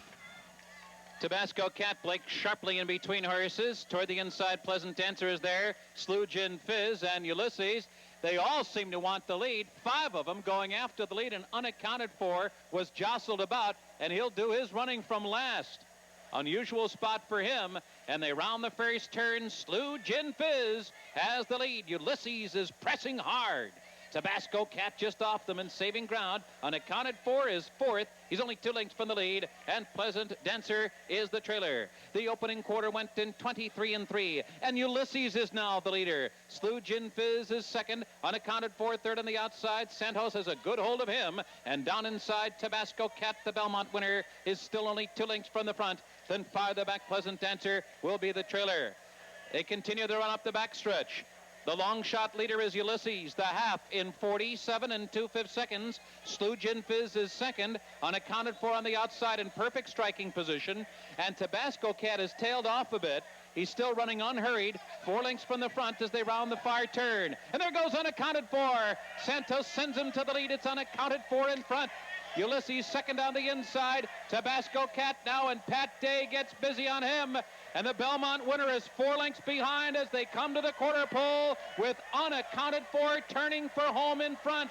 Ulysses is 2nd on the inside. Tabasco Cat on the outside, poised for the final furlong. It's still Unaccounted For in front. Santos goes to work on him. Tabasco Cat trying to catch him with less than a furlong to run. He's got a tough customer in Unaccounted For. Unaccounted For holding on. Tabasco Cat giving his all, but his best is 2nd best today.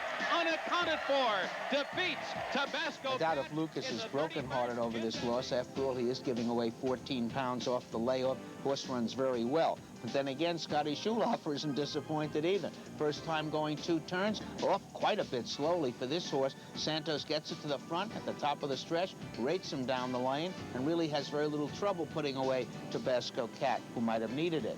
Unaccounted For, the Morven Stud Farm, Scotty Schulhofer, Santos having a big meet. 680, 220, 210, Tabasco Cat, 210, 210, Ulysses, 210 to show. The 1-3 is $11. The instant double 3 and 1, $32.80. Now for the other Haskell, another lead into the Travers. This is a mile and 8. The Haskell Invitational, $500,000, 3-year-olds down at Monmouth, a mile and 8. Let's pick it up. Only Bull's got more left at the quarter pole. 111 and 2 for 3/4. They're turning for home in the Haskell, and Holy Bull has not been let loose yet. He's still on top. Meadow Flight running a game race, but Holy Bull is now set down in the final furlong, and Holy Bull is in front by 2. Meadow Flight has runners all, but Holy Bull is too good, and Holy Bull wins the Haskell. Our friend Larry Comas has called, said it all. Holy Bull was never really in trouble. Mike was just rating him on the front end and toying with them, heading up here to meet Tabasco Cat and some others. 220, 220, 210. Meadow Flight, 280, 210. Concern, 210. And the exacta 3-7, 520. And the triple, if you had it for $1, you get 5.5. But if you had it for 2, we'll give you $11. Here's the finale here, 7 furlongs, 3 and up. New York State breds, non-winners of a race other than.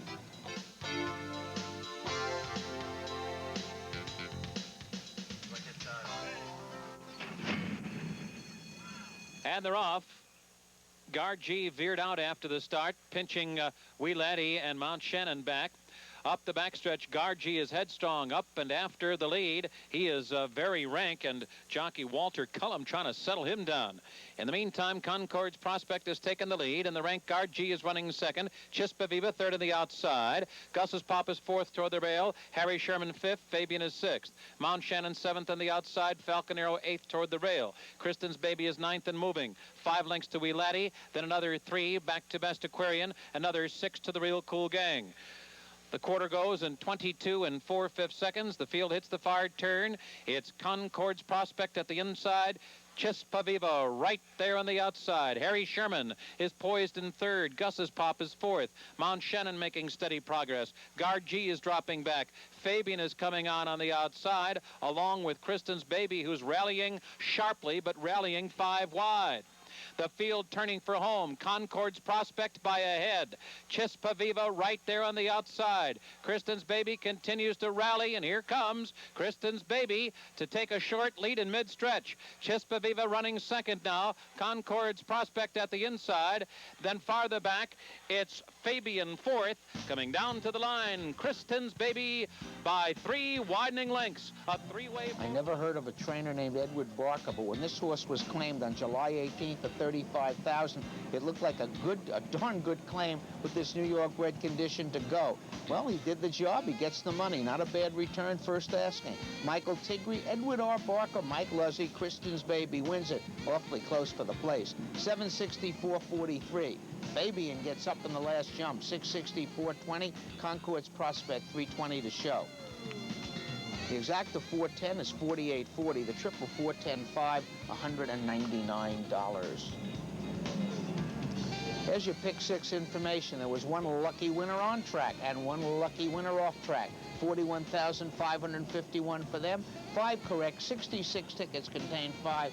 They receive $419. 442 for information. I got a postcard from a fan in Connecticut that I'm going to give some time to, and I very appreciate. His name is Carl. Here is the postcard. Dave Smith is the sports announcer on Channel 3 in Hartford. Last Monday night, he was telling about his trip to Saratoga on Sunday. He was complaining about the increase in admission prices. There is no increase. There's an increase in the seats, but not in admission prices. When asked how he did, he said, well, my wife won one of those free cars. Gee, I'm so sorry he had a bad day. Right back with today's first.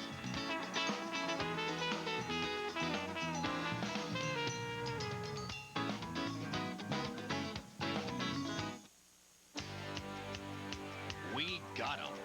In the National Charts Weekly, the essential tool for multi-track handicappers. Weekly charts from 7 major tracks, North American and European stakes recaps, a week in review editorial, a convenient horse index, and more. From Daily Racing Form, of course. Order your subscription today. Call 1-800-283-2459. The National Charts Weekly. It pays to know the score. Pick a Saratoga yearling and you might find roses. Look for beauty and find it in Sky Beauty. A Belmont Stakes winner in Colonial Affair. And for a star, what about De Niro? All Saratoga yearlings. From the sale, which year after year is the source of superior racehorses.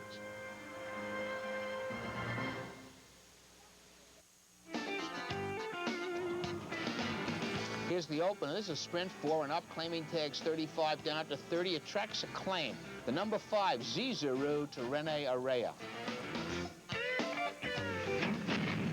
They're off. Fighting Daddy comes out running, and there goes Reappeal. Reappeal to a short lead. Fighting Daddy trying to match strides with him. And Super Forbes has come out third with Gold Candy 2, fourth on the outside. Then Murad, Galopiat's Moment, and the early trailer will be Zizuru.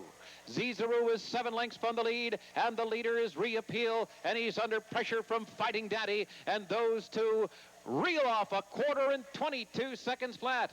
And a heated duel on the far turn. Reappeal short lead. Fighting Daddy fighting him all the way. 2 lengths back. Murad is running third. Gold Candy 2 is fourth on the outside. Super Forbes is running in 5th position. Galopiat's Moment is 6th on the outside. Zizuru is beginning to move, but he'll have to find some running room as the field turns for home. A flashy half mile here of 45 and 1. Fighting Daddy has taken a short lead from Reappeal, who couldn't keep up. But Murad is there now. Murad and Fighting Daddy. Gold Candy 2. Zizuru out in the center of the racetrack. Down to the final 16th. Gold Candy 2. Gold Candy 2 has taken the lead as they come down toward the wire. Then Fighting Daddy and Murad. Here's the wire. Gold Candy 2. A lot of handicappers with claiming horses like that race over the track. Well, here's a classic case of it. Gold Candy 2, 1 race over the strip, won that one by 4 lengths, about to be a repeater, a Saratoga repeater. And the horse running second, Fighting Daddy, also had a race over the track. I believe finished second. They're going to run 1-2 here. Gold Candy 2, the Jock Farm, Gaspar Mochera, Mike Smith. 9.5, 280, Fighting Daddy, 6.3, 60, Murad, 280. The 6.4, 64.80. The second race is a sprint. These are 3-year-old fillies, claiming tags 35 down to 30.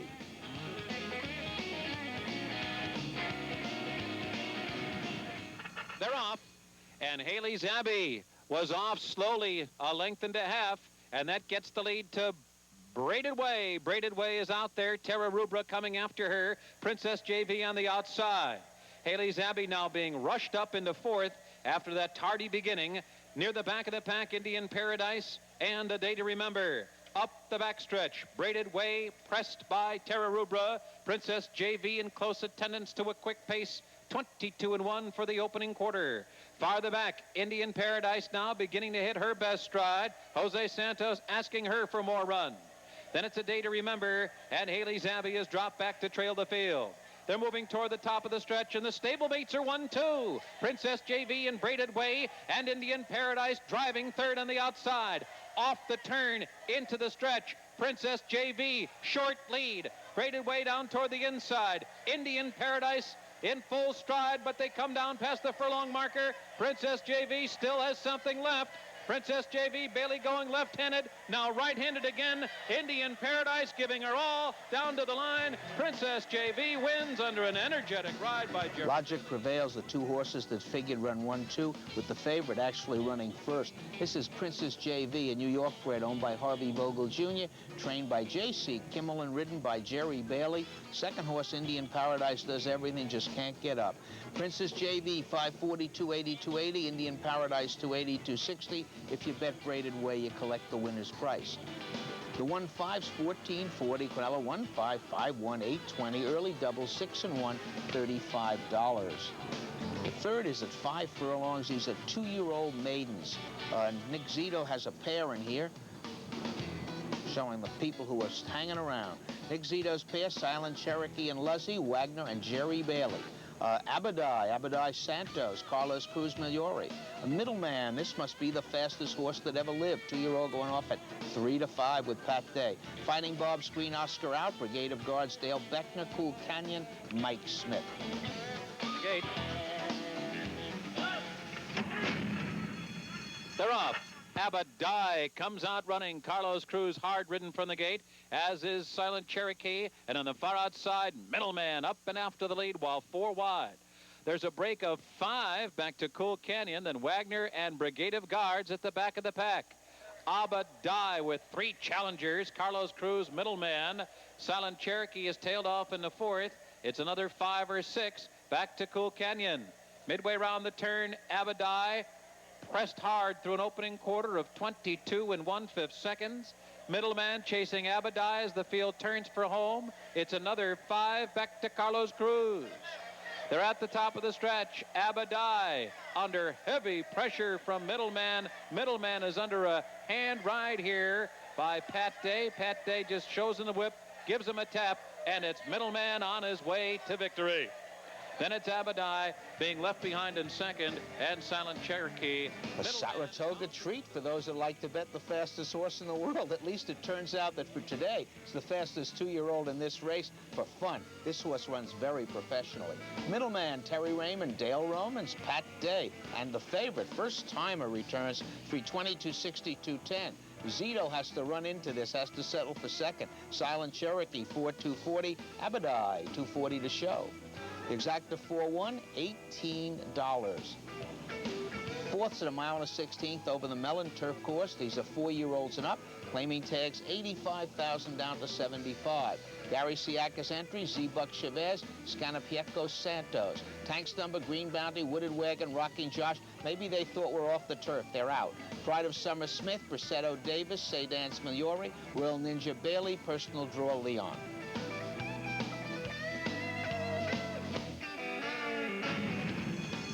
And they're off.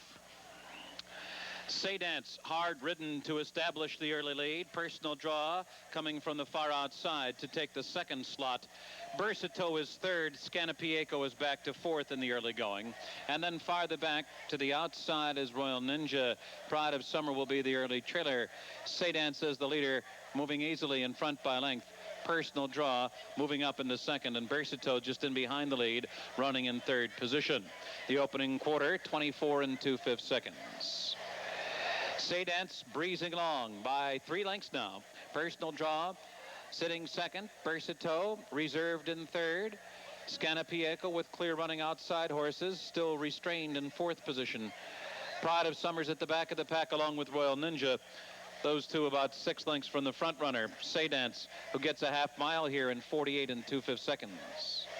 Seydance still cruising alone on the lead with a half mile to run. No challengers yet. Leading by 4 lengths. Personal Draw running second. Scanapiecco's got a good striking position on the outside. Pride of Summer now moving into fourth. Bersato back running in fifth position. Royal Ninja whittling away at the lead of Seydance now.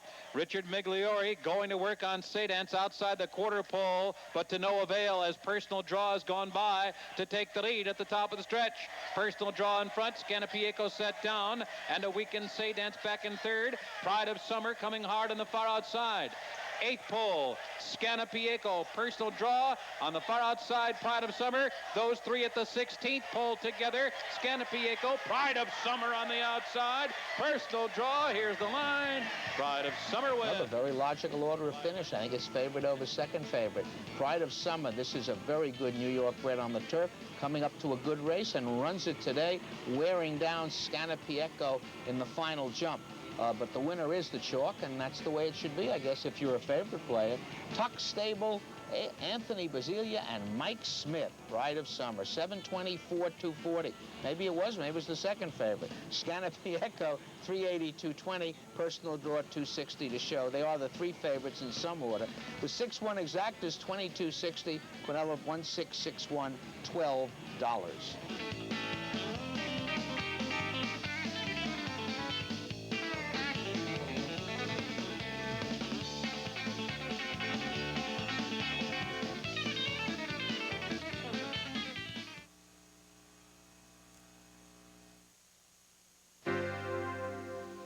Sunjet International, still leading the way west with low airfares. On Sunjet, you can fly from New York via Newark to Los Angeles from just $129 each way, and New York to Dallas on Sunjet from just $99 each way. Call 1-800-4-SUNJET to reserve your seat. The City of Stars from just $129. The Lone Star from just $99.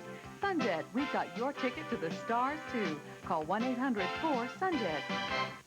What does it mean when we say Sports Channel is in the game? It means we cover the match from every angle. It would have been a devastating loss. It was a mistake pitch for him. Jeff Kemp little windy, guys, above Waveland Avenue here. I don't think I could hit the way I was hitting before. Padilla puts the hammer on this one. With the Mets, Islanders, Devils, and Nats, Sports Channel is in the game.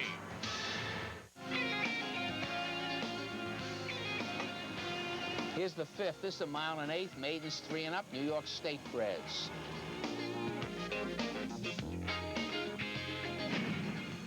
They're off. 7th of December goes for the lead with NASCAR Prince on the rail is Manipulator as they head into the clubhouse turn. 7th of December between horses. On the inside, Manipulator. Then on the outside, it's NASCAR Prince in third. The Bankman is racing fourth. Samsara Star on the outside is in fifth. Then on the inside is Sir Noble with Instant Grudge, a gap of 2.5 to Rogers Dividends, and Nijinsky's Palace is ninth. The first quarter in 23 and 4. They're on to the backstretch. Manipulator has the lead. 7th of December between horses. On the outside is NASCAR Prince. Then down on the inside, the Bankman is fourth. Samsara Star is fifth by 3. And then it's Sir Noble, followed by Rogers Dividends, Instant Grudge, and farther back is Nijinsky's Palace. The half went in 48 and 2. 7th of December once again gains the lead. The lead is a half length. NASCAR Prince on the outside is second. Manipulator on the inside back into third. The favorite Samsara Star now moves up a bit on the outside. Then it's a gap of 2 to Rogers Dividends, 2 more to Sir Noble. They're midway around the far turn. 7th of December on the inside. On the outside, it's NASCAR Prince. They're heads apart. Samsara Star right behind. Rogers Dividends runs 3 wide as they move for the head of the stretch. NASCAR Prince between horses. On the outside, it's Rogers Dividends. 7th of December on the rail. Rogers Dividends now takes the lead. Rogers Dividends in front by 2. On the outsiders, Sir Noble gaining ground. Then it's 7th of December. NASCAR Prince and Samsara Star coming for the 16th pole. Rogers Dividends in front. Sir Noble moves to the inside. They're coming for the line. Rogers Dividends will win it by 2.5. Sir Noble. Very little two-turn experience among these 9 horses, but of all of them, it looked like Rogers Dividends was ready for the distance. It was coming up to the race. Looked like a horse that could handle it, and he does. Not too well. He's weaving through the stretch, but nobody's really gaining. Sir Noble makes a nice move, but they're not going to catch Rogers Dividends. Julie Stable, Mitch Friedman, and Richard Migliori. $660, $360, $320. Sir Noble, $624. 7th of December, $7 to show. The exact is 6-7, $34. Here's the middle leg of the pick 3. It's on the inner turf at a 1 1/8. Fillies and Mares 3 and up. Now winners at 2 other than.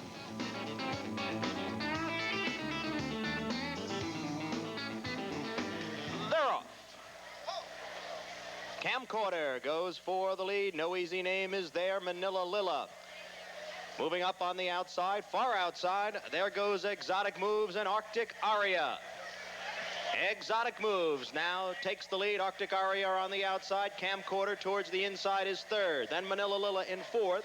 No Easy Name is racing fifth. Basic Assumption is sixth. Then it's Running on E in seventh. On the outside, Home by 10 is eighth. Then it's Private Session, and Mrs. Marcos is 10th. They round the clubhouse turn. The leader is Exotic Moves by 2 lengths. Arctic Aria is second. Camcorder is third. The first quarter went in 23 seconds. Then it's Manila Lila racing fourth by 1.5 lengths. No Easy Name is fifth. Basic Assumption in sixth. Then Home by 10. Followed by Running on E, Private Session, and Mrs. Marcos as they continue their run down the back stretch. Exotic Moves is in front by 1.5 lengths. Arctic Aria on the outside is second. Camcorder towards the inside in third. The half went in 48 and 3 as they move for the far turn. Exotic Moves is still in front. The lead is 1 length. On the outside is Arctic Aria in second by 2. Camcorder is third. Then Manila Lila. Running on E has gained ground into fifth. Then it's Private Session. They're at the head of the stretch. On the inside, Exotic moves. On the outside, Arctic, Aria, Manila Lila with a charge on the far outside. Running on E, looking for room now, swings to the outside. They're coming for the 16th pole. Manila Lila running on E. On the inside is Exotic moves. It's going to be between Manila Lila and running on E. They come down for the line. Manila Lila. Considering the fact that both my guests in the Paddock Club, Mike Smith and Richard McCarthy, gave out Manila Lila, the buyer people liked it, the sheep people liked it, everybody was betting it. This is an enormous price, but wait till you see the pick threes. Maybe you'll get a message there. Manila Lila, Charles Wilson Jr., Mike Hernandez, F. Torres saddle, Robbie Davis rides. Julie Crone on the second horse claimed foul, but that was dismissed by the stewards. But Manila Lila returns $33, $10.60, $9.20. Running on E, $5.40, $4.40. Exotic moves $4 to show.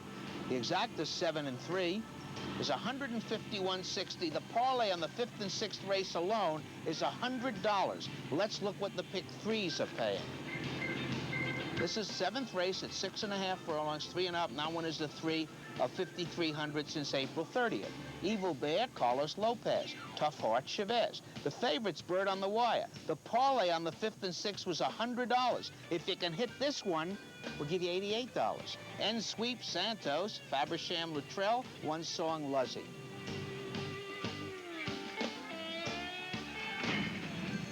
They're up. One Song breaks well on the outside. Tough Heart towards the inside. Tough Heart now takes the lead. Evil Bear moves into second. One Song is third. Then it's Fabersham in fourth. And Sweep is fifth. And Bird on the Wire is sixth. About 10 lengths off the lead as the field moves down the back stretch. Evil Bear is in front by 2. Tough Heart is second by 3. Then One Song in third. On the outside, End Sweep is fourth. Fabersham on the rail in fifth, and Bird on the Wire has begun to move from the back of the pack. The quarter went in 22 and 1 as they move around the far turn. Evil Bear in front by 2 lengths. Tough Heart is second. Bird on the Wire and End Sweep gain ground on the outside. One Song is there in between horses. It's Evil Bear on the inside. End Sweep on the outside. One Song in behind in third. Bird on the Wire is fourth. At the head of the stretch, the half in 45 and 3. Evil Bear still the one to catch. End Sweep on the outside is second. Then it's One Song and Bird on the Wire as they come for the 16th pole. Evil Bear is still in front. The lead is a length and a half. End Sweep is second. They come down for the line, and Evil Bear will do it by 2.5. End Sweep. When your two favorites are one-move horses like Bird on the Wire and End Sweep, look for a speedball because they're very wireable. You got Evil Bear. You got one of the best speed riders around, the veteran Carlos Lopez aboard. He's going to speed pop them, and he does. Of the two, End Sweep runs well, and the person who bet all that money on the pick 3 with Bird on the Wire, whoever he is, he obviously wasted Manila Lila. And the winner is Evil Bear, Joseph Sabini, Robert Reed Jr., Carlos Lopez. 1446, 480. End Sweep 380, 340. One Song 420 to show. The exacta 1-4, 6140. The pick 3, 671, $1,236.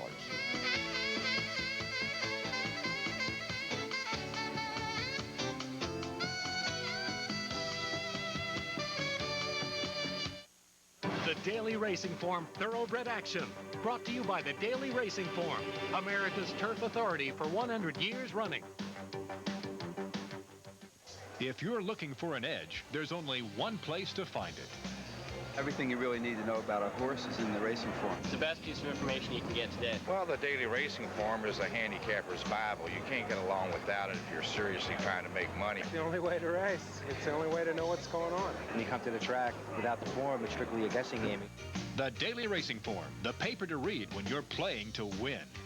I truly think that I don't see how a trainer or any horseman can do without a racing form. A few of the Tri-State quality Ford dealers feel I'm upstaging their cars. What, little old me? Only the Ford dealers have the #1 selling car and truck in America again. And they have 5 of the 10 best-selling vehicles in America for the 3rd straight year. Now, how could I be more popular than that? Now you can get a great lease deal on a new Ford Taurus, the best-selling car in America. So go tell your Ford dealer. Is it going to be more of them or more of me?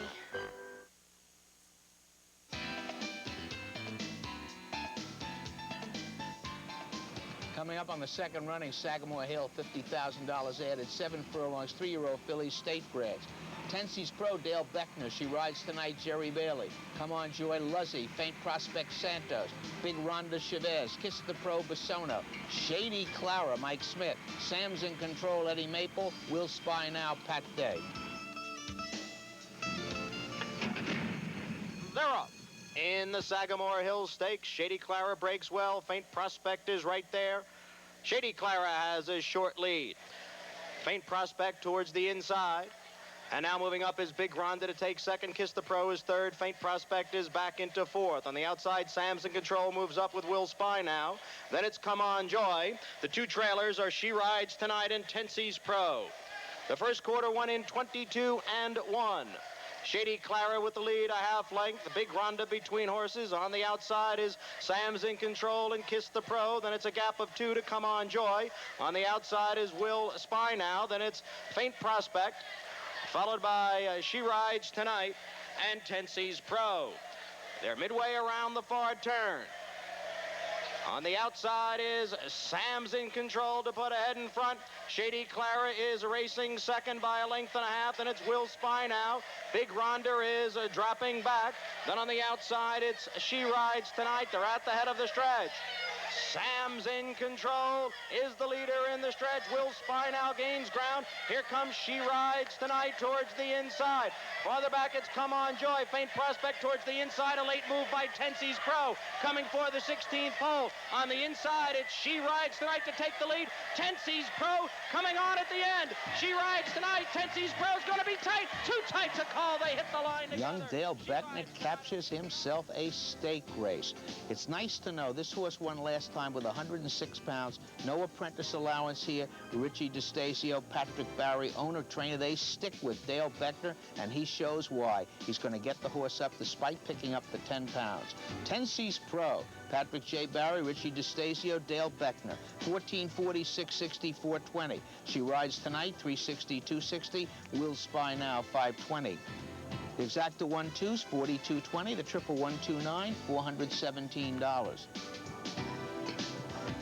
Here's the finale, mile and 8, 3 and up. Now winners are 2 other than Amathos, John Velasquez, Possibilities, Jerry Bailey, Le Carrier, Shane Sellers, Suzdal, Maple, Halo Habit out, Sky Hero, Luzzy, Fleet Hoof, Chavez, Whitney Tower out, Final Clearance, Miliori, Secret Savings, Mike Smith's on the favorite, unaccounted for, couldn't make it today, won the Jim Dandy, Squire Jones, Pat Day.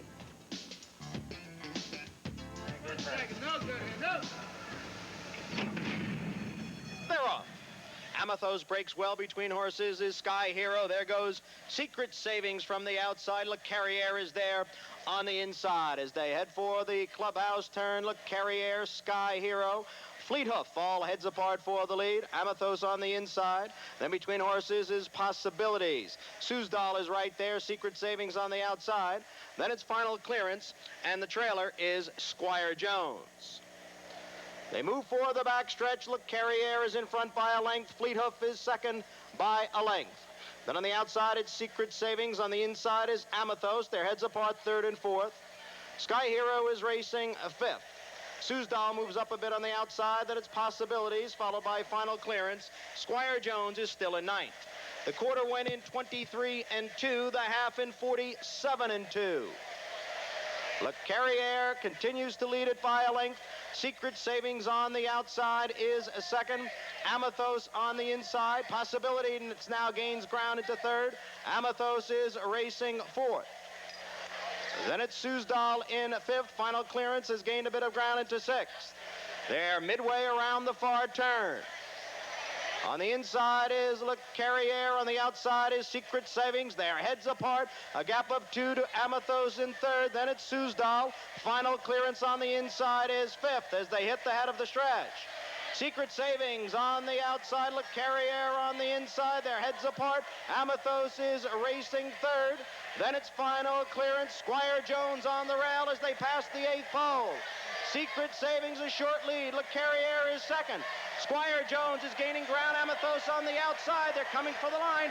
Secret Savings. Le Carriere, late move by Squire Jones. It's going to be tight. Three of them hit the line together. It looks like three of them on the wire at the same time, but it's the favorite, Secret Savings. Ogden Mills fifth, Shug McGee, and Mike Smith's going to get the nod. Horse on the inside ran extremely well. Le Carriere, New Gelding, is going to get nipped even for the place by Pate on Squire Jones. And there's your winner. The winner is Secret Savings, and it returns 460, 320, 260. Squire Jones, 540, 340. Le Carriere, 540. The exacted 10-12, 26-20. Late double 110, 33.80. Triple 10-12, 3, $207.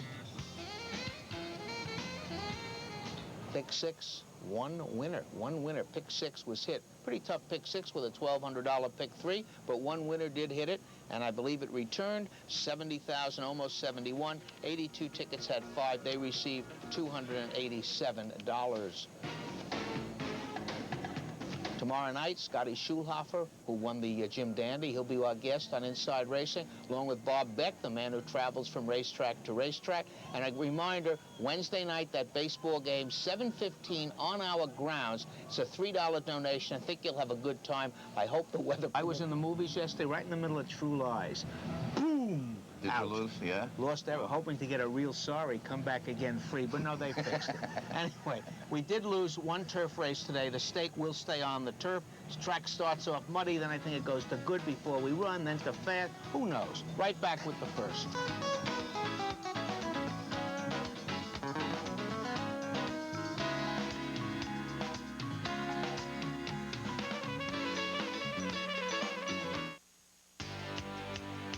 We got 'em.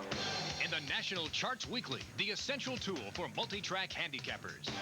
Weekly charts from 7 major tracks, North American and European stakes recaps, a week in review editorial, a convenient horse index, and more. From Daily Racing Form, of course. Order your subscription today. Call 1-800-283-2459. The National Charts Weekly. It pays to know the score. 90 miles from New York City, there's an entire world like you've never seen before. The Concord Resort Hotel, championship golf, indoor and outdoor tennis, live entertainment with the biggest names in show business, 1 million activities just for the kids, and much, much more. So leave your world behind and lose yourself in ours for a while. The Concord Resort Hotel. For reservations, call 1-800-CONCORD. Over the good jump course, here they come. They're going 2 miles in the 16th. It's a steeplechase allowance for 3 and up. Petrosky is moving smartly as the field comes into the stretch. It's Petrosky with the 3-length lead. Standing Cast is second down the inside. Then Fifth Creek, and they're coming down toward the final fence now. And it is Petrosky. Petrosky shows the way. Fifth Creek will try to challenge him late. Petrosky's up and over by 1.5 lengths.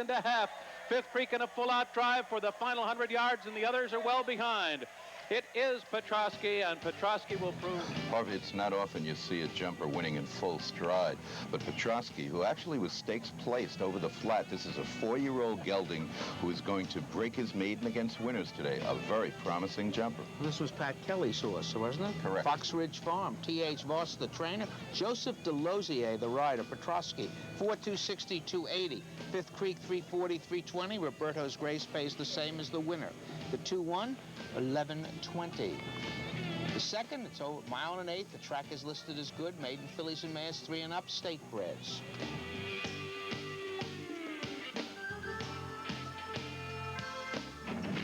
And they're off. Personal testimony out for the lead. Now I hope we'll press the early pacemaker. Then it's through the tulips toward the inside third as they make their way into the first turn. Now I Hope goes on with it from the outside. Personal testimony back running in second. Through the tulips is third by 3. Then it's Reinvesting Ada fourth, followed by Iron Fence and a big break back to Call Today, who's lumbering along well behind the rest as they make their way into the backstretch. And Now I Hope is loose on a 3.5 length lead. Personal testimony running along second, 2.5 lengths back. And through the tulips, kept within striking range third. Reinvesting Ada in behind her, running in fourth. Then another 3 or 4 back to Iron Fence. Another 5 lengths back to Call Today, who will do her best running later. They continue their run up the back stretch, and it's still Now I Hope leading the way, clear by 5.5 lengths now as they approach the half-mile pole. No one's come after her yet. Personal Testimony has been content running along in second.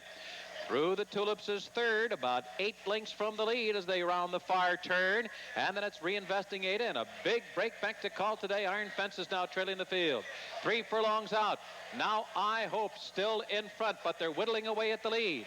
As Personal Testimony gets within a length of the leader, and here comes Personal Testimony to take on Now I Hope as they hit the quarter pole, and Personal Testimony takes charge.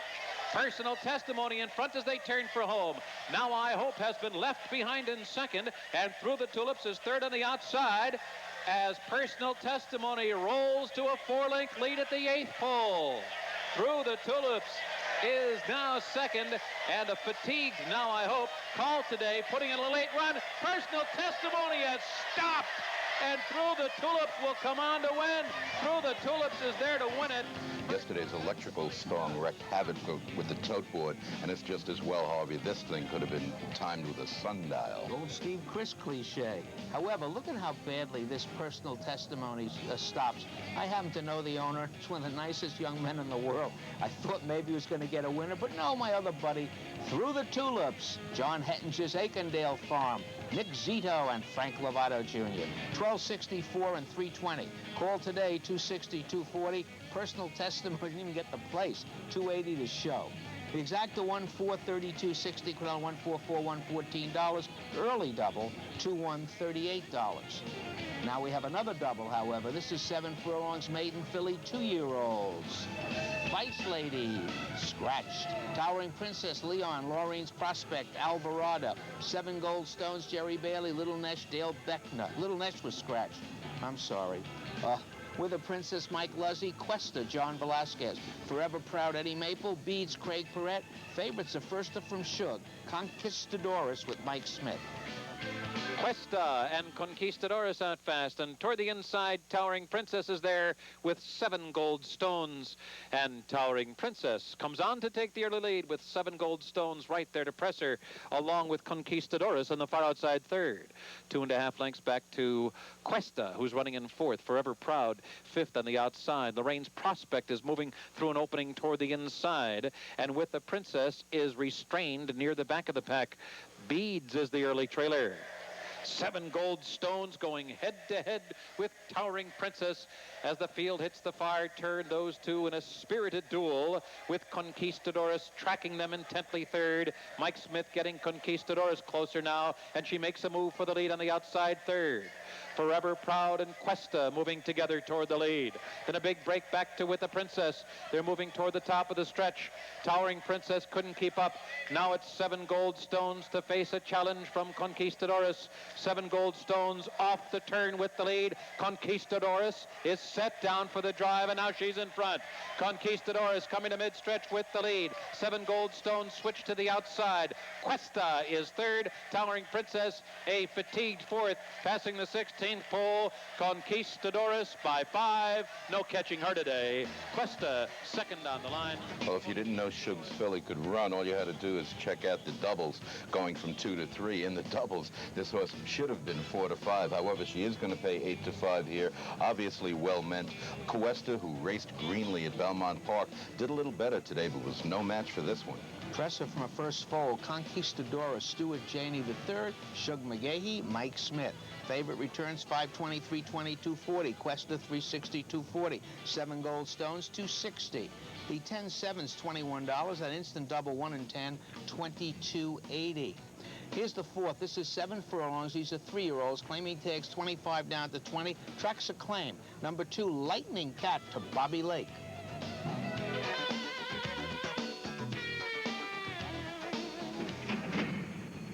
They're off.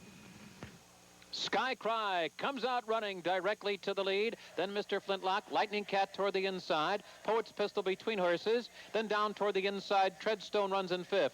Milldam 6th, and Wilton Place will be the early trailer. Up the backstretch, Sky Cry bounding along by 1.5 lengths with Lightning Cat kept close, running 2nd. Mr. Flintlock on the far outside is 3rd. On the inside, Treadstone is 4th. Poet's Pistol in between horses. Then a break of 3 back to Mildam. Still lagging well behind the rest is Wilton Place. The field moves into the far turn. They're a half mile from the line now. Sky Cry being hounded by Lightning Cat. 2 lengths back to Mr. Flintlock, Poet's Pistol, and Treadstone. Mildam 7 lengths from the lead with less than 3 furlongs to run.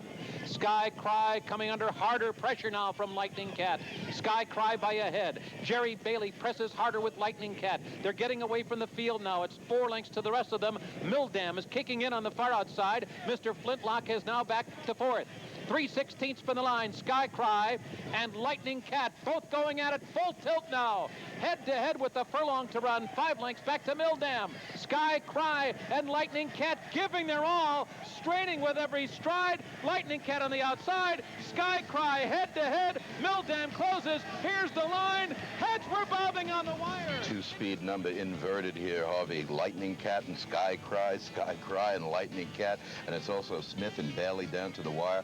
But Bailey is on the outside, and he's going to just lay it on him at the line. Lightning Cat right out of a maiden. Bobby Lake takes the horse. William Young owned it. D. Wayne Lucas today. And Todd Fletcher and Jerry Bailey. 864-260. Sky Cry 360-260. The late closing Mildam 280 to show. The 2-6 $23. Quinella 2662 960.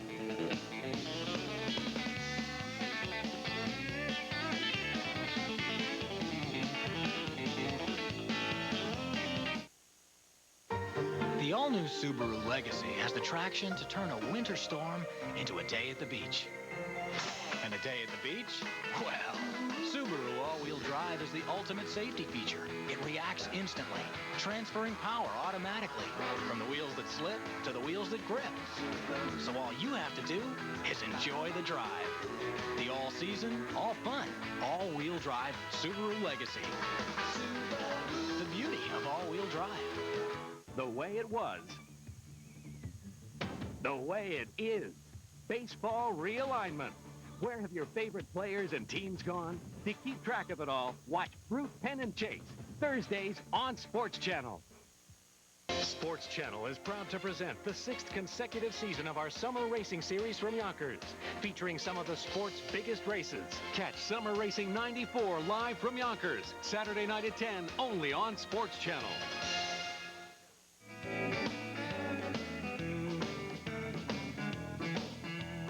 Here's the one we took off the turf. Now a mile and 8, 3 and up. Now one is a race at 21,500 and a mile or over on the turf since January 1st.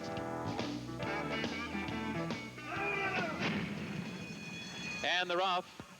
Alley 10 comes out running. Contract Court is flashing speed on the outside. Prospector's Flag is kept close to the early pace. Into the first turn, Contract Court from his outside post position has outrun them into the first turn to take the rail in the lead. Prospector's Flag is second on the outside. Alley 10 third at the rail. 3 lengths to Rocking Josh, kept within striking range of the early pacemakers in 4th. Binary Light under a light hold 5th. 3 lengths back to Excellent Tipper and Bill of Rights. The first quarter went in 23 4/5 seconds. They're into the backstretch. Contract Court in front by a length. Prospector's Flag prompting second on the outside. Alley 10 right there in behind the lead, running third. Rocking Josh is 4th on the outside. Then Binary Light, followed by Excellent Tipper and Bill of Rights as they continue the run up the backstretch. Heading for the half-mile pole, it's been Contract Court the whole way. Migliori's been nursing him along on the lead, keeping a length ahead of Prospector's Flag, who's been second throughout. But now, as they round the far turn, Contract Court lets it out a notch, opening up now by 3. Prospector's Flag is called on for more runs second. Rocking Josh has moved into third on the outside. Binary Light being helped along in 4th. It's another 4 back to Alley 10, who's retreating. And on the outside, Excellent Tipper, who's 9 lengths from Contract Court, who comes roaring off the turn with a 5-length lead. Prospector's Flag second on the outside as they come to mid-stretch. It's Contract Court still there by 5. Binary Light now has edged into second. Prospector's Flag is stopping badly as they come past the 16th pole. Contract Court in a runaway victory today. He just cruised home. Migliore. Harvey, they keep taking races off the grass. Contract Court may go through this meeting undefeated. He's 2 for 2 and off the turfers here. This was a tougher field than last time, and he won easier. Barry Schwartz may send a thank you note to us. We keep taking him off the turf. He keeps picking up purses. Barry K. Schwartz owns this gelding. Mike Hushin trains him. Richard Migliore was up. He does win for fun. 340, 280, 220. Preachy at the Paddock Club said, if you're betting this race in the exacta, don't be afraid of Binary Light. $5.60, $3. Use it, he said. Excellent tipper, $2.60 to show. The exacta 11-1 with a 3 to 5, not bad, 25.40. Here's the 6. This 6.5 furlongs for 3-year-olds claiming tags 35 down to 30.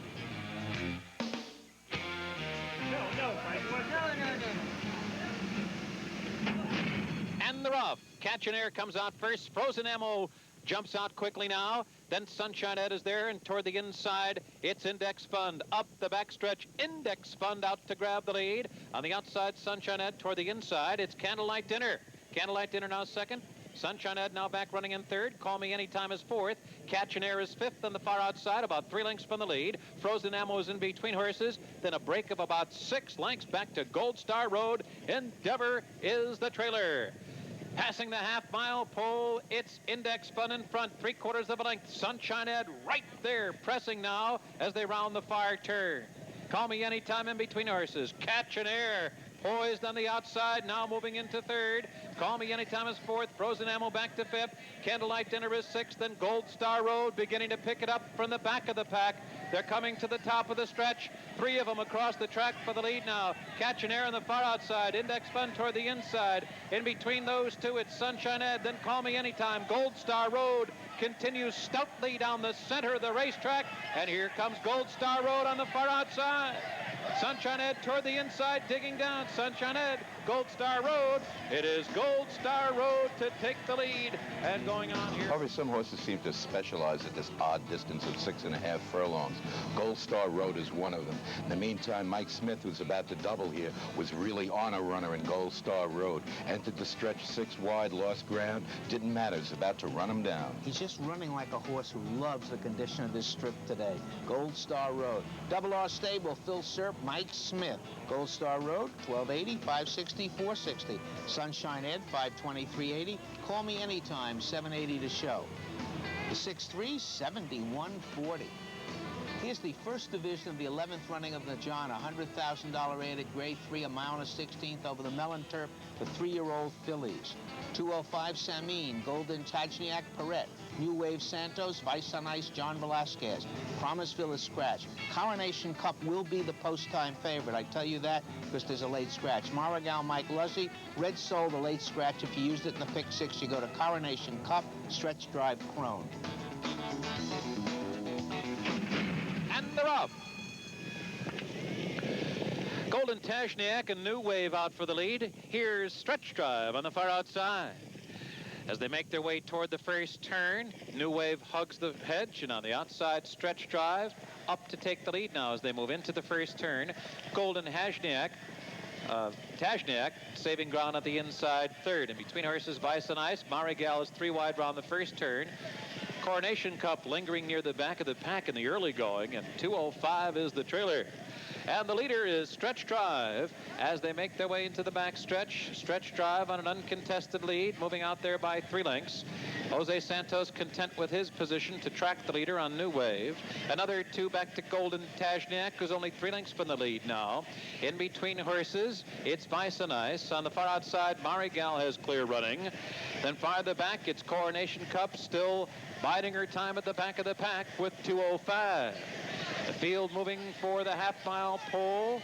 It's been Stretch Drive the whole way. No challengers yet. Just off her flank, New Wave right there second. And Coronation Cup has made quick progress now to be third toward the inside. There goes Vice on Ice coming with her rally now. Vice on Ice third. Toward the inside, Coronation Cup is now fourth, and Golden Tajniak turning for home. Stretch Drive is still in control. Stretch Drive in front at the top of the stretch. Julie Crone shakes her up now. Coronation Cup is following in. Coronation Cup is kicking in under a furious drive now. A furlong to run, and it's Stretch Drive trying to hold on. But on the outside, Coronation Cup has taken the lead and strides away with authority as they come down to the line. Coronation Cup flawless in victory. Jerry Bailey about to get his double here with Sea Hero's little half-sister, Coronation Cup. She raced dully last time out, but everybody was blaming the ground. It was a little too hard for her. Today there was a little cut in it, and she's really going to explode through the final furlong. People who bet numbers didn't like her because she hadn't run as fast as some of these other horses. They forgot. Mac Miller is not in a hurry with these well-bred horses, and this one explodes today. Coronation Cup, the Rokeby Stable, Mac Miller and Jerry Bailey. 6'4" and 260. Mr. Tesher and Stretch Drive with Julie Crone lead all the way. Easy second, 683. Golden Tajniak, 260 to show. The 6'9", $49. 66692, $114. Pick 3, 1166, $86.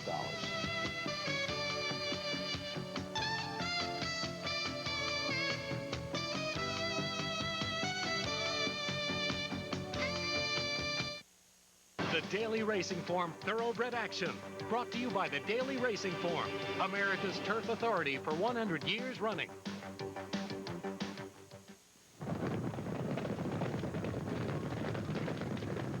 In the world of handicapping, you've got to make the right moves at the right time. Speed is of the essence. Knowledge is power. And buyer's speed figures are the key. Now, the key is in the form. Buyer speed figures come to Daily Racing Form. Pick it up today. Daily Racing Form, where winners come to play. A few of the Tri-State quality Ford dealers feel I'm upstaging their cars. What, little old me?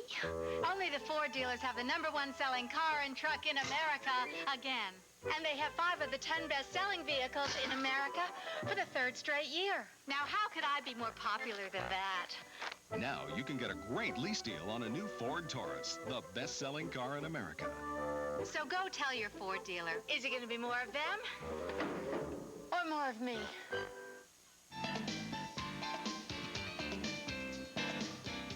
When 7-horse races scratch down to 3, we'd rather not show it to you. Pick it up in the backstretch. 7 furlongs, fillies and mares 3 and up. Now winners of 2 of 17,000 since August 1st, 93. Educated Risk. Moving midway around the far turn now, and the 3 of them are in a perfect line as they approach the top of the stretch. Educated Risk on the outside, Missed the Storm down toward the inside. November Snow is in between them, and they enter the stretch together. Educated Risk now gearing up on the outside. November Snow is asked for her best, but she can't stay with Educated Risk, who's getting away from a hand ride here. It is Educated Risk going on to a clear lead as they come down to the final 16. Then November Snow and Missed the Storm. It's going to be Educated Risk. She was with the pace throughout, and she won relatively easily here. Harvey, even before the late scratches, this figured to be a tactical race among the riders, and I think they're all reading each other's mind in that 3 of them went for the lead, but Jerry Bailey, who gets his triple, takes off the other 2 and gets it done here. I think if all 7 had run, this still would have been the winner, but it would have been more fun for the public. Educated Risk. Ogden Mills 5th, Shug McGay, another one for him. Jerry Bailey's triple. 4 out. November Snow out, and Missed the Storm out.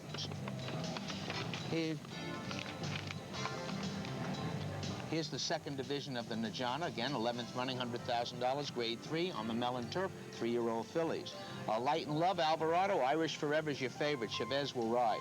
Uncharted Waters, Santos, Chelsea Flowers, Shane Sellers, Knock Knock, Pat Day, Alley Wow, Mike Smith, Great Triumph, Mayori, Persnickety is out, Casa Air, Macaulay, Teasing Charm, Luzzy. And they're off. Chelsea Flower hustled out. Light and Love is there toward the inside. In between horses, it's Knock Knock. Making their way for the first turn. Light and Love with the lead. Chelsea Flower seems intent down the lead, and there goes Chelsea Flower on the outside, grabbing a short lead from Light and Love, who now backs off, running 2nd by 4. Knock Knock running in 3rd. Teasing Charm moves into 4th position now. Great Triumph is running in 5th, followed by Casa Air. Then it's Uncharted Waters near the back of the pack. Irish Forever is second to last. And Alley Wow is the trailer. A strong early pace here has been established by Chelsea Flower, the leader by a length and a half. Light and Love pursuing, second by 2. Knock Knock third, and alongside her, Teasing Charm is fourth. Great Triumph running in mid-pack fifth. There's room at the inside for Uncharted Waters, who's edging on through. Irish Forever is in and among horses, about 7 lengths from the lead with a half mile to run. Casa Air and Alley Wow the trailer. Into the far turn, Light and Love taking over willingly from Chelsea Flower, who retreats to second. Teasing Charm third now on the outside. And Irish Forever in the midst of her rally, third, and she continues to gain ground. Alley Wow is also kicking in. They're moving toward the top of the stretch. Light and Love with a short lead. Irish Forever on the attack, 3 wide. Teasing Charm fighting away in between those two. Great Triumph is in behind the first flight of horses. Alley Wow is there on the far outside. And they're coming to the 8th pole. Light and Love down on the hedge. Irish Forever doing her best. Here comes Alley Wow on the far outside. Irish Forever has a short lead. Alley Wow overpowers her. Alley Wow turns it on in the last furlong. Alley Wow. Well, Mike Smith is going to match Bailey's triple here with Alley Wow by allowing Chavez and Irish Forever to fire first. He made the last run. And Harvey, this man makes a habit of winning this race. He won both divisions in 1992, won the Najana last year, and here it is, his 4th straight Najana score. And Alley Wow, I think, is now 4 for 4 on the turf. Correct. But she didn't figure to be as fast as Irish Forever, but she was a lot faster. Alley Wow, the King Haven Farms, Roger Atfield, Mike Smith's third. 763, 40, 320. Irish Forever does hang on, 280, 260. Knock Knock, 560 to show. The 6-2's 1920. The triple 625's $214. Pat Day's getting into a lot of these triples with long shots. Instant double 6-6, 2260. Finale is a sprint. It's for 3 and up, non-winners of 2.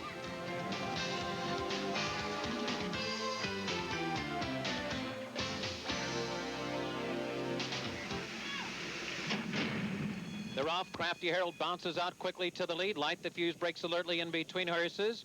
Then toward the outside, Secret Weapon running in third. Between horses now, Saratoga Shark moves up to be 4th. Pauliano 5th on the outside. Tomless endeavors back to 6th. Then farther back, Concoctor 7th on the outside, followed by Rise to Rule. All clear the trailer. Up the back stretch. On the inside, Light the Fuse has come on to take a short lead. It's Light the Fuse now, getting away to the lead by a length and a half. Crafty Herald running second, and Saratoga Shark now third and moving on the outside. Secret Weapon is running in 4th. Pauliano beginning to hit his best stride toward the inside. Then farther back, it's Concoctor, 7 lengths from the lead.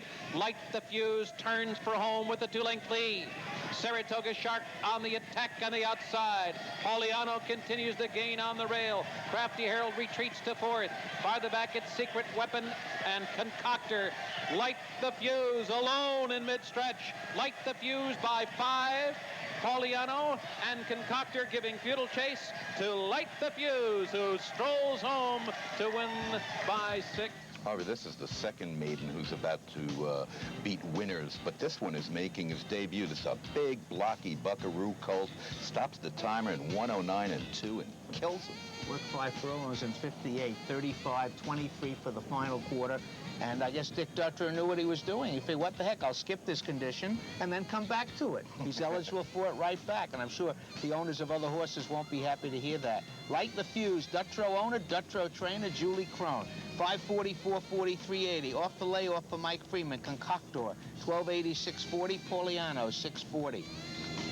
The exact is 6-7, 132.60, triple 679, $960. Late double 6-6, 22.20.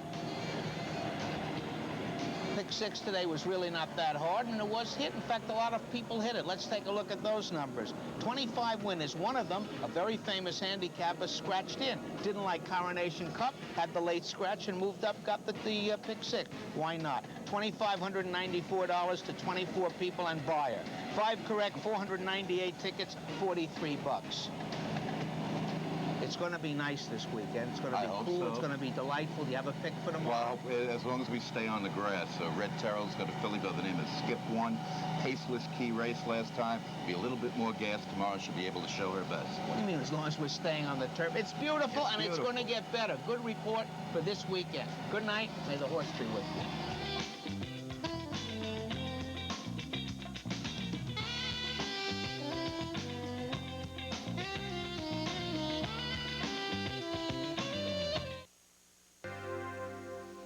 Sunjet International still leading the way west with low airfares on Sunjet. We got connected to, the convention hour here, and that swimming is a real, dangerous sport, too. Now we go to our community billboard.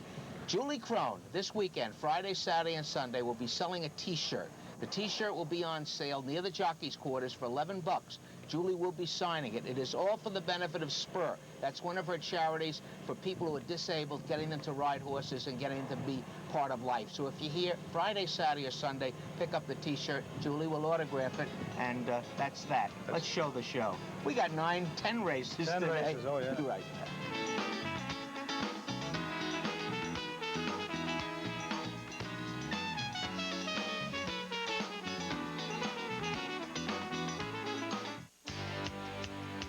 We got 'em.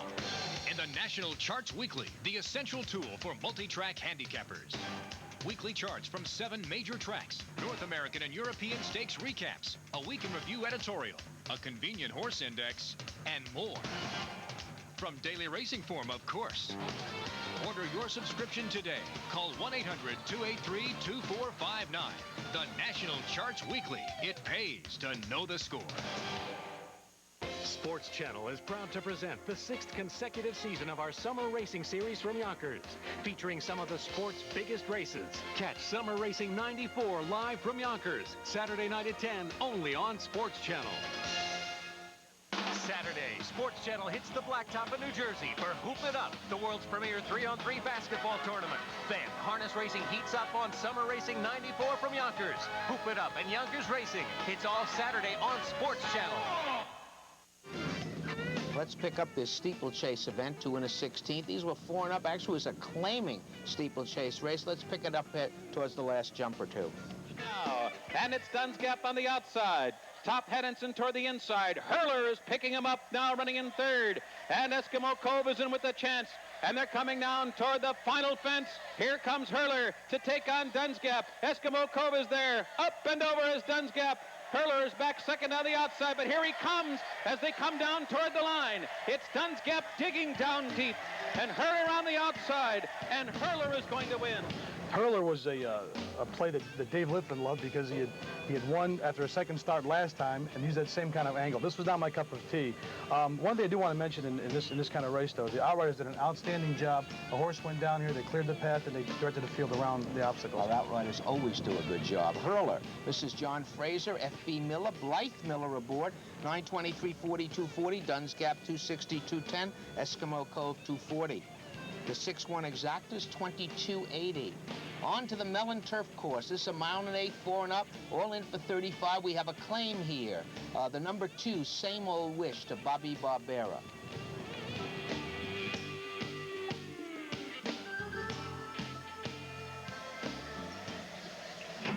And they're off.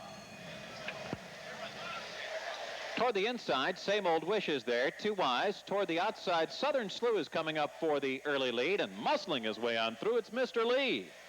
Mr. Lee gets to the lead. On the far outside, Southern Slew is backing off under Frank Alvarado, leaving Draw Point to run along in second, and down toward the inside, Same Old Wish is right up there in third. 2 eyes between horses racing in 4th position. Toward the inside, Saudi Sea is now 5th. Ijtihad 6th, about 7 lengths from the front, followed by Prayer Warriors back to 7th. Then farther back, it's Northern Witness, hard held 8th, followed by Powerbolt in a big break back to Amberfax, who lags well behind the rest. The opening quarter went in 23 3/5 seconds. And Mr. Lee is the leader into the back stretch, and his escort is Same Old Wish. 3 lengths back to Draw Point, running along in third. 2 wise between horses is 4th. Saudi Sea is moving comfortably down toward the inside. Then it's Ijtihad, still 7 lengths from the front, followed by Northern Witness now, who's now being asked for a bit more run as they pass the half-mile pole. Southern Slew's been pulled up. Prayer Warriors near the back of the pack with the gray Powerbolt, then Amberfax. Rounding the far turn, Mr. Lee ran a half-mile in 48 1/5 seconds. Same Old Wish right there with him now, poised on the outside second. Saudi Sea is called on for more on third. Ijtihad coming through an opening, and he's now third toward the inside, right in behind Mr. Lee. He'll switch out for running room as they make the turn into the stretch. Northern Witness is fourth. Coming to the 8th pole, it's still Mr. Lee holding on, short lead. Mr. Lee is determined in front by a head. On the outside, Same Old Wish has been trying to get by him for 3 furlongs, and he can't do it yet. Mr. Lee trying to hold to go wire to wire here, followed by Same Old Wish. Late run Northern Witness. Mr. Lee wins. Same Old Wish figured to be a legitimate favorite in this race and figured to do well. What didn't figure was Mr. Lee going out to the lead and staying there. Jose Santos is an exceptional turf rider, but it would take a lot more than that to bet this one for me. Well, actually, it's good news because we were going to have a barbecue duck at the end of the meeting if Howie didn't have a winner. And now as he get a winner, he gets a winner on my granddaughter's favorite horse, Mr. Lee, owned by Irwin Cowan. Aaron, you go to H.M. Tesher, the trainer. Santos gave it a great ride. As you could tell, because I cut myself in the pool, I took the first 2 races off. If I had been here, I wouldn't have bet it, but I'm glad it won. 47-20, 15-80, 9-20. Same Old Wish, 463.80. Northern Witness, 460. The 10-2's 305.80. Quinella 210, 10-2, 95.60. The first double, the 610, 346.20. This third race could be one of Durkin's best calls. We want you to listen to the beginning of it with us. It's 7 furlongs. These are maiden 2-year-olds.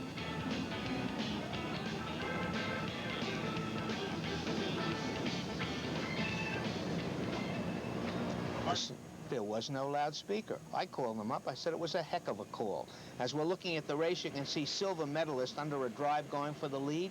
There's a couple of horses trying to get it. Durkin will pick it up in a little while. I had this 3-horse scratched on my program, but I see that the 3 is running. Confessor, yeah. Is that my problem? I didn't see that. Where is the favorite, Confessor? He's right there up totally. Confessor is also there. They're back for that's the number 4 horse. Confessor is the favorite. Coming off a very good race. Flamekeeper, I believe, is the one that did go off the chalk. The 6th, this horse coming off a very good race. Why they added blinkers, it's hard to figure, but she's on the lead. He's on the lead right now. Now, when Durkin picks it up, you'll hear a few other things begin to happen.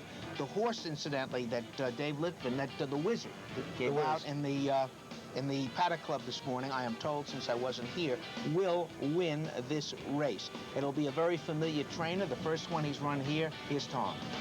On the outside, and Bick is beginning to pick it up as we pick up the audio as the field turns for home. It's Bick on the outside and Flamekeeper and Alamonte battling away. Confessor coming on now. Arizano also closing in the mid-stretch, and Bick has emerged with the lead. Confessor and Arizano chasing Bick down to the 16th pole. It's Bick under a heavy drive, but still there by a length. Arizano on the outside, Confessor toward the rail, and they're coming down toward the line. Shippers are always a big angle here at Saratoga. They come from all parts. This one came out of a big race at Arlington Park, in which the winner went on to win Chicago Juvenile at that same track. It was a good race. Carl Nasker, part of that Florida connection with Terry Meeks, he's back in the game. Bick, Gentner Stable, Carl Nasker, Jerry Bailey, 1060, 640, 340. Arizona, his first time out, was as fast as Bick's, 1940 and $7. Confessor, 280 to show. The exact 8-7, 191.80, double 10 and 8. This is the other double, $487. Back to the Mellon Turf Course for the 4th. It's a mile and 1/8, 4 and up, all in for $35,000.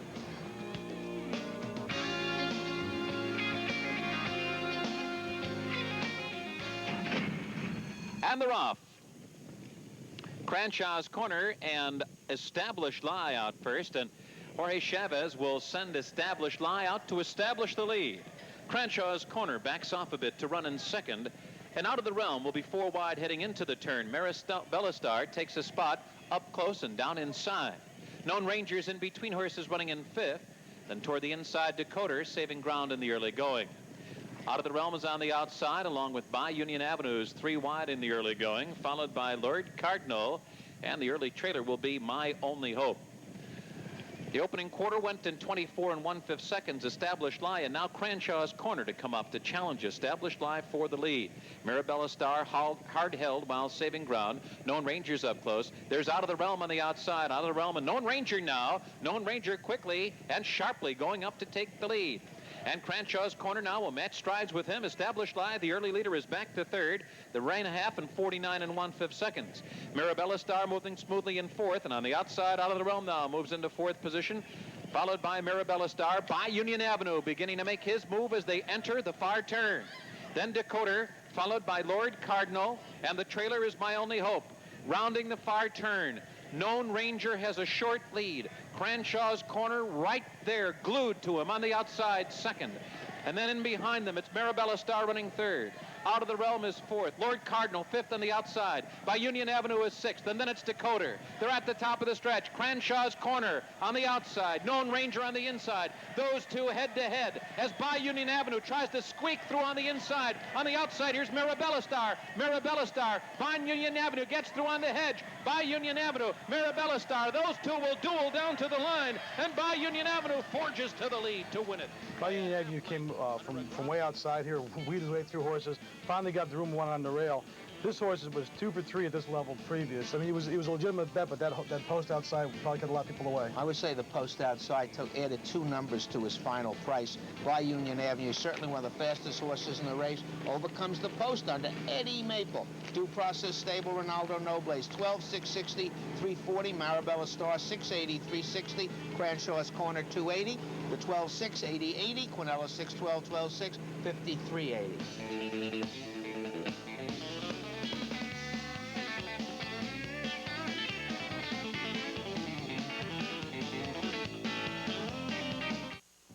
Are you getting all the golf you want? You want more? More than TV? More than magazines? Sounds like you're ready for Golf Week. Golf Week gives you more golf news than any publication in the world. More on the pros, more tours, with more scores, more stats, more stories.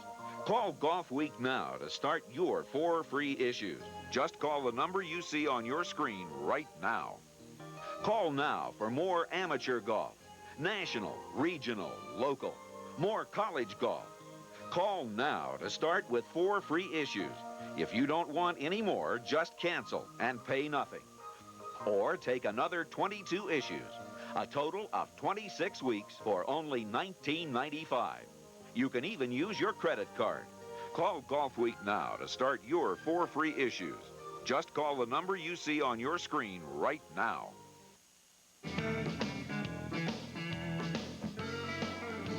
Here's the 5th race today, 6.5 furlongs, maiden fillies and mares, 3 and up, state breds. And they're off. Z's Cover Girl and Sarah Paul get out quickly. Toward the inside, it's Rairu Gengina, who's now got the lead. Rairu Gengina in front. Z's Cover Girl right there. Sarah Paul is in between him. So is Really Gorgeous and La Toque Blanche. And on the far outside, it's Did You See Her Fly? Then it's Miss Shaco Mako, and at the back of the pack is Linda Lee Lou. As the field continues the run up the backstretch, Z's Cover Girl has emerged with the lead, but Really Gorgeous is there to challenge her from the inside. Did You See Her Fly is running in third, La Toque Blanche is fourth, and Sarah Paul has faded to fifth.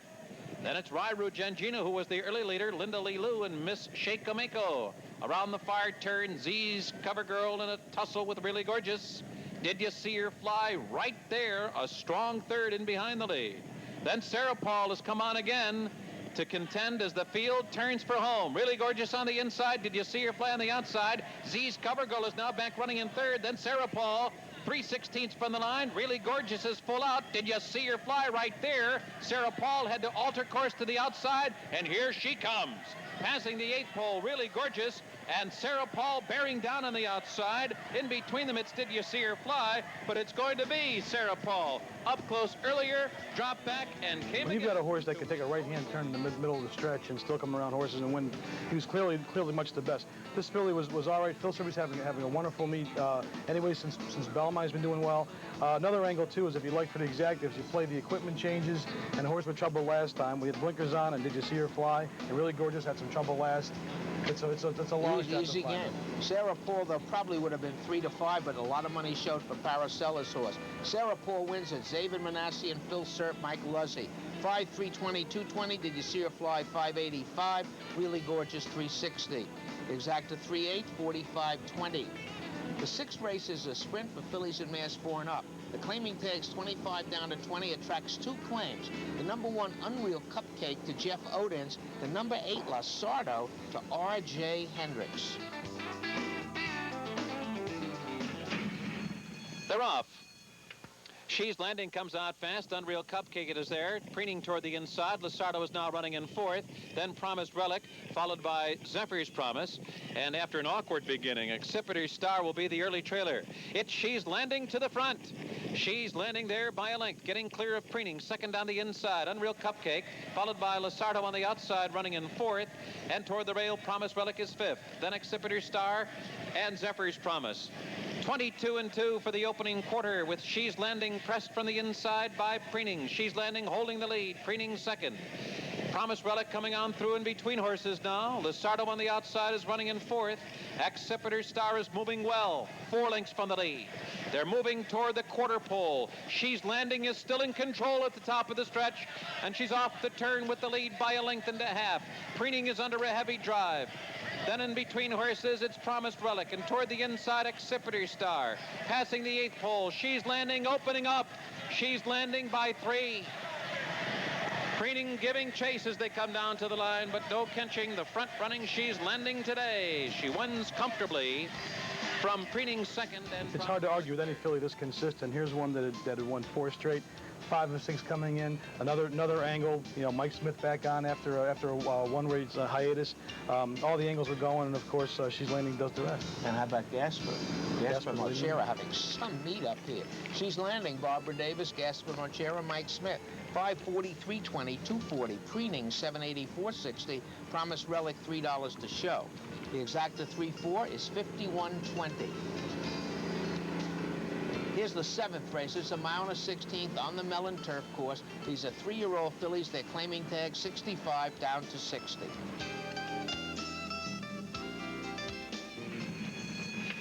They're off. Elanda Temi and Glorious Purple are out quickly. Skip One is also there on the outside. And then it's Lifeboat. Farthest out into the course, it's Hattie Mae. Sunshine Linda Jane is restrained and checked hard near the back of the pack. She is rank. Sun Attack moves up a few spots on the inside. The trailer has cut the pot around the first turn. Glorious Purple is the leader. Elanda Tammy is now running in second.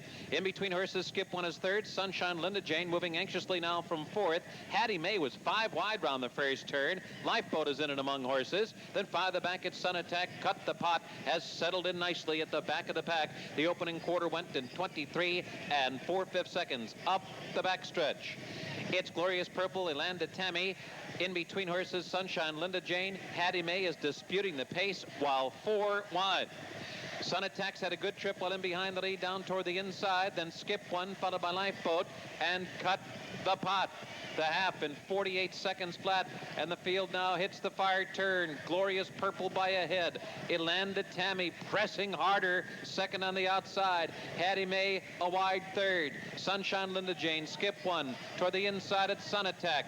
Cut the pot is in behind a wall of horses, would like to run but's got nowhere to go. They're turning for home. Here's Elanda Tammy to grab a short lead. Glorious Purple counters and comes right back. Skip One is right there toward the inside. Cut the pot. Eddie Maple cuts her loose and takes the lead in mid-stretch. Cut the pot, rolls on by them all. Opening up by 3-4. It's going to be a runaway from off the pace. And then Glorious Purple holding for second. Cut the pot. Here goes my $128 and why we're doing the show live. You'll see here that Jerry Bailey tries to come inside of Robbie Davis here. Robbie doesn't give him the entire hedge. They're going to take Robbie down. We thought that Jerry was going to be taken down for bothering the one. Absolutely.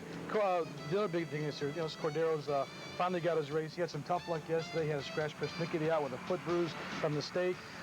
looking for his first winner, and it comes easy at your expense. Well, no, the winner I had. It's the second one. Guillermo Lesueur, Angel Cordero Jr., Eddie Maple, 2 on the turf for Eddie today. Cut the pot, and Cut the Pot returns.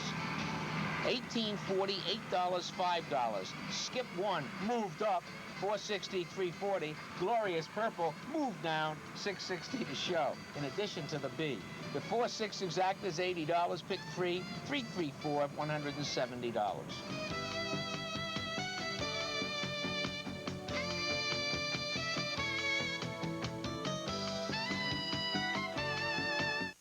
The Daily Racing Form Thoroughbred Action, brought to you by the Daily Racing Form, America's turf authority for 100 years running. In honor of the 100th anniversary of Daily Racing Form, Caesars Atlantic City presents the greatest horses, owners, trainers, jockeys, and races of all time. And now they're available to you with a 100 years of racing trading card set. Packaged in this authentic Centennial tin, each card commemorates the racing highlight of the year, every year for the past 100 years. Complete set with Centennial tin, only $25. Call 1-800-208-4333. This offer is limited. Call 1-800-208-4333. The all-new Subaru Legacy has the traction to turn a winter storm into a day at the beach.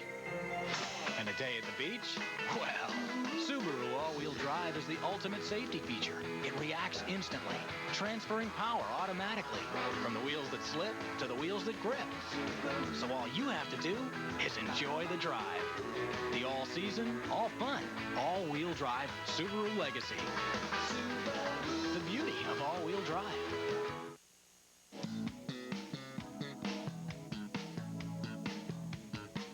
That one's not to be confused with Julie's. That's our Sunday giveaway. Here's the 8th. It's a sprint.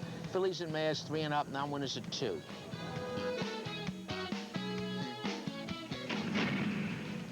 They're off. Grab comes out running. To the outside, Jackie Ramos, and from the inside, here comes Yasma. Up the backstretch, Yasma and Grab. Head-to-head early, Holyrood just in behind them and well in hand running in third. Jackie Ramos on the outside is fourth by 3. Then it's Caress, followed to the inside by Tornado Cat. Then near the back of the pack, a return of Mom, Lady Tory, and Lafitte's Lady. A sizzling opening quarter, 21-4.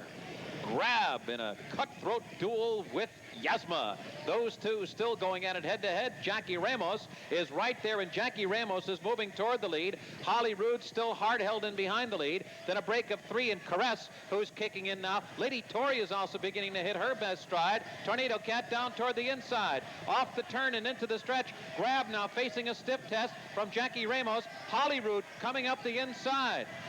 And on the far outside, here comes Lady Tory, who's kicking on. Inside the 8th pole, Lady Tory is now taking the lead. Return of Mom coming with a huge move on the outside, but running out of ground. Lady Tory, Return of Mom, charging hard. Photo finish. Wow. Return of Mom had one big advantage in this race, and that's the fact that she likes to come from off the pace. They took blinkers off today, got a real hot pace battle ahead. They went the first quarter in 21-4, the half in 45. That set things up, and it was a nicely timed ride. The closers exacta, Return of Mom. Due Process stable, 2 for them today and 2 for Ronaldo. John Velasquez is up on this, Ronaldo Nobles. Return of Mom, 37.80, 17.40, 10.40. Lady Tory, the other closer, 9.47.20. Tornado Cat, 11.60 to show. This exacta was crushed, the old 9-2, $243. Here's the 8th race, 17th running, Albany handicap, $50,000 added, 3-year-old New York State breds.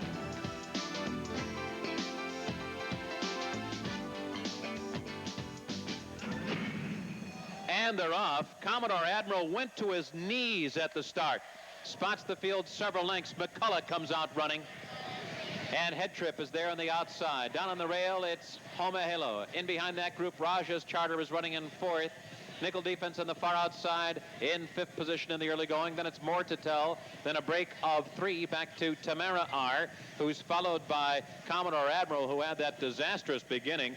And the favorite, Coppermount is last as they make their way into the backstretch. The opening quarter went in 23 2/5 seconds.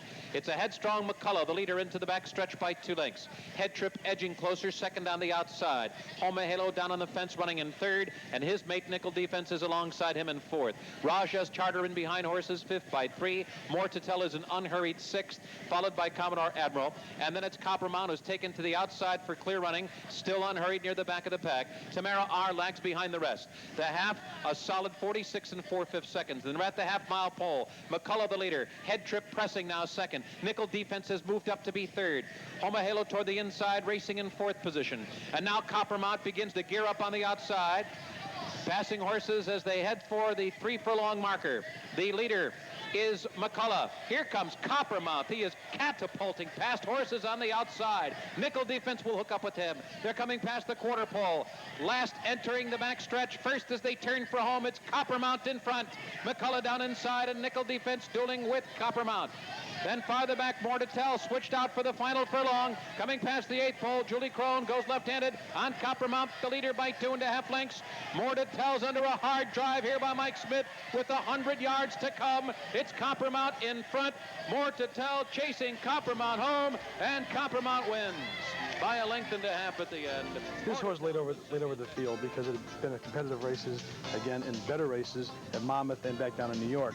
The big thing here was that Julie had talked to Margata. They both decided, let's try to give him a wide trip. We have some class. Let's see if we live up to it. And they came away with a horse that they found a little more knowledge about. And there'll be more people at the breakfast buffet tomorrow at Margata's barn. Saul Kupperberg, Max Kupperberg, Tony Margata, and Julie Crone was up. 383 and 240. More to Tell, can't stop Marchera, 580, 380. Nickel Defense, 280. The 5-3's 32.60. The triple 531, $137. We're going to close with the 10th. This is a 1 1/8 3-year-old fillies, 25 down to 20.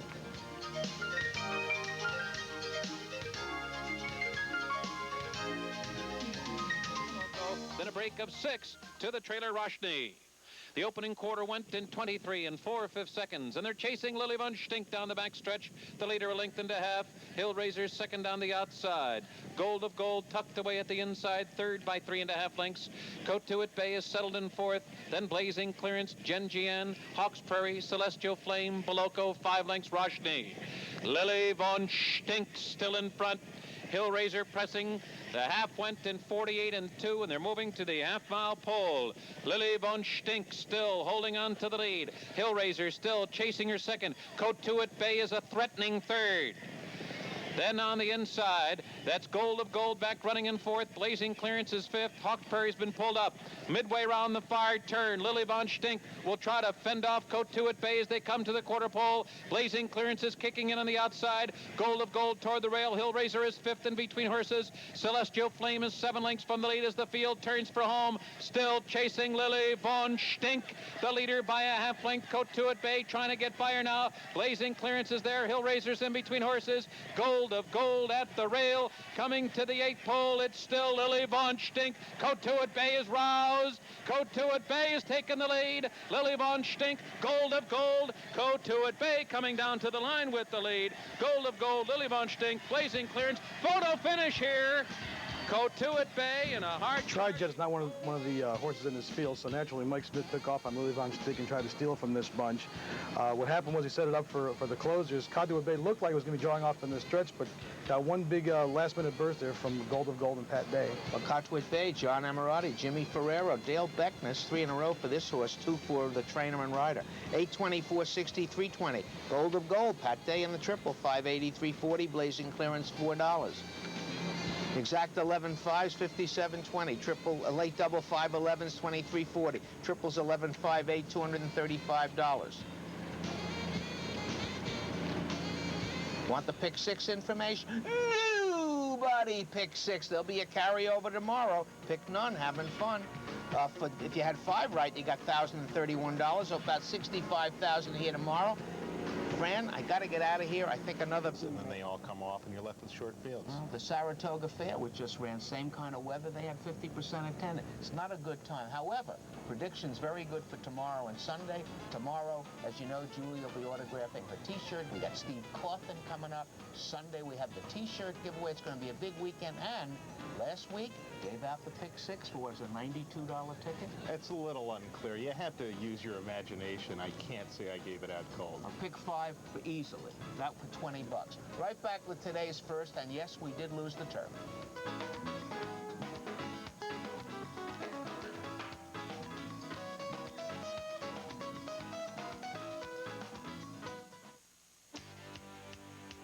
We got 'em.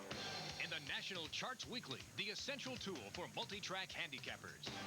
Weekly charts from 7 major tracks, North American and European stakes recaps, a week in review editorial, a convenient horse index, and more. From Daily Racing Form, of course. Order your subscription today. Call 1-800-283-2459. The National Charts Weekly. It pays to know the score. Saturday, Sports Channel hits the blacktop of New Jersey for Hoop It Up, the world's premier 3-on-3 basketball tournament. Then, harness racing heats up on Summer Racing 94 from Yonkers. Hoop It Up and Yonkers Racing. It's all Saturday on Sports Channel. Monday on Sports Channel at 7:30, the Mets collide with the Phillies in the opener of a 4-game series. Later, Halls of Fame profiles legendary broadcaster Ernie Harwell. The Mets and Phillies plus Halls of Fame. It's all Monday on Sports Channel. Here's the opener at 7 furlongs. 3-year-old fillies claiming tags 25 down to 20.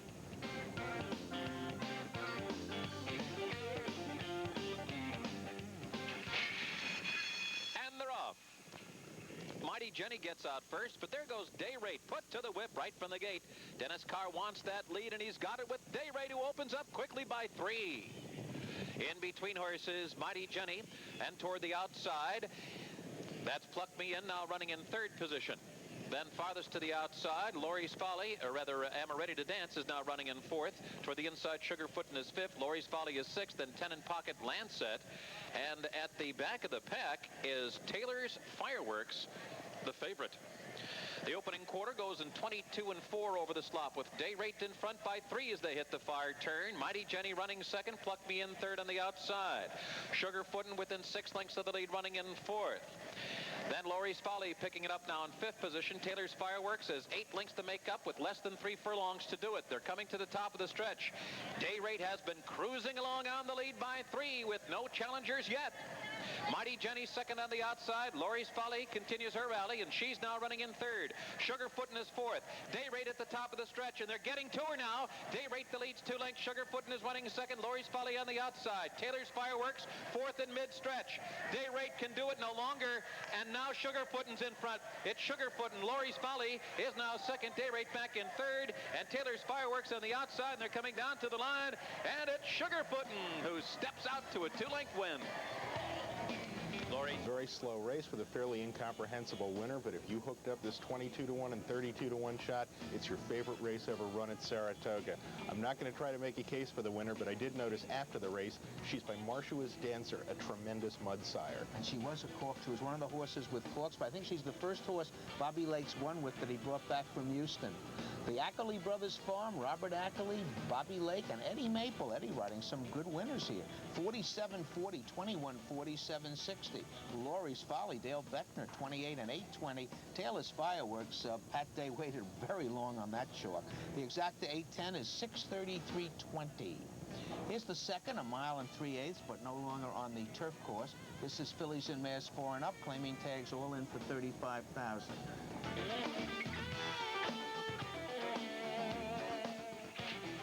And they're off. Miss Pocket Court is flashing early speed on the outside. Mike Smith hustling Take a Powder. He'd like to get the lead, and he's got it. Take a Powder is sent out to establish the early lead, out there by 2. Miss Pocket Court is running 2nd. Assertive Dancer is up close to the pace. Then Curled Waters and Ghost Flight will be the early trailer. Into the first turn, Take a Powder, the leader. Miss Pocket Court 2nd on the outside. Assertive Dancer is 3rd. The quarter went in 23 4/5 seconds. And Take a Powder still in charge as they round the clubhouse turn, leading by a length and a half from Miss Pocket Court, and Migliori's keeping that one close. It's another 2 back to Assertive Dancer, running along in third. Then Long Shot Curled Waters, now 5 lengths from the lead. And a big break back to Ghost Flight, and she's now better than a dozen from the front runner. Moving up the backstretch, the half went in 48 1 over the sloppy going. Take a Powder now being pressed by Miss Pocket Court. Take a Powder and Miss Pocket Court second, and they're opening up now on the rest. Assertive Dancer is left now to be a distant third. It's another 6 back to Curled Waters, who's mired down in the boggy going, and Ghost Flight continues to trail the field. Moving to the half-mile pole, Migliori coming harder now with Miss Pocket Court. Take a Powder trying to fend her off, 3/4 and 13 2, and those two continue to wage their own battle on the far turn, and Miss Pocket Court takes charge. Miss Pocket Court now taking command, leaving Take a Powder behind, and she's dropped back sharply. Now Assertive Dancer. Assertive Dancer is under the whip, called on for her best. A big break back to Ghost Flight. They're coming to the top of the stretch.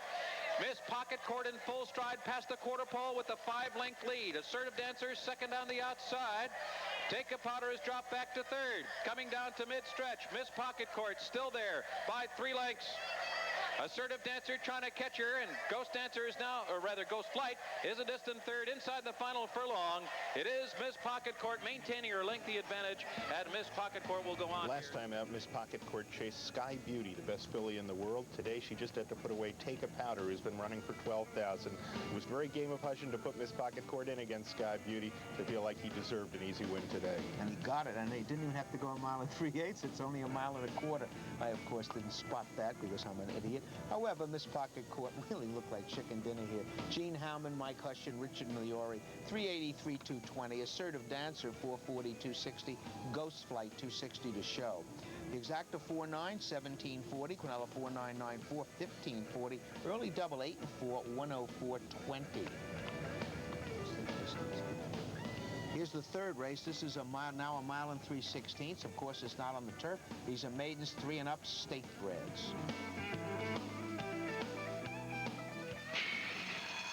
And they're off. Grave Dancer's out quickly. Wizard's T-shirt taken up soon after the start. Narrow River's looking for the lead, and so is Jolie Summer. Jolie Summer has the quickest speed and gets to the lead as they make their way for the first turn. And then it's Narrow River running in second. Grave Dancer saving ground, and Grave Dancer benefiting from that inside post has taken the lead now. Narrow River running in second, and Jolie's Summer has been caught 3 wide. Then a break of 3 back to Kent Clark, and another 4-length break back to Little Fran, and another 4 lengths back to Ace the Test, and another 5 to Wizard's T-shirt. And the trailer is Highland Hogan. The field is spread out entering the backstretch, and Narrow River is now the leader. 24 flat for the opening quarter. Narrow River in front. Grave Dancer has secured his position on the inside. Jolie Summer is kept close, running in third. 5 lengths back. Little Fran is edging into fourth. Kent Clark is fifth by 3.5 lengths.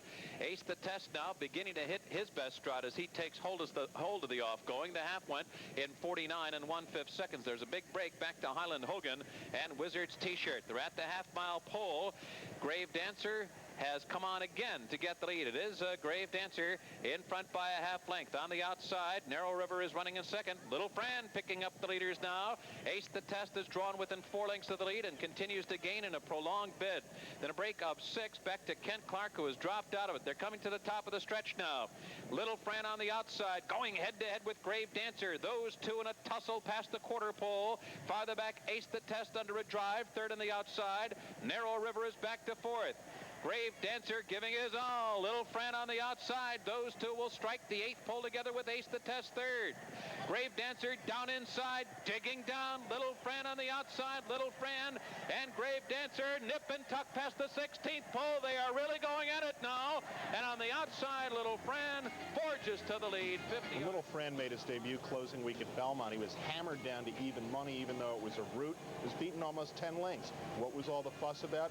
This is a nice effort. His second career start, going 1 3/16. To take nothing away from the runner-up, Grave Dancer hangs in very well. Ace the the test over that phony figure opening day race has come back and burned people twice. And somebody I know that I respect said little Fran looked a lot better in the paddock today than when he made his debut. Here's a half to Kavanaugh special. Francis St. Angelo, Angel Pennant Jr., Eddie Maple again.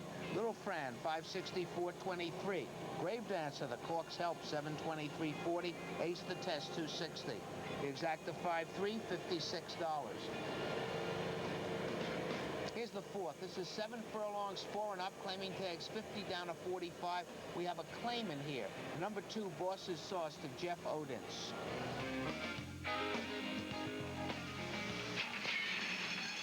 And they're off. Senior Cielo coming out for the lead, and Boss Sauce is right there. Toward the outside, it's Quickest Blades, farthest out into the track.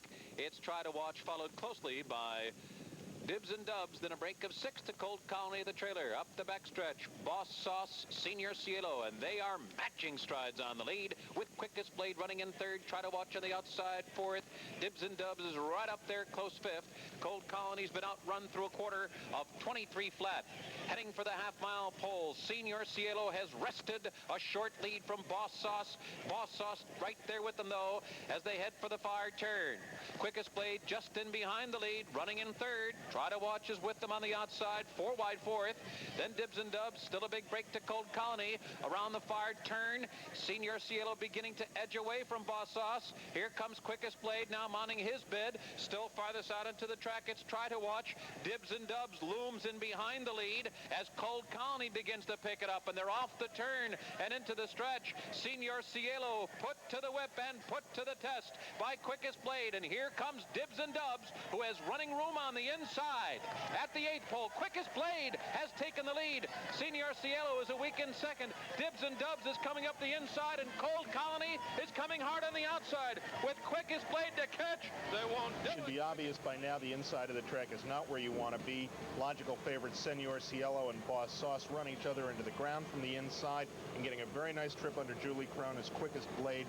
Dibs and Dubs, who's up for second, really runs a game race here, fighting against the grain of the racetrack. He's not inside. Dibs and Dubs might have won it, but he got stuck in there, no way out, and the winner is Quickest Blade. Steve Simon, Joe Acalino, and Julie Crone get her autograph tomorrow. 1480, 7420. Dibs and Dubs, 744.40. Cold Colony, 380 to show. The 8-3 is 122.60. Quinella 3883, 52.80.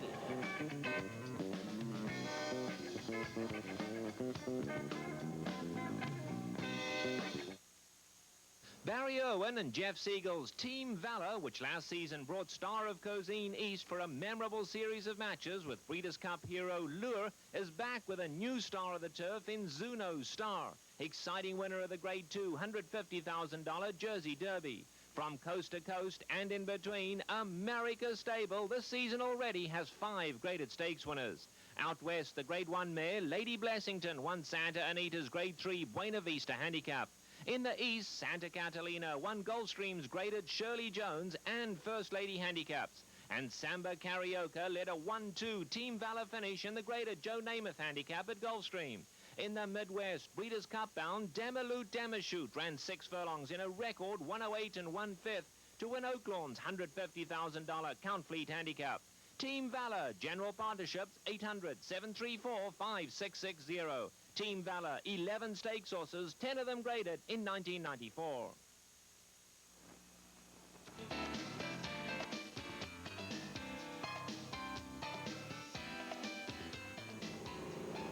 Here's the 5th. This is a 1 1/8, 3 and up. Now one is a 3 other than. And they're off. McComas bounces out quickly. Signal Tap broke well. St. Elias is there, and on the outside, Party Manners. 4 of them heading for the first turn together, and the big favorite, Party Manners, is the widest of them all. Signal Tap is right there with Party Manners, and St. Elias toward the inside. McComas is backed off in the early going to run in 4th position. Signal Tap has a short lead. Jose Santos trying to harness his speed, and the opening quarter goes in a moderate 24 3/5 seconds. Party Manners right there just off the flank of the front runner.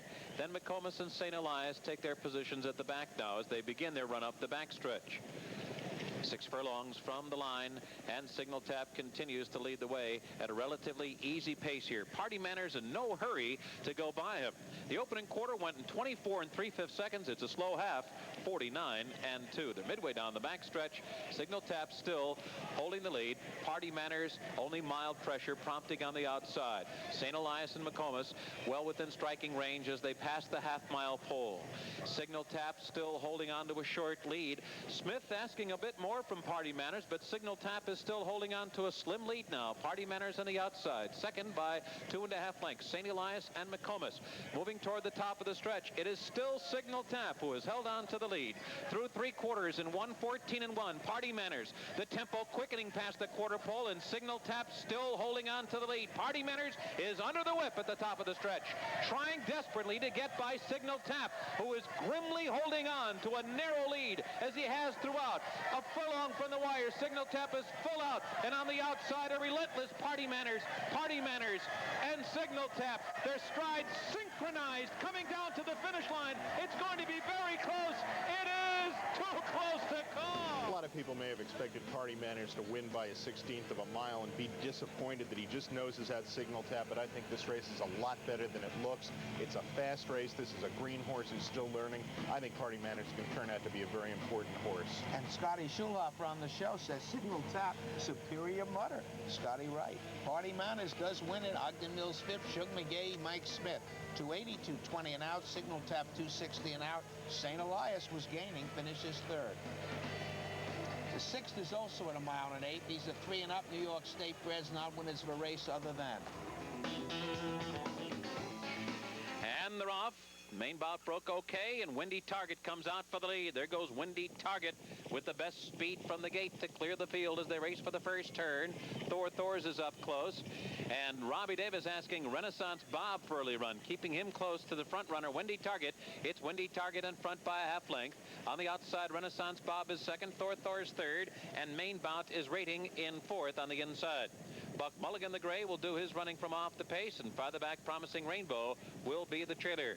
Windy Target the leader, but he's pressed by Renaissance Bob through a quarter of 23 4/5 seconds.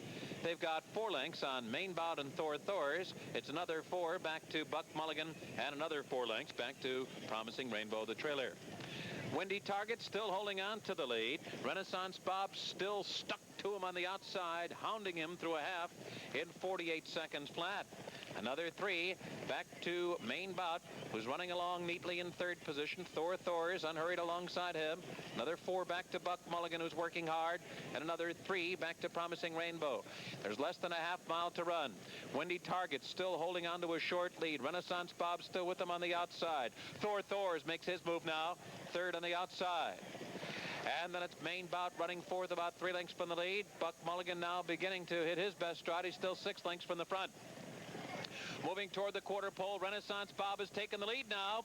Renaissance Bob in front, Windy Target down inside, Thors on the outside, Main Bout is under the whip, then Buck Mulligan, Promising Rainbow. 3/16 from the line, Robbie Davis getting into Renaissance Bob, now going left-handed, and Renaissance Bob still has the lead. In front by a length and a half as they pass the 16th pole. Thors second on the inside, and Promising Rainbow. Davis still busy on Renaissance Bob, and he's got it now, though. Good aggressive run by Robbie Davis, who stalks the speed of the stretch-out sprinter. Windy Target takes over and has enough left. Main Bout broke through the gate before the start. Might want to give him another start in here. I do know you should never take 2 to 1 on Promising Rainbow, who's now 1 for 30 lifetime. And I like where Robbie put this horse behind the sprinter, and he gets the money. Renaissance Bob, JCJ Stable, John M. DiStefano Jr., Robbie Davis. 10:25, 43:20. Thors, 7:20, Promising Rainbow, 260. The exacta 1-7, 81:20. The double 5 and 1. There's doubles all over the place today. 18:20. Here's the 7th race. Now 1 1/8 off the turf. Fillies and Mares 3 and up. Now winners a race other than.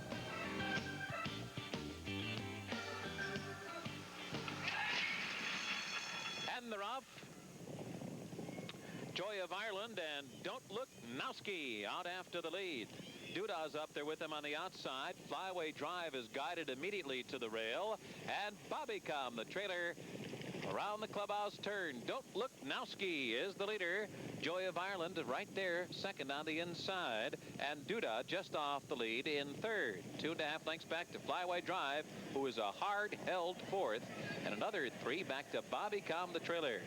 Don't Look Nowski in front after a quarter of 24 2/5 seconds with 6 furlongs to run. Out on the inside, Joy of Ireland prompting the pacemakers second. Duda up on the outside, just off the lead, sitting third. Flyway Drive still under a hard hold. And to his outside, Bobby Calm beginning to pick it up. Moving down the backstretch, Don't Look Nowski and Duda. Half 49 3/5 seconds. Approaching the far turn now, and it is Duda in front. Don't Look Nowski is dropping back. On the outside, there goes Bobby Calm with a rally. Bobby Calm now up into second. For the inside, Joy of Ireland, and Flyway Drive is called on for run, and Don't Look Nowski's last. Around the far turn, Duda in front, but Bobby Calm looms on the outside second. Joy of Ireland is running in third. Flyway Drive is fourth. Duda still strong on the lead. On the outside, Bobby Calm is on the attack. Joy of Ireland down on the inside. It's those 3 as they make the turn into the stretch. Duda, hand-ridden but still leading. Hand-ridden to the 3/16 pole with the short lead. He's under the whip now. On the inside, Joy of Ireland is now coming to Duda. Duda still holding on to the lead. Joy of Ireland in tight toward the inside. He's now being switched to the outside. Inside the 16th pole. Duda in front. Joy of Ireland, and Duda wins by... Duda went off as the rank outsider in this off the turfer because his one dirt race didn't look very good. However, that was his debut. He's improved since then. She handles the slop just fine here, gets the nice outside trip. Joy of Ireland really tries her best, but it's tough being stuck on that rail every step of the way. I think with her pedigree, had it been on the turf, she would have been the favorite. But it wasn't on the turf, so she's the rank outsider. Duda, Madeline Paulson, Billy Mott, and Mike Smith. 13, 460, 240. The one they made the favorite, Joy of Ireland, 320, 220. Bobby Calm, 280. The 12-9, 39.20. The pick 3, 5-1-12, $167.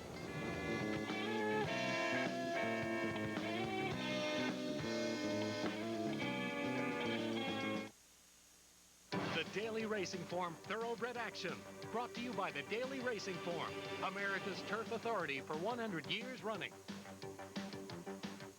If you want to play at the track, you've got to get Playing to Win, the all-new, fun-to-watch, easy-to-understand handicapping video from America's turf authority, Daily Racing Form.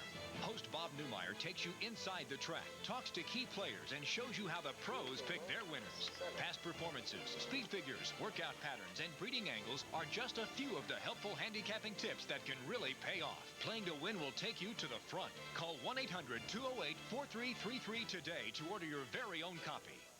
Since the August yearling sale of 1990, Mockingbird Farm homebreds have won an Eclipse Award and millions for their owners. And thus far in 1994, the Mockingbird Farm homebreds have continued their winning way. The good news is there are more where these came from, and they can be yours for the bidding at the OVS August yearling sale. So be in Ocala Monday, August 22nd for the annual Mockingbird Farm consignment. Mockingbird Farm, we take you to the winner's circle.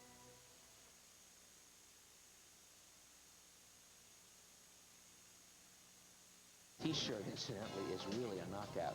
The 8th race is now a mile and an eighth off the turf. These are fillies and mares 3 and up. Non-wins a race of 21,500 at a mile or over on the turf since January 1st. And they're off.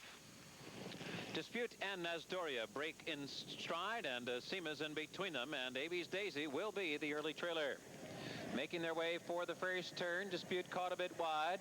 Nasdoria is there toward the inside, and just off them now, it's Seema who will run along in third. Avies Daisy toward the back of the pack. Dispute has taken a short lead. Dispute is the leader as they make their way into the backstretch. Nasdoria back running in second, 24 2/5 seconds. With the favorite in front as they begin their run off the backstretch. Dispute leads the way. Jerry Bailey trying to throttle her speed, letting it out a notch just to lead by a length and a half from the others. On the outside, Seema is now edged into second. Nasdoria is back running in third, and Avies Daisy is the trailer, and she's only 3 lengths from the lead. They continue the run up the backstretch, and the leader is Dispute. Dispute there, 3/4 of a length. The half went in 49 2/5 seconds, well within the comfortable range of Dispute. Nesdori is back running in third. Avies Daisy on the outside is now fourth. They passed the half-mile pole. Dispute still holding them at bay. Dispute in control round the far turn by length. John Velasquez beginning to get busy on to Sema, trying to get by Dispute, but Dispute has something left now, and Jerry Bailey asked Sir for a bit more run. He's getting it. Dispute opening up now as they come toward the top of the stretch, leaving Asima behind. Avies Daisy takes to the outside, Nesdoria toward the rail. Dispute wide into the stretch, but still leading. Bailey shakes her up and comes to mid-stretch now with a 3-length lead. He takes a peek back for the competition. No threats here. Dispute in a runaway. Down to the final 16th. Dispute. On the grass, Dispute looked like a filly to beat. On the dirt, she's a legitimate 1-50 shot, and she really wins like it. It's a joke. She's a cinch. Ogden Mills Phipps again. Shug McGay again. Jerry Bailey aboard. Dispute. 260, 210 and out. Avies Daisy, 210 and out. Asima is out. Double 12-12 is 2160. Pick 6 was hit, 22 tickets. Sorry, fans, no carryover for Steve Chris tomorrow. 10,000 plus 739 had 5. They received $70. And the finale today, it's a sprint. 4-year-olds and up, claiming tags 25 down to 20.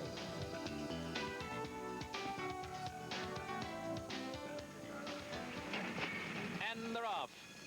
Karnak and Insured Winner going out for the lead. Pension Fraud is there.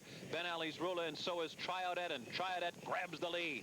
Karnak is there on the far outside. Insured Winner fighting away in between those two. Ben Ali's Rula running in fourth. Pension Fraud is fifth. Barney Gugu sixth on the outside. Peerless Performer seventh. Saratoga Ridge is eighth.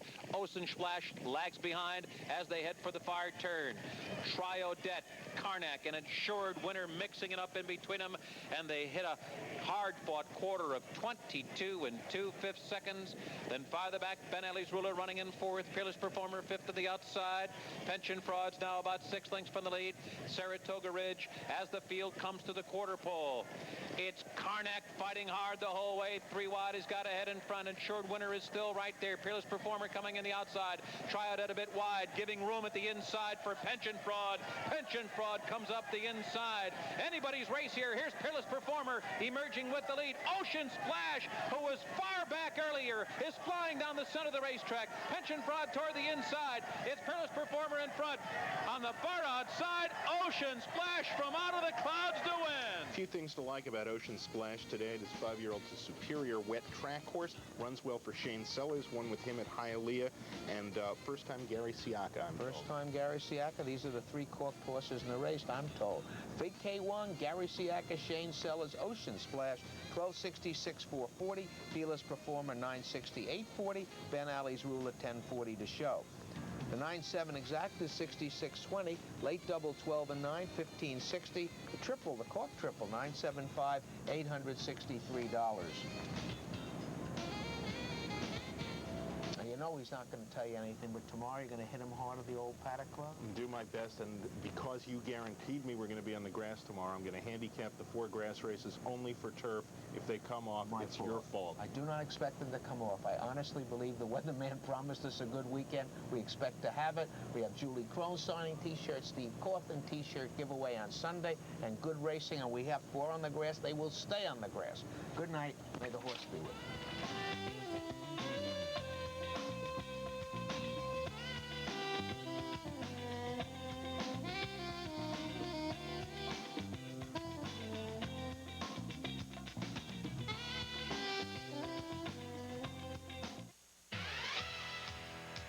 Miles from New York City, there's an entire world like you've never seen before. The Concord Resort Hotel, championship golf, indoor and outdoor tennis, live entertainment with the biggest names in show business, 1 million activities just for the kids, and much, much more. So leave your world behind and lose yourself in ours for a while. The Concord Resort Hotel. For reservations, call 1-800-CONCORD. August on Sports Channel is red hot. The Mets battle the surging Astros, Justice and the Braves, the Expos, Cubs, and more. Pro tennis heats up with the Hamlet Cup. Plus, the Tour's best women duel in the Canadian Open. Hoop it up on our fast-paced 3-on-3 tournament. Special athletes meet the challenge. Special Olympics, the spirit of champions. Make reservations to join Rusty Staub at the plate. Summer Racing 94 features the cane pace. It's all for you in August on Sports Channel. Monday on Sports Channel, Jeff Kent leads the Mets against slugger Lenny Dykstra and the Philadelphia Phillies. Live at 7:30 on Sports Channel. Monday. Coming up on PGA Today, a Cy Young Award winner gets in the swing of things. The PGA Championship at Southern Hills is only days away. We'll preview the championship.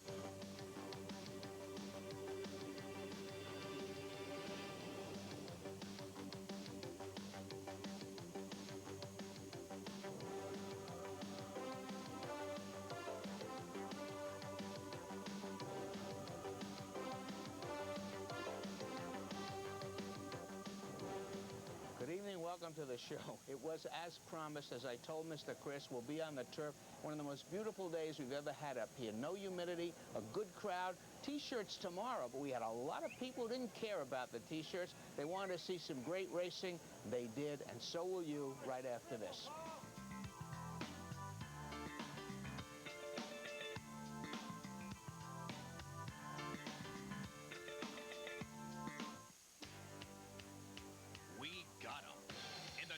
Charts Weekly, the essential tool for multi-track handicappers. Weekly charts from 7 major tracks, North American and European stakes recaps, a week in review editorial, a convenient horse index, and more. From Daily Racing Form, of course. Order your subscription today. Call 1-800-283-2459. The National Charts Weekly. It pays to know the score. Barry Irwin and Jeff Siegel's Team Valor, which last season brought Star of Cozine East for a memorable series of matches with Breeders' Cup hero Lure, is back with a new star of the turf in Zuno Star, exciting winner of the Grade 2 $150,000 Jersey Derby. From coast to coast and in between, America's stable this season already has 5 graded stakes winners.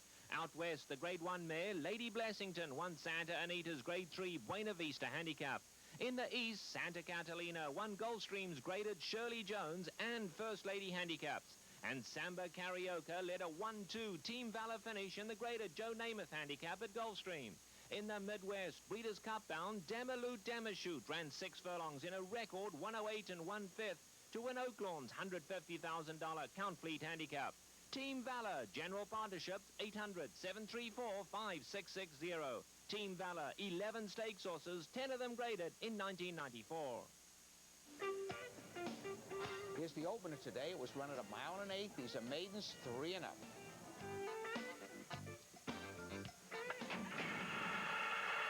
And they're off. Jorge Chavez goes to the whip to get Private Cody to take the early lead. It's Private Cody, and Dr. K is right there with him on the outside. Shoop in behind the lead, running third, and Glitterati has come out fourth.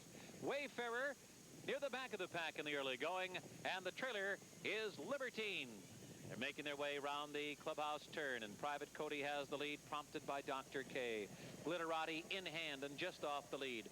Through a moderate first quarter of 24 2/5 seconds. Shoop is hard held while saving ground. Libertine 3 wide round the turn, and the favorite Wayfarer is in between horses, but well within striking range, 4 lengths from the lead.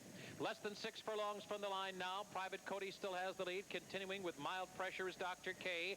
Glitterati rating beautifully in behind the lead, running in third position now. He's taken out for a clear aim. The half in 49 3/5 seconds. It's an easy pace here as the field moves toward the half-mile pole.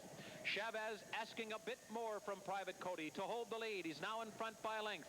Dr. K working hard to keep up.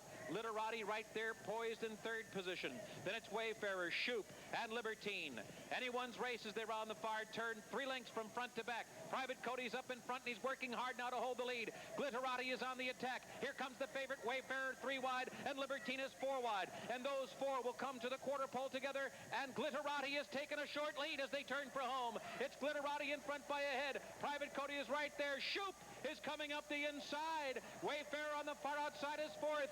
In mid-stretch, Glitterati and a determined Private Cody. Wayfarer bearing down on them on the outside. Wayfarer under a furious drive by Jerry Bailey, and he takes the lead as Glitterati steadies. Inside the 16th pole, it's Wayfarer. A lot of wise guys couldn't understand why Wayfarer was such a short price. A couple of races in Churchill weren't really that fast. But other wise guys, obviously another group, didn't agree with those wise guys and made this horse 6-5 off the 2 races in Kentucky, and they were right. This is the Burning Day Farm, Carl Knapsker and Jerry Bailey. 460, 260, 220. Private Cody, 280, 220. Glitterati, 240. The exacta 4-2, $12.40. Round out the first double with a sprint for 2-year-old fillies, claiming tag 75 down to 70.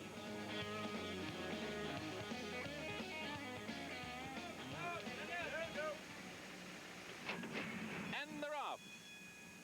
Shenani's Presence was off a bit awkwardly, and Stately Bet comes out running to get the lead. But Shenani's Presence is rushed up, and after breaking last, gets to the lead. It is Shenani's Presence in front now by a length and a half, and Stately Bet is second. There goes Grand Charmer up to join the leaders on the outside. Talented Empress is back running in fourth. Aiden's Breath is fifth and treading the field. Up the backstretch, Shenani's Presence gets a quarter in 22 and 3/5 seconds, getting away to a 2.5 length lead. Stately Bet is all out, trying to stay within striking range of Shenani's Presence. Grand Charmer is still 4 lengths of the lead, and then a break of 2.5 back to Aiden's Breath. And Talented Empress is trailing the field. They're coming to the top of the stretch. Shenani's Presence in front. Here comes Stately Bet to mount a challenge on the outside. Grand Charmer a bit wide into the stretch and coming on the far outside third. Aiden's Breath coming up the inside. But in mid-stretch, Shenani's Presence is opened up by 2. And now Pat Day goes to work on Grand Charmer, and here she comes.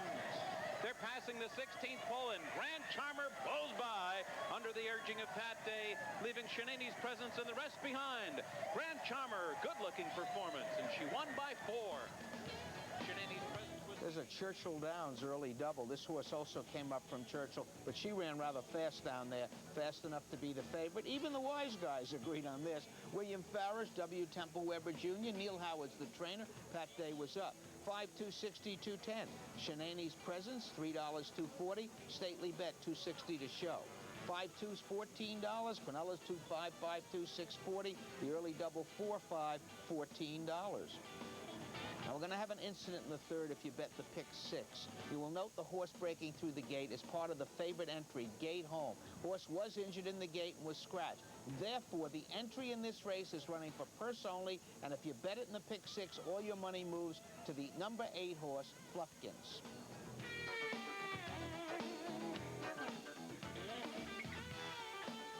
And they are off. Upper Noosh breaks alertly from the inside. And there goes Lori Lore. And moving through in between those two, Charming Rakow. Charming Rakow anxious to get the lead. Lori Lore is to her outside as they move into the first turn. Upper Noosh is right there. A Wild Favor went very wide going into the turn, and she took with him Fluffkins, the favorite, taken wide into the first turn, and now she's trailing the field. They continue on their way into the backstretch now, and long shot Charming Rakow has opened up a 6-length lead. On the outside, Upper Noosh, again, she's running for purse only and has moved into second position. Lori Lore is rating in third. Then it's a break of 3 lengths back to Lorraine's Prospect fourth. Another 3 to Red Sapphire, and she's being helped along. To her inside, Stage Door Canteen beginning to pick up some momentum. Then farther back, it's a Wild Favor, Marquesa Dior, and Fluffkins, who was involved in a hard incident on the first turn, remains trailing the field. The half one in 48 and 4. They into the far turn now. Charming Rakow, and her lead has evaporated. Upper Noosh, again, purse only. She's in front. As far as the betting goes, here comes Lorraine's Prospect on the outside. Then farther back, Stage Door Canteen has moved into third. Charming Rakow is a fatigued fourth toward the inside. Lori Lore is in between horses. Farthest out into the course, it's Fluffkins. In mid-stretch, again purse only, it's Upper Noosh in front. Coming down toward the line, Lorraine's Prospect leading the others by 5. Fluffkins has moved into third, and Stage Door Canteen is fourth. under the the horse that won the race is the half of the entry they were betting. But we must do it this way to protect the public. If it had been the other way, they would have burnt down the racetrack. We must scratch. That's a very good rule of the State Racing and Wagering Board. Actual winner, number 5, Laureen's Prospect. Paranex Stable, Laura Swigert, Filberto Leon. 10, 420, 320. This is the horse she got pushed to. Wiped out on the first turn, would have won for fun, finishes second. Fluffkins, 340, 280. Stage Door Canteen, $3 to show. The 5/8 exacta returns.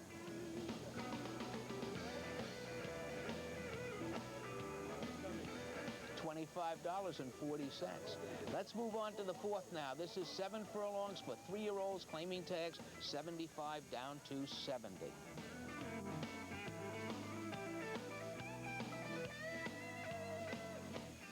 And they're off. Medical Pro comes out running from his outside post position. Brushful is on the attack early. Tomorrow's Comet in between horses 3rd. Down inside, Wizzy's Wish. Gifted Sun will be the early trailer. But the early leader is Medical Pro. Opening up by 2.5 lengths. Brushful chasing 2nd. Tomorrow's Comet kept close 3rd. Wizzy's Wish down inside 4th. And a big break back to Gifted Sun, who's about 9 or 10 lengths from Medical Pro, who zipped the first quarter in 22 and 3. And he has a host of pursuers. Brushful and Tomorrow's Comet right there in behind him. 2nd and 3rd, followed by Wizzy's Wish 4th. It's another 6 back to Gifted Sun as they hit the far turn. Still chasing Medical Pro, who is in control by 2 lengths. Brushful, Tomorrow's Comet being nudged along toward the inside. Rounding the far turn, getting to the leader, Medical Pro. There's room at the inside for Tomorrow's Comet, who's set on through 2nd. Brushful back running in 3rd. Gifted Sun commencing his rally as the field turns for home. Medical Pro still there. Medical Pro in front as Grail goes to the whip. Gifted Sun is charging up the inside. Tomorrow's Comet is 3rd. It's still Medical Pro, but Gifted Sun, who is well behind on the backstretch, is in front, and he's getting away as they come down to the line. Gifted Sun. Favorite got exactly what he wanted, a lot of pace up front. Comes through on the inside. It's Shane Sellers riding for Harry Manassi, and Phil Serpy is the trainer. Gifted Sun does go off the favorite. In fact, I think this is favorite over 2nd favorite. 460, 260, 210. Tomorrow's Comet, 280, 210. Medical Pro, 220. The exacta, the 1-3s, 980. Quinella 1331, 560.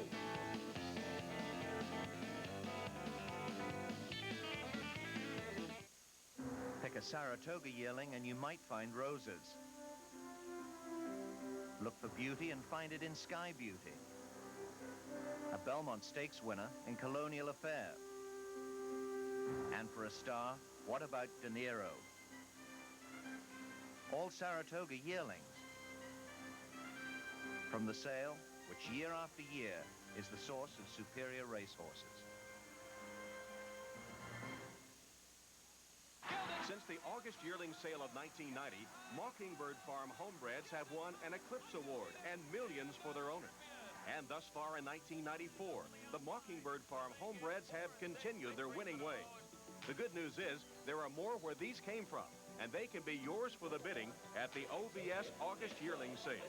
So be in Ocala Monday, August 22nd for the annual Mockingbird Farm consignment. Mockingbird Farm, we take you to the winner's circle.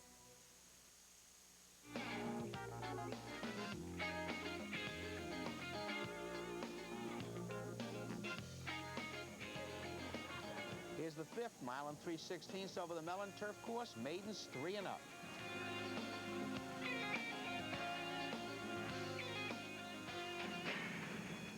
And they're off. Irish Approach comes out smoothly on the outside. Ibo is there, bumping momentarily with Jakey Bear. Skate for Joy is also up close with Tenochtitlan. The moving bias for the first time, Ibo is the leader while in hand. And on the outside, it's Skate for Joy, a bit rank going into the turn. Shane Sellers trying to settle him down, but he's taking to the outside and going very wide into the turn. Sellers doing all he can to keep Skate for Joy from bolting. Now moving into 2nd. On the inside, Jakey Bear runs along in 3rd. Tenochtitlan alongside in 4th. Right forward, 3 wide in 5th. A break of 3 to Arana Minkin, free agent. Another 4 back to Rana Sangha. Irish Approach is 2nd to last. County Executive is the trailer. The field strung out down the backstretch. The first quarter went in 23 and 4. Ibo is settled neatly in front, coasting along a length and a half. Skate for Joy, and he's settled down a bit himself. Running in second there, he's pulling his old tricks again. He is indeed a bit ranked down the backstretch, is Skate for Joy. It's another 2.5 lengths back to right forward. Tenoctitlan to his inside. Aronimink is running in fifth now, about 6 lengths from the front with a half mile to go. Rana Sangha commencing his bid as they head for the far turn. Free Agent is moving with him. Irish Approach is still lingering near the back of the pack, but he's beginning to pick it up. Rounding the far turn, Ibo still strong on the lead. 3/4 and 1:14 flat, and he leads by a length and a half. Skate for Joy is running second. Rana Sangha continues in a sustained bid on the outside, but Irish Approach passing horses one by one. He is flying by the field. Irish Approach on the far outside. Ibo is digging down for the challenge to come. They're coming to mid-stretch. Irish Approach has taken the lead after a hard charge on the turn. Ibo second on the inside. Rana Sangha is third. County Executive is fourth. They're coming down to the line. Irish Approach and Ibo. It's Irish Approach. Was that move awesome, or was it awesome? Public jumped on this right away, wisely so. This was a 5-year-old maiden, but he'd earned $78,000, winning 3 times over the jumps. Not a maiden over the jumps, but a maiden on the grass. And prior to going to the jumps, he had run some very good races on the turf course. Comes back, everyone liked him, they jumped on, and he's a winner. Augustine Stables, Jonathan Shepard, Jose Santos, Irish Approach, 7:40, 4:40, 3:20. Take nothing away from Ibo. This horse ran a gutsy race. 5:40, 3:60, Rana Sangha, 2:80 to show. The 10-6 is $45. On to the 6. This is a mile and 1/8 on the inner turf, 3 and up, state breds, non-winners of 2 other than.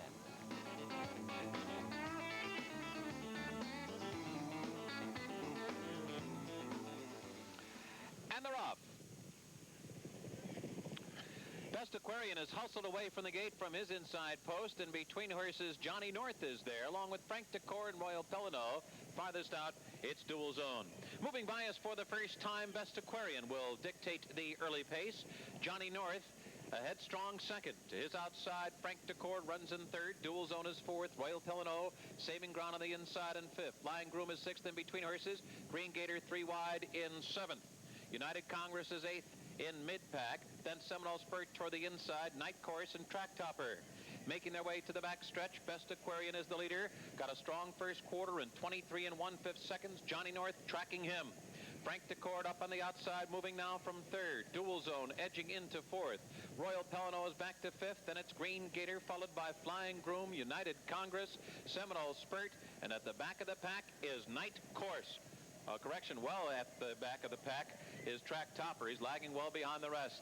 The half in 48 and 4/5 seconds. They're a half mile from the wire. Best Aquarian has been leading the whole way, but Johnny North is right there, stuck to him. Second on the outside. Frank Decor is being pushed along to stay within striking range in third. Green Gator on the far outside, moving up. Royal Pelino strong at the inside. And there goes Night Course with a bold rally. They're moving midway around the far turn now. Best Aquarian could hold the lead no longer. Johnny North is in front. Green Gator coming to him. Royal Pelino is right there. Night Course switching on the far outside. Then Seminole Spurt is in behind horses. It's Johnny North in front coming to the 8th pole. On the outside, Green Gator trying to get to him with less than a furlong to run now. Royal Pelino, then Seminole Spurt. Inside the final furlong, Johnny North rolling home now. Johnny North in front by 2.5 lengths. Royal Pelino, too late, not enough. Another legitimate favorite here, but trips do mean a lot. But Johnny North gets a decent trip, trailing behind the speed and taking over when asked. Fertile Acres Farm, Gary Siaka, Jorge Chavez. Johnny North's the favorite, returning 580, 360, 240. Royal Pelino, Michelle Luttrell certainly gave this horse every chance. $5, 340. Green Gator, tough post, 340 to show. The 5-4, 31.20. Here's the 7th race. They're going 7 furlongs, fillies and mares, 3 and up, non-winners at 2 other than.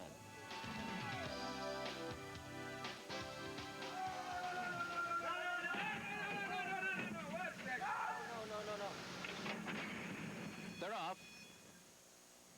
Wonderland, Susan Valley. There goes Regal Solution from the inside. Miss Prospector's in between horses. Georgia Ann is looking for the lead, too. Up the backstretch, Georgia Anna comes on to take a short lead. Susan Valley is right there. Down toward the inside, Regal Solution. In between horses, Miss Prospector. The four of them across the course in the early going. Then it's Facts of Love, Wonderland on the outside, and Clever Act. The first quarter in a relatively easy 23 3/5 seconds. Miss Prospector now takes the initiative. It's Miss Prospector in front by a head. Regal Solution has secured her position to the inside. Susan Valley's right there with the pacemakers. Georgia Anna's now back running in fourth. Facts of Love within 3 lengths of the lead, fifth. Then Wonderland. At the back is Clever Act. Around the far turn, Regal Solution short lead. Miss Prospector still right there with her. On the outside, Susan Valley. They've picked the tempo up. The half went in 46 3/5 seconds. In behind the lead, Clever Act is coming through strongly and opening on the inside. Then it's Wonderland. Facts of Love on the far outside. At the top of the stretch, here comes Clever Act moving through an opening toward the inside. Regal Solution, Miss Prospector. Susan Valley is there. Wonderland on the far outside. It's Clever Act holding on short lead now. Susan Valley on the outside, Regal Solution and Miss Prospector. And they're coming down to the finish line with Clever Act in front. Clever Act, rail skimming ride. There's the Kentucky connection. That's 3 for the Kentucky crowd today. This filly got better with every race she's run throughout her career. I don't know if this is even better than her last one, but it might have been. She finds room on the rail under Pat Day, and she wins. Will Farish, Neil Howard, Pat Day, double all around. Clever Act the winner. They jumped all over this one. 540, 340, 240. Susan Valley, 620, 340. Miss Prospector, 240 to show. The exacta 6-4 is 36.20. Pick 3, 10, 5, 6, $108.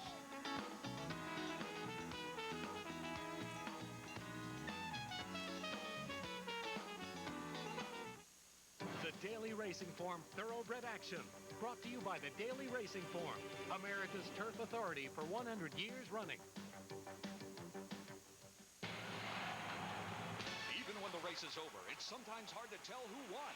But the best way to pick the winners before they hit the wire is with the new look Daily Racing Form.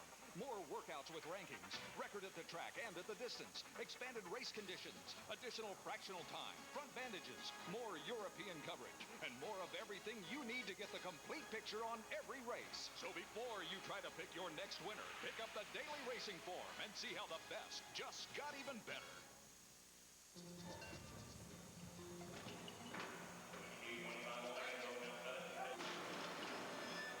The symbol of success is the OBS.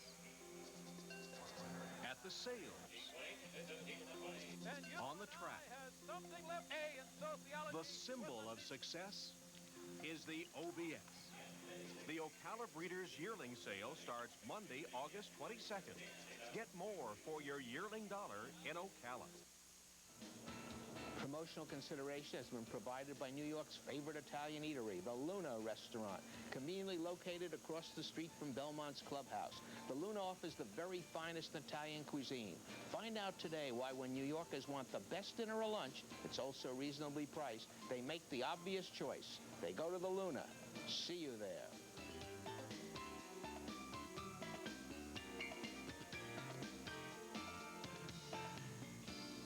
Here's the 8th, mile and a 16th over the Mellon Turf Course, 3 and up, now winners of a race other than.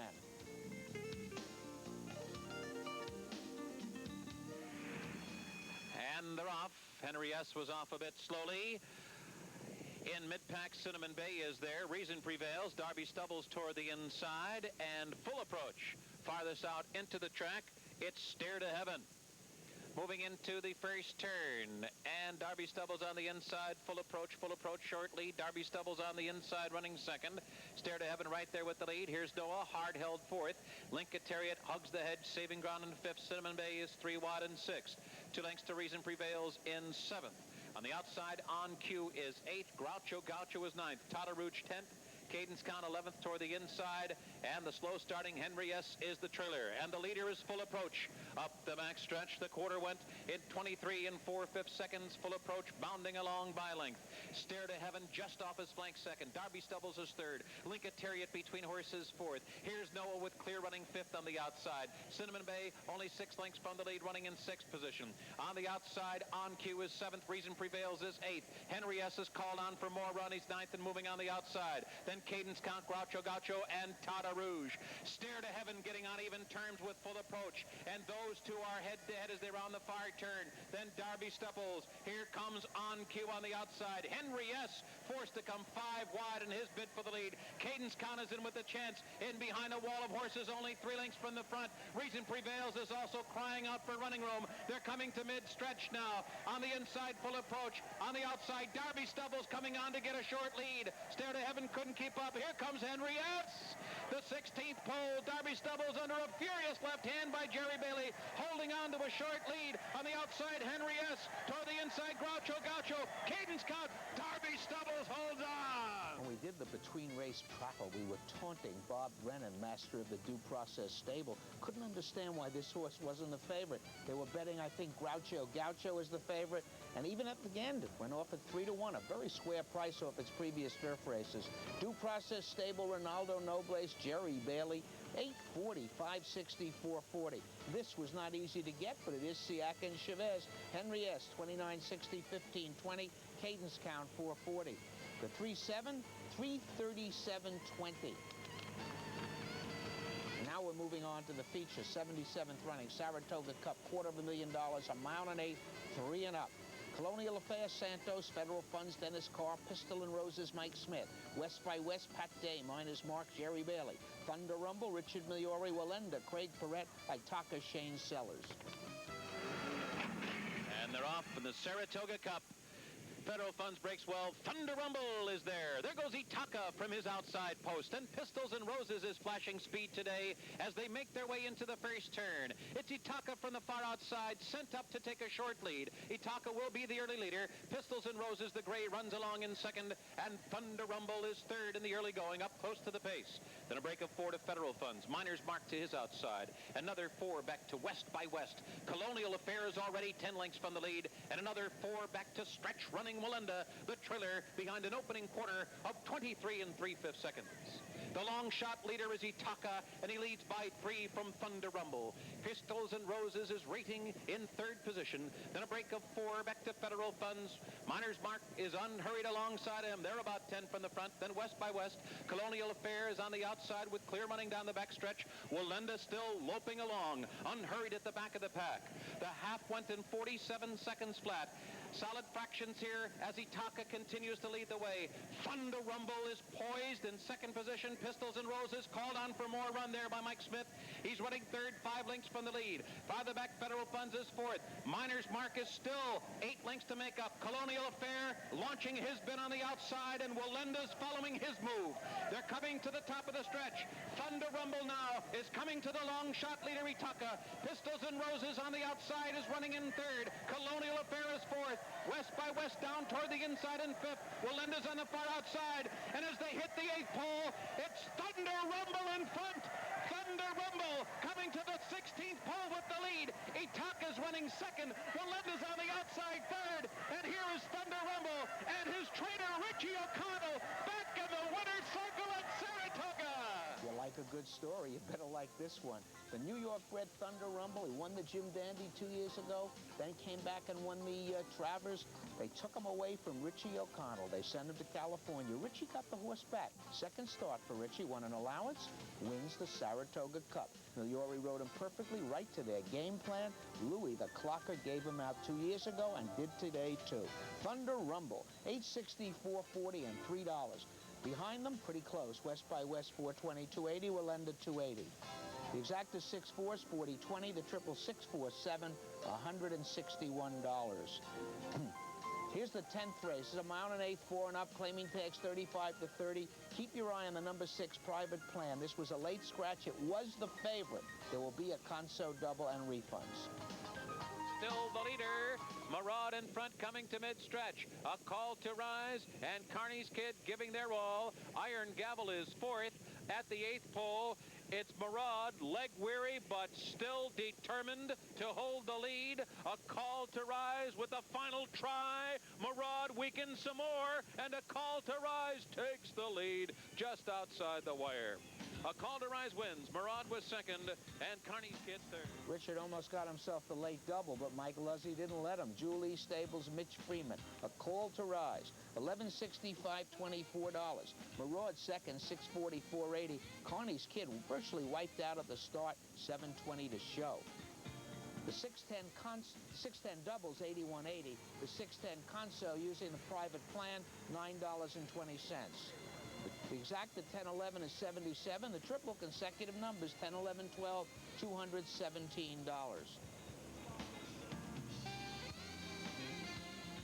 Pick six winners, 18,000 plus, 3 on, 3 off. 308 tickets contain 5. They receive $118. I don't think we have any time. I've been told to get out of here, but you better be here tomorrow. Good racing, the T-shirt.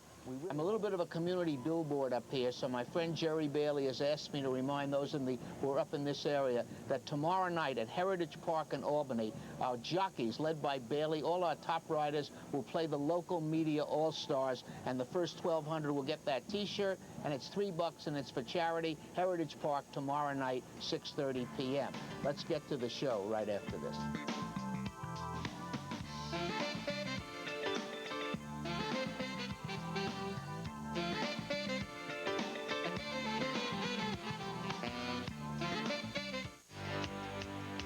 We got 'em.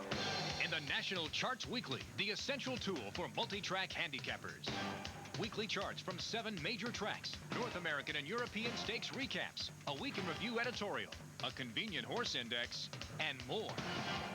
From Daily Racing Form, of course. Order your subscription today. Call 1-800-283-2459. The National Charts Weekly. It pays to know the score. Since the August yearling sale of 1990, Mockingbird Farm homebreds have won an Eclipse Award and millions for their owner. And thus far in 1994, the Mockingbird Farm homebreds have continued their winning way. The good news is there are more where these came from, and they can be yours for the bidding at the OVS August yearling sale. So be in Ocala Monday, August 22nd for the annual Mockingbird Farm consignment. Mockingbird Farm, we take you to the winner's circle. Here's the opener today, mile and 1/8 in a turf course. Turf is listed as good. It's 3 and up, non-winners are 2 other than.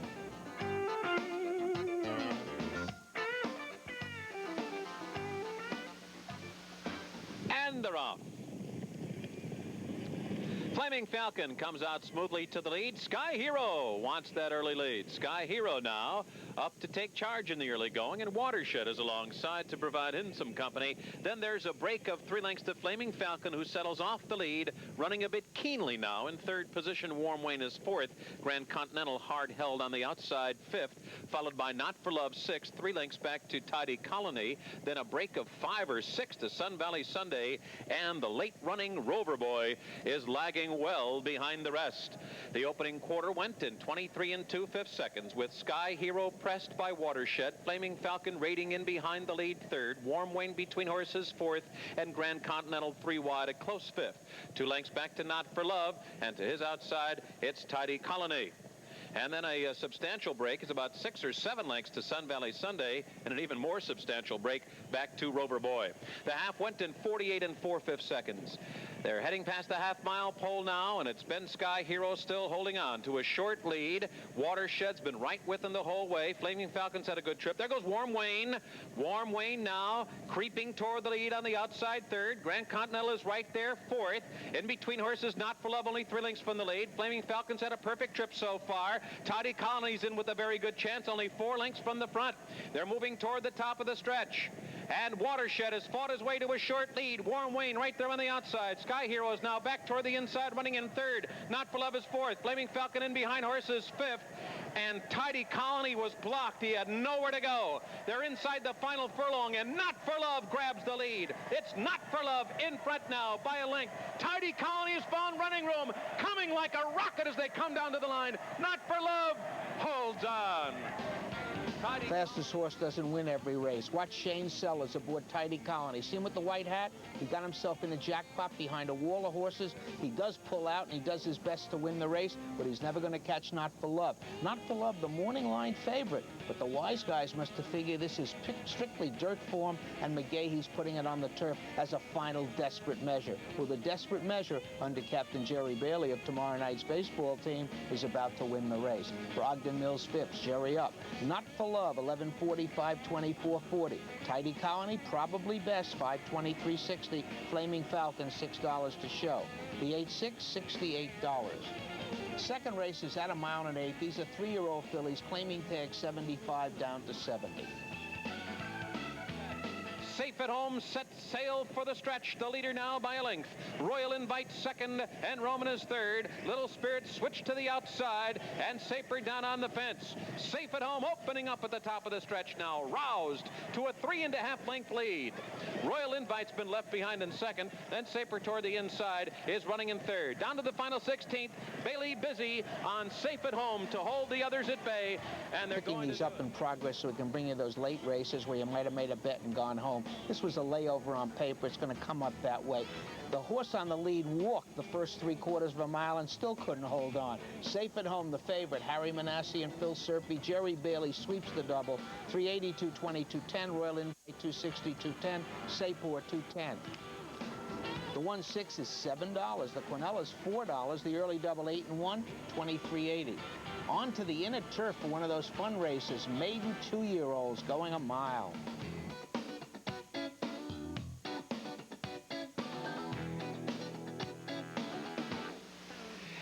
And they're off. Houston Connection is the first out of the gate. Toward the outside, Classical Keys is there with In It to Win It. Then down toward the rail, it's Medal Winner. Field moving for the first turn, and Houston Connection has a short lead. On the outside, Classical Keys is now pressing second. Then it's In It to Win It, who's been maneuvered to the inside, saving ground in third position. Medal Winner is now fourth. Noble and Heart fifth on the outside. Manila Thriller running in sixth. Banquet, who was taken wide into the turn, is now near the back of the pack, running in seventh, with Principality eighth, Shannon Steinle ninth, and Acuity is the trailer. Up the backstretch, the leader is Houston Connection. The leader by a length, Classical Keys, prompting second to length, and on the outside, In It to Win It, just off the lead, running in third. Medal Winner is fourth. Manila Thriller beginning to pick it up now. The quarter went in 23 flat, the half in 47 and 3/5 seconds. Noble and Heart is running in fifth. Banquet now begins to move from sixth position, about 7 lengths from the lead. Then Shine On Steinland commencing a rally, followed by Principality and Acuity. Around the far turn, there goes Noble and Heart now. Noble and Heart charging on the outside to take on Houston Connections. They turn for home. In It to Win It is just in behind the lead third. Classical Keys has dropped off to fourth. Manila Thriller is fifth on the outside. At the 8th pole, Houston Connection full out to hold off Noble and Heart. Houston Connection still clinging to a short lead. Noble and Heart giving his all. Noble and Heart, Houston Connection headed for the line together. Manila Thriller third. Noble and Heart, Houston Connection. Houston Connection. Shane Sellers has no trouble with this one. He's a very well-bred turf-meant horse, Houston Connection. Ali Sheba, Lassie Connection was turf pedigree, but has to go all out to beat Gary Siaka. If you're betting against Gary Siaka in exactas when he's using Chavez, you got yourself a problem. Houston Connection, William Kilroy, Neil Howard, Shane Sellers, 1549, 2580. Noble and Heart, 945.80. Manila Thriller, 320. The exacta 7-8, 164.40.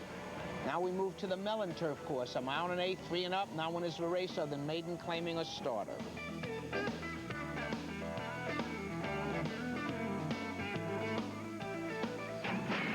And they're off. Reliantly is out well. Corojudo is up toward the lead on the outside. So Wollaston is pinched back a bit, and Reliantly. Under the line for the first time, Corojudo, the leader, Reliantly to his inside. A headstrong Sir Wollaston is running in third as Julie Crone tries to back off and finds a spot now at the inside. Then a break of 4 to the Wild Irishman, who's running along in fourth. Peace Negotiations is fifth on the outside. Give It To Me is rating in sixth. 2 lengths to Blue Eyed Bob, followed by Sophie's Friend, who's at the back of the pack. The last horse is Devil's Bow. The opening quarter went in a solid 23 seconds flat. Corojudo is the leader. And Reliantly is right there, second down the inside. Sir Wollaston still a bit keen, third on the outside and hard held. Then a break of 7 lengths back to the Wild Irishman in peace negotiations. Another 2.5 back to Give It To Me, followed by Sophie's Friend. Devil's Bow now beginning to move through an opening toward the inside. Blue-Eyed Bob is the trailer.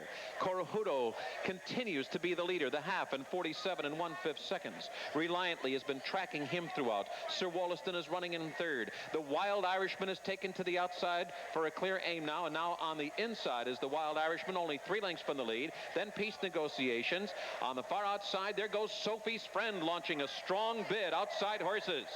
And in behind Horses, Devil's Bow, and they're coming to the top of the stretch. Reliantly has taken a short lead as the field turns for home. Corojudo on the inside. Sir Wollaston is right there. The Wild Irishman in behind a wall of Horses. Devil's Bow is coming up the hedge. Sophie's Friend is flattened out. They're coming down to the final furlong. It's Sir Wollaston with a short lead. Reliantly, Devil's Bow continues to gain at the inside. The Wild Irishman on the outside. Sir Wollaston full out. The Wild Irishman, one last gas plunge. Sir Wollaston, yes, won by a head. Trying the turf for the first time, going a distance for the first time. Everybody said the pedigree was dirt, but nobody told Julie Crone, nobody told trainer Dan Pice, and nobody told the horse. So Wollaston, the Gilla Lane stable, John Gilla, the 2-lane stable, Dan Pice, Julie Crone, big balloons, 42, 1280, 680. The Wild Irishman, 580 and 4, Devil's Bow, 440. The Exacta 97, 280, 140, Quinella 7997, 105.20.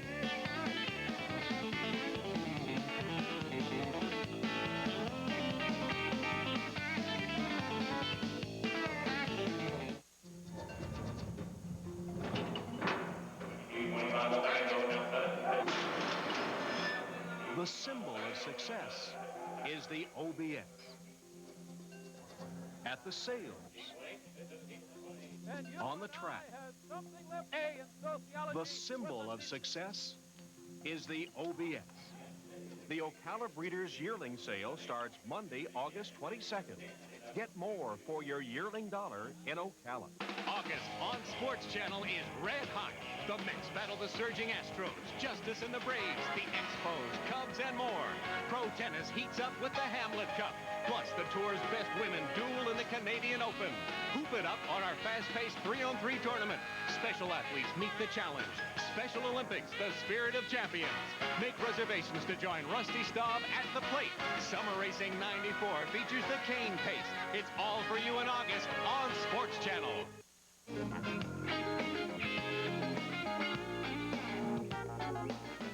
Here's the 5th race. This is 7 furlongs, 3 and up. Now winners race at 20,000. It's January 1st, 94. Features the 94 debut of Whitney winner Brunswick. They're in the gate. They're off. Jack Livingston and Cormorant break fast. Prospector's Flag is there on the outside. Prospector's Flag will go head-to-head with Cormorant. They've opened up 3 already on Jack Livingston. Brunswick has come out running 4th. Game Wager will be the early trailer. Off the backstretch, Prospector's Flag matching strides with Cormorant. Those two in their own duel here. They've got 6 lengths on Jack Livingston. Brunswick is still unhurried toward the inside through a quarter of 22 3/5 seconds. Still trailing the field is Game Wager. Quick-footed Cormorant, the leader, 3/4 of a length. Prospector's Flag trying to match strides with Cormorant, but Cormorant's beginning to get away now by 2 lengths. Prospector's Flag second by 5, then Jack Livingston, and Brunswick is still 9 lengths from the lead with 3 furlongs to run. Cormorant has run a half in a sparkling 44 4. Cormorant the leader by 2 lengths. Prospector's Flag, and now Jack Livingston makes his move. Here comes Jack Livingston to tackle Cormorant as they turn for home, and Brunswick is in gear on the outside. They're coming to mid-stretch. Cormorant down on the inside. Jack Livingston and Cormorant head-to-head. Here comes Brunswick. Last year's Whitney winner is in gear in the final furlong, and Brunswick gets to the lead. It's going to be Brunswick in a good-looking seasonal debut. He won by a length length and a half. Tony Margotto says his objects defend his title in the Whitney, and this is a very auspicious beginning. Sure, he's not beating the greatest horses in the world, but it's impressive. Comes from off the pace. Julie isn't really killing the horse. He's going to win it going away. Brunswick, Jerry Danker, Gail Danker, Anthony Margotto Jr. is also the trainer. Julie Crone, consecutive double. 380, 280, 220. Jack Livingston, 360, 240. Corma Bay, 240 to show. The exact for 3-4 is $14. Sixth is at 1.8 miles. The fillies and mares 3 and up. Now winners at 2. There is a late scratch. There'll be a Conso double with Country Redneck. The favorite still strong on the lead as they come past the quarter pole. Eye-catching is full out now, but gaining no ground on Mestina. And Eloping is coming up the inside. Then farther back, Sterling Pound. Coming to mid-stretch. Mestina, hand-ridden to the 8th pole and opening up. Mestina by 3, by 4. And then it is Eloping, followed by Eye-catching. And Mestina will waltz home today, winning here by 5 or 6 lengths.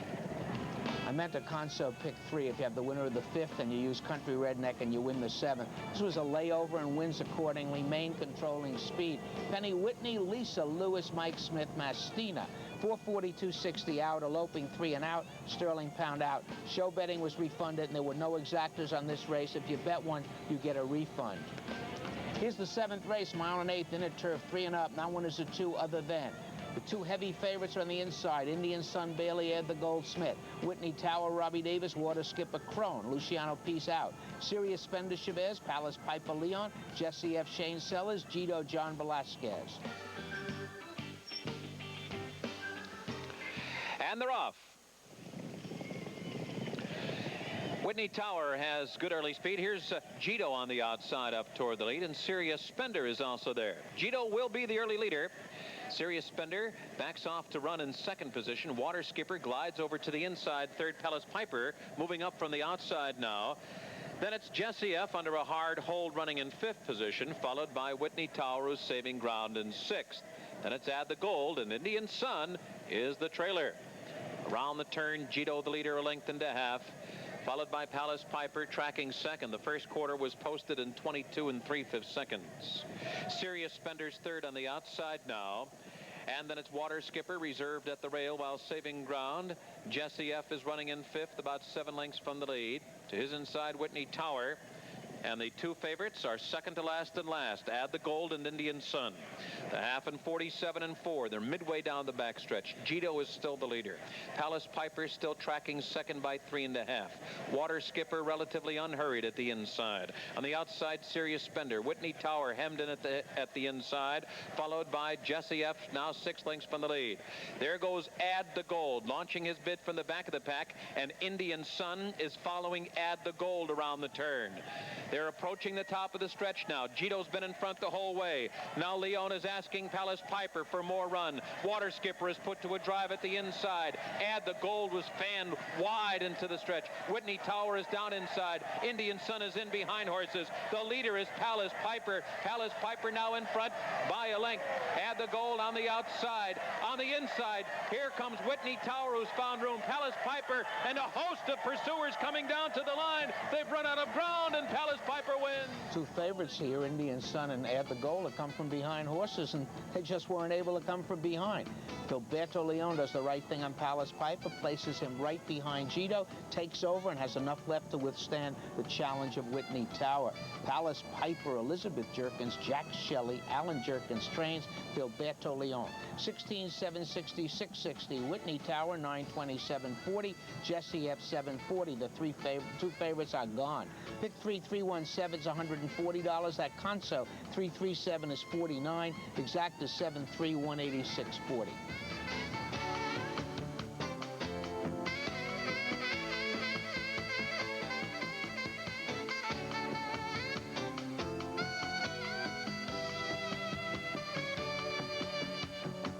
The Daily Racing Form Thoroughbred Action, brought to you by the Daily Racing Form, America's turf authority for 100 years running.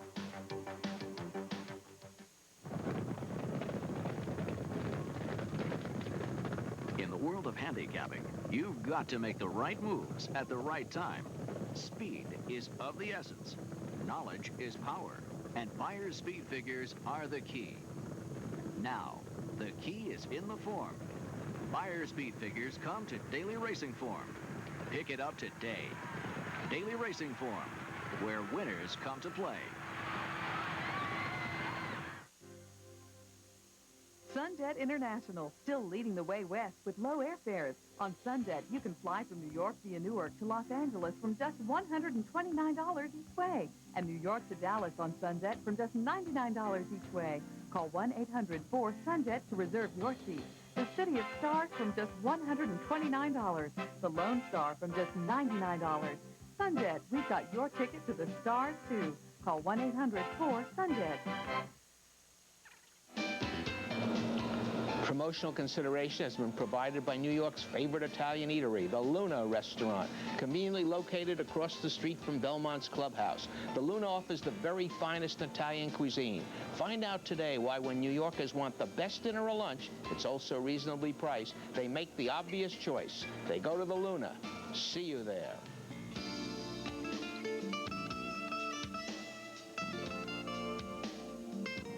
Here's the feature, 10th running, A Phenomenon Handicap, $100,000 added Grade 3 Sprint for 3 and up.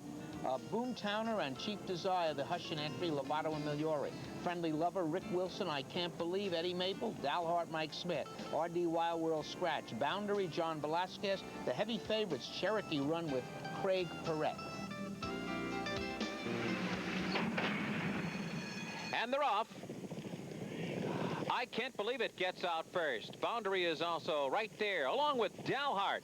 Up the backstretch, I Can't Believe It, Dalhart and Boundary scrimmaging for the early lead. Friendly Lover is fourth.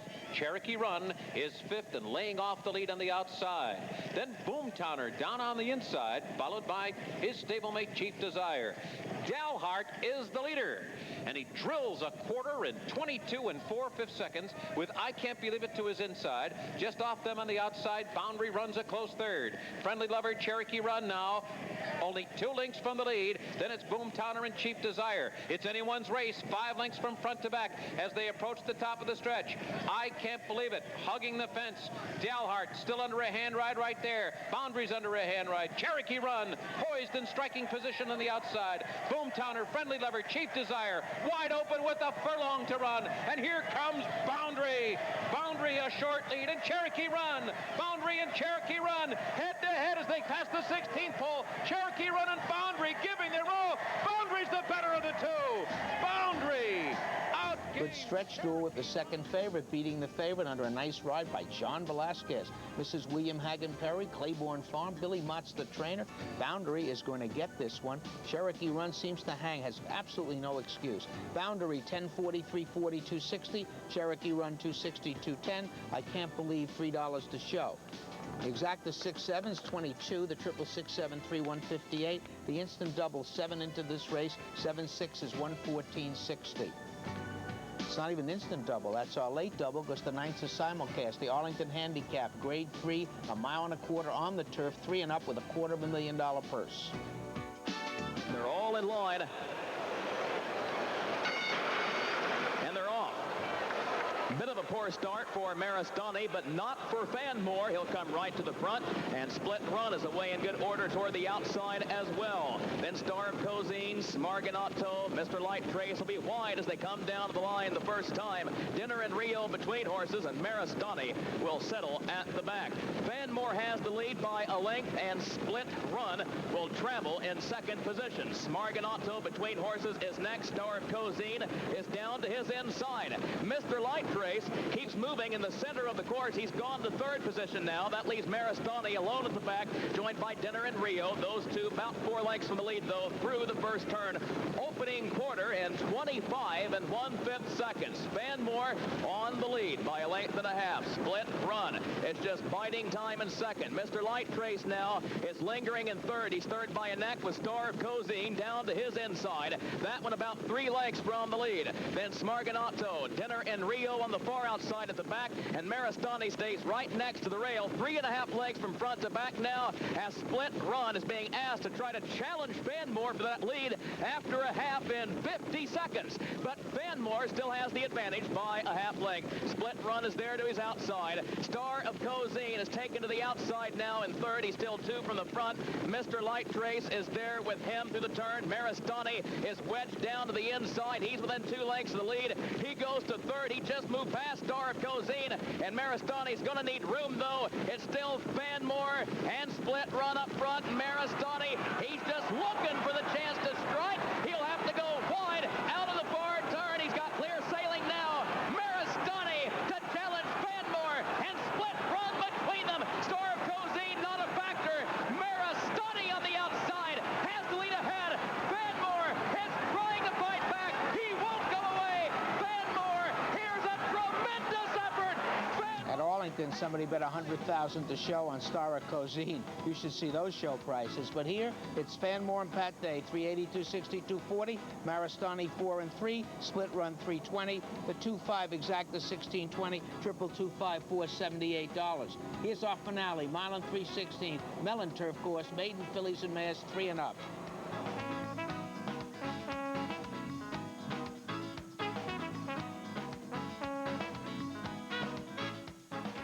And they're off. And Kelby veered in just a bit at the start, and Valley of the Jolly got pinched back at the beginning. Here comes Wide World up to take the early lead, but Distant is right there on the outside with her. And Distant goes on with it. Wide World will concede the lead and is taken under a hard hold. Snobette is third. Miami Meadow is fourth. In between horses, Kelby now running in fifth position, and Miriam's Jewel to her outside running in sixth. Flower Delivery saving ground all the way. Now seventh toward the inside, and behind her it's Helen Gigi at the inside, followed by Da Odd, then Valley of the Jolly, and at the back of the pack is Mountain Mommy. Up front, Distant loping along, and she's relaxed on the lead, opening up now by 5.5 lengths. On the outside, Snobette has now moved to second. Wide World back running in third. And to her outside, Miami Meadow is now fourth by 2.5 lengths, followed by Flower Delivery. Helen Gigi is shooting a gap on the inside. Valley of the Jolly is now about 8 lengths from the lead and making steady progress. Da Odd is 4 wide down the backstretch. Then a break of 6 lengths back to Kelby, Mountain Mommy, and Miriam's Jewel. They have run the half mile in 47 and 2/5 seconds, and Distant remains the leader, but now it's only a length. Snobette has moved into second. Miami Meadow right there on the outside, third. Jerry Bailey gets busy on her, and there's Miami Meadow now moving on the outside. Da Odd is well within striking range, fourth. Helen Gigi is a strong fifth, but in behind horses, she'll need running room for the stretch. Flower Delivery is now back running in seventh. Valley of the Jolly's in behind horses. At the top of the stretch, Helen Gigi's come on through. There goes Da Odd with a burst of energy. Da Odd roused to a 3-length lead here. And then it's Helen Gigi, followed by Mountain Mommy, who's down on the hedge. And they're coming down to the finish line.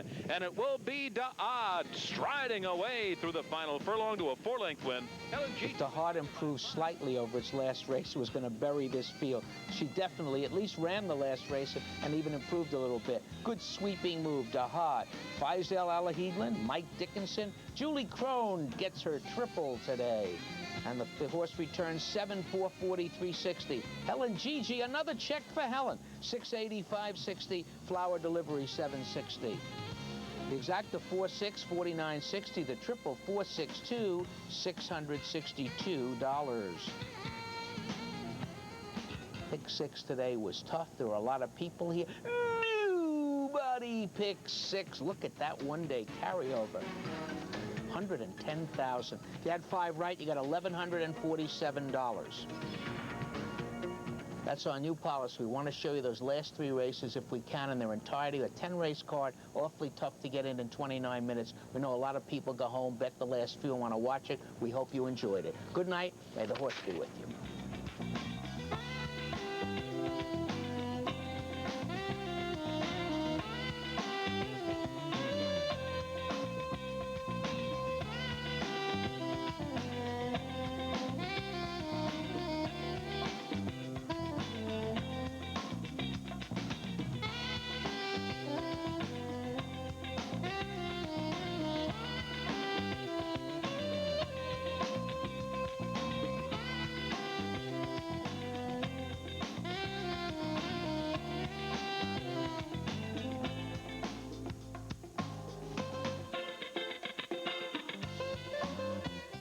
What's coming your way on Sports Channel? A great summer of hits and grabs by the Mets. Kids having baseball fun with the Dynamets. Charging the net for an overhand slam.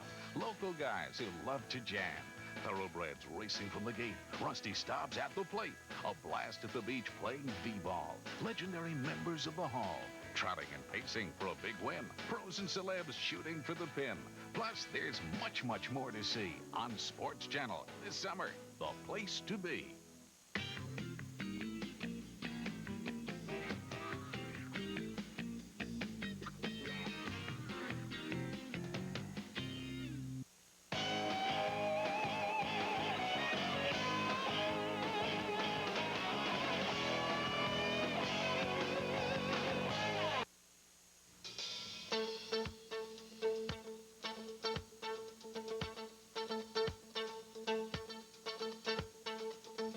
Black Diamond Ranch Golf and Country Club community, one of the great golf treasures in the United States.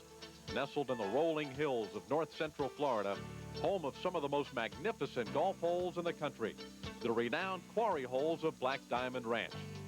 And it's home of the 5th annual Danka Big League Golf Challenge, featuring 10 of the finest golfers from professional baseball, basketball, football, and hockey.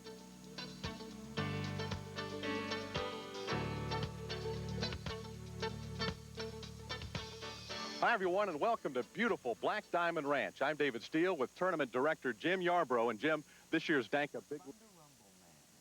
Yeah, we like Thunder Rumble, didn't we? You scored out with him in the Jim Dandy. You scored out with him in the trap. In '92, the Jim Dandy for $50, and we bet on him back. You like him? Saturday. When he trains good like he did coming up to this race, he runs good. And he likes Saratoga, and so do we, and there's a carryover. We'll get to the first right after this.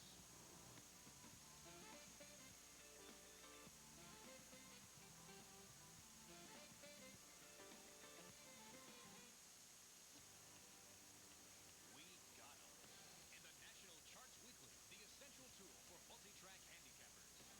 Weekly charts from 7 major tracks, North American and European stakes recaps, a week in review editorial, a convenient horse index, and more.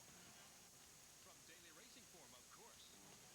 Order your subscription today. Call 1-800-283-2459. The National Charts Weekly. It pays to know the score. Well, I'll be on my way then. I made you something. Why is he leaving, Mama? He heard that one day folks is going to colorize us. Edit us. And add commercials. He whipped the whole darn county. But he just couldn't stand up to that. For uncolorized, uncut, commercial-free classic movies, watch American Movie Classics. On a beautiful day here at Saratoga, we opened the mile and 8th over the inner turf, 3 and up. Now winners of 3 other than. Endeavor now 4 lengths from the lead and beginning to move on the outside. Then My Mogul, followed by Ocean Wave. Jody's the best is far behind. It's still Victory Cross, cutting the corner, holding on to the lead. Time to Forget, working hard but dropping back. Cigar, still waiting for running room down toward the inside. In behind a weakening Victory Cross. And here comes Next Endeavor with clear running on the outside. Next Endeavor and My Mogul playing on the far outside. My Mogul gobbling up ground and eats up Next Endeavor in the last days. My Mogul, the winner by a length, going away. The winner here, My Mogul, has really never run a bad race on the grass. And I think 10 to 1 is a little bit of an overlay, don't you, Harlan? Well, it's a bit of an overlay, particularly at this point in time. The New York bred Mrs. Morton Rosenthal, Rick Schosberg, Eddie Maple. Eddie bringing in some long ones again, 23, 28, 40, and 5. Next Endeavor, the favorite, 380, 280. Cigar never had a chance, trapped inside, 340 to show. The 5-4 is $98. And seconds is Strength Village in Mass 4 and up, claiming tag 75 down to 70. Perfect Last Chavez, Slew New Prone, Piggy Bitters Frost, Princess Pickle Santos, Strategic Reward Davis, Stars Knockout New York. And they're off. Stars Knockout and Strategic Reward both break in stride. Perfect Last came out third. Then it's Fidgy Bitters, Princess Pickle, and Slew New at the back of the pack. Up the back stretch. Down on the fence, it's Strategic Reward. Well out into the track, it is Stars Knockout. Stars Knockout now takes the lead. Strategic Reward, though, right there with her. They've got 5 lengths on Fidji Bitters. The quarter zipped along in 22 flat, and the heated speed duel continues into the turn. Stars Knockout and Strategic Reward in an intense fight for the lead. They've got 6 lengths on Princess Pickle, then another 4 back to Slunu. Fidji Bitters has dropped back. Perfect Last is the trailer. Stars Knockout and Strategic Reward in a protracted speed duel, head-to-head for a half mile of 45 seconds flat. They are still inseparable into the stretch, but Princess Pickle is gaining on them from third. Coming to the 8th pole, Strategic Reward fully extended to try to hold a short lead over Stars Knockout. Princess Pickle continues to get closer. Strategic Reward, Stars Knockout head-to-head all the way. Princess Pickle trying to get him. Strategic Reward, Stars Knockout. Wow, head-to-head for 6th. Richie Migliori, who gave Thunder Rumble such a perfect ride in the Saratoga Cup, just holds on here with Stars Knockout, who was 3 across the track on a rail track last time out. This was 2 speeds all the way around. No one knows some Princess Pickle was getting to them. But Stars Knockout gets it. Barry K. Schwartz, Eugene Howman, Mike Hushin, and Richard Migliori. 420, 240, 220. Strategic Reward, 260, 240. Princess Pickle, 280. The 6.5's 860. That Cornell is 480. The early double 5.6, $66. Begin that pick 3 with carryover with a full field of maiden 2-year-old state-bred sprinting.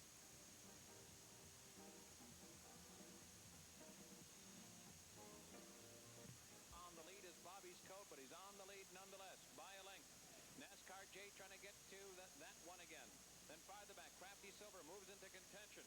Bobby's Code blew the turn, and NASCAR J inherits a clear lead. NASCAR J in front.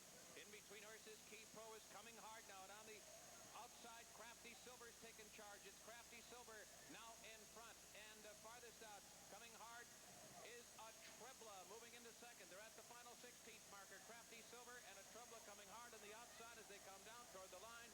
It's Crafty Silver, the leader a length on the wire. Crafty Silver's a little tough to come up with here. The second colt, a Trebler, comes into the stretch about 10 wide, then angles about 12 wide, and is much the best here, costing Mike Kelly, the trainer, a victory.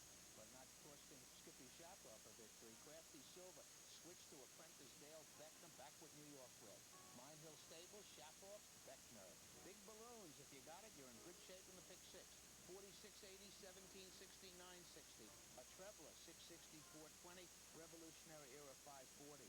The 2.8 exacta, 360, 960. Fourth is 6.5 furlongs. Fillies in mass 3 and up. Now one is a 3 other than.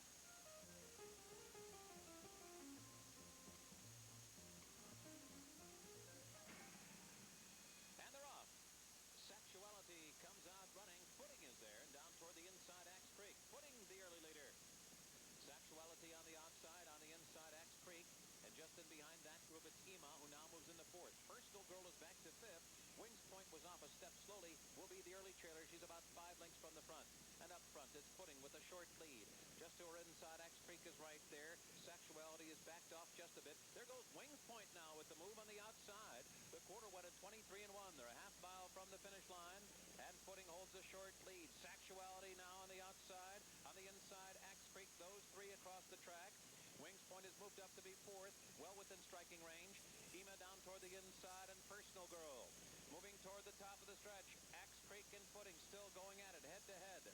Sexuality poised on the outside 3rd. The half went in 46-1.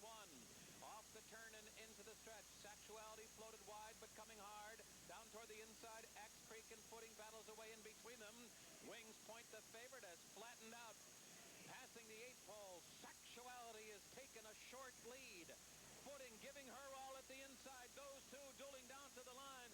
Footing in a full-out drive. Sexuality, a ding-dong battle down to the finish. Heads bobbing on the wire. Sexuality and Footing. The winner, number 6, Sexuality, is first time for Red Terrell. Drops down from grade 1 test stakes into the small winners of 3. And Harvey was all over this number. Well, it wasn't that so brilliant. I thought Wings Point was a very bad favorite, and these should have been the 2 chalks, so I got lucky. Sexuality's going to nose out or actually put away Footing. It's Red Terrell, Leslie Alexander, Julie Crone, 620, 260, 280. Footing, 420, 280. I'm off 480. The exact exacta 6-3s, $23.60. Quinella 3663, $15.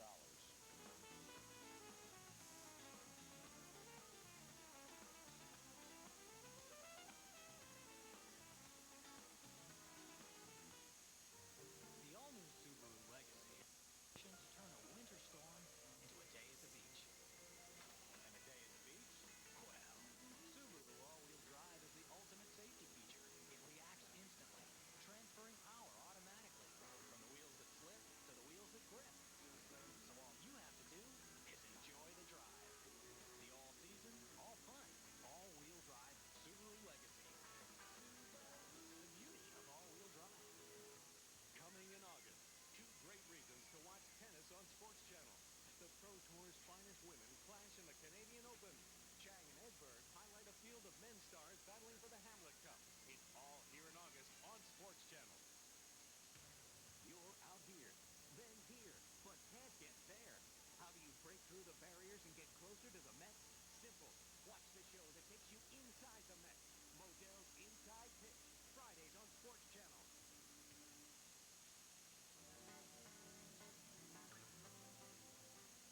Here's the 5th race. This is at 7 furlongs. Maiden fillies and mares, 3 and up.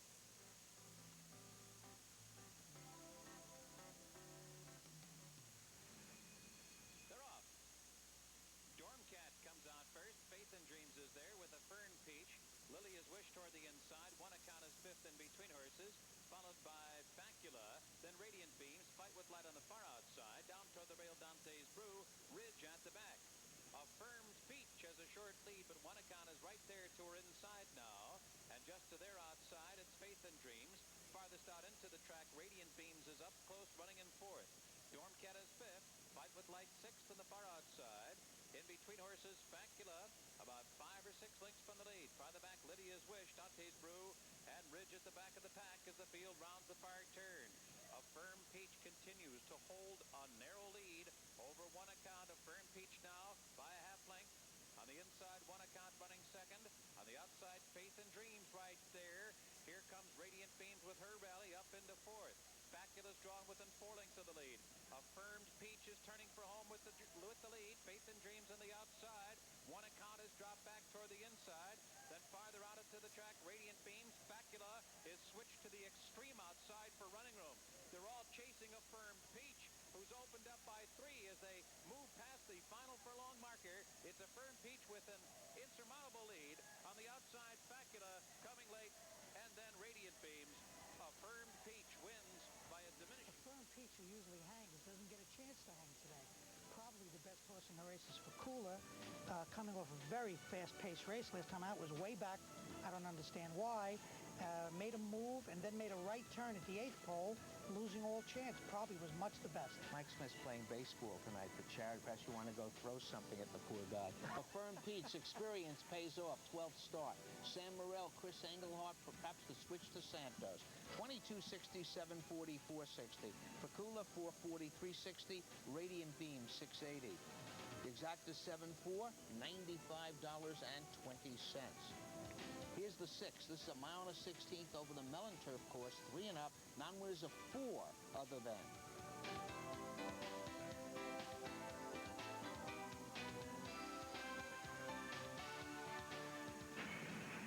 And they're off. Older but Smarter and Tough Heart. Tough Heart out to get the early lead. Older but Smarter on the inside. Bonus Award is in between horses, along with Marco Bay. And on the outside, it's Imam. They hit the first turn. Tough Heart gets out there by 2.5. Older but Smarter is running in second. Marco Bay reserved in 3rd position. Imam on the outside is running along in 4th. Bonus Award is 5th. Dancing Hunter's alongside him. Versatile is running 7th. Then a break of 4 back to No Sneaker, who's near the back of the pack today. Then a break of 3 back to Wee Sam and his mate Palashal. Up the back stretch in a strong first quarter here by Tough Heart of 23 seconds flat, and Older but Smarter up close running in second. Marco Bay continues to be rating in 3rd position. Then it's a break of 2.5 lengths, and down on the inside, Imam within striking range is running 4th, a strong half mile of 46 and 2/5 seconds. Dancing Hunter bonus award now, beginning to move through in between horses. Versatile 4 wide heading into the far turn. A big break back to No Sneaker, who's under the whip, then Palashal, and well behind is We Som. And around the far turn, Older But Smarter has taken the lead from Tough Heart. Older But Smarter now in front by a half length. Tough Heart second on the inside. Marco Bay is roused now by Jose Santos as they make the turn into the stretch. Bonus award is fourth. Amom fifth on the inside. Coming to mid-stretch. Older But Smarter has opened up a 3-length lead. Marco Bay second. Bonus award. And a weakened Tough Heart. Then Palashal down past the 16th pole. It's Older But Smarter leading the way. A host of pursuers will not get to Older But Smarter. The winner by 3, and a 3-way photo for second. New York horse players are used to Barclay Tagg sending killers to Saratoga, and Older But Smarter is no exception. Julie just sits behind and takes over. 23, 46 and 2, 10 and 1, and draws off. This is an outstanding performance. Nobody is gaining on this horse. Vincent Drecchio, Barclay Tagg, Julie Crone, a little older, a little smarter, and gelded for this current campaign. Is going to win it. That place photo is mighty close. But the winner is Older But Smarter, returning 1140, 660, 360. Bonus award gets the place, 5 and 3. Balashal, 240 to show. The exacted 2.6 is $66.60. Seventh race, mile and eighth on the inner, 3 and up. Now in his race of 22,000, a mile or over on the turf. It's January 1st, 94. Pat Kelly sending out several. J.G. and Davis, Solar Splendor and Maple. Billy Mott sending out Adler with Mike Smith. Sentimental Moi, Jose Santos. Double Danger, Jerry Bailey. Eastern Memories, Pat Day, Dr. Alphus, Herb McCauley. And they're off. J.G. bounces out from the inside post to get an easy early lead. Double Danger is running in second. And on the far outside, Eastern Memories up and after the lead. They're moving by us for the first time toward the inside, J.G. and the outside, Eastern Memories, who now takes charge under the line, moving in a lively clip here. Then a break of 4 back to Double Danger, then Dr. Alphus, about 8 lengths from the lead already. And then it's Solar Splendor, followed by Adler. Sentimental Moi is the trailer. Eastern Memories, the opening quarter in 23 and 1/5 seconds. J.G. second by 2. Double Danger rating in third, about 3.5 lengths from the lead. Then a break of 4 to Dr. Alphus. Another 6 to Solar Splendor and Adler. Sentimental Moi unhurried at the back of the pack. They continue the run up the backstretch. The half in 47 and 1/5 seconds. Eastern Memories still on the lead by a length. J.G. tracking intently second. 2.5 lengths back. Bailey still patient with Double Danger with less than a half mile to run. Another 4 to Dr. Alphus. It's another 6 lengths. Back to Solar Splendor and Sentimental Moi. Adler the trailer into the far turn. It's still Eastern Memories and J.G. running 1-2. Double Danger getting closer third. 3.5 lengths to Dr. Alphus. By the back, Solar Splendor, Sentimental Moi moving toward the top of the stretch. Eastern Memories has been in control the whole way. J.G. is coming to him. Double Danger sweeping to the outside for a clear run. Dr. Alphus and Solar Splendor coming to the 8th pole. Double Danger has taken a short lead. Solar Splendor is coming hard. Sentimental Moi on the outside. Solar Splendor hits the lead with a 16th of a mile to come. Double Danger trying to fight back the momentum and the victory to Solar Splendor and next. 7-year-old Solar Splendor is by far the class of these animals, having won almost $1.5 million. Reaches down for some of that class and outgames the perfect trip Double Danger in the stretch. Solar Splendor gets it. The Live Oak Plantation. Pat Kelly. There's Eddie Maple in the winner's circle again. And this one returns 820, 360, 220. Double Danger, no excuse there. 380, 240. Sentimental Moi might have spotted them 15 lengths, a little too much. The old 1-4's 29.40. Pick 3721, $744.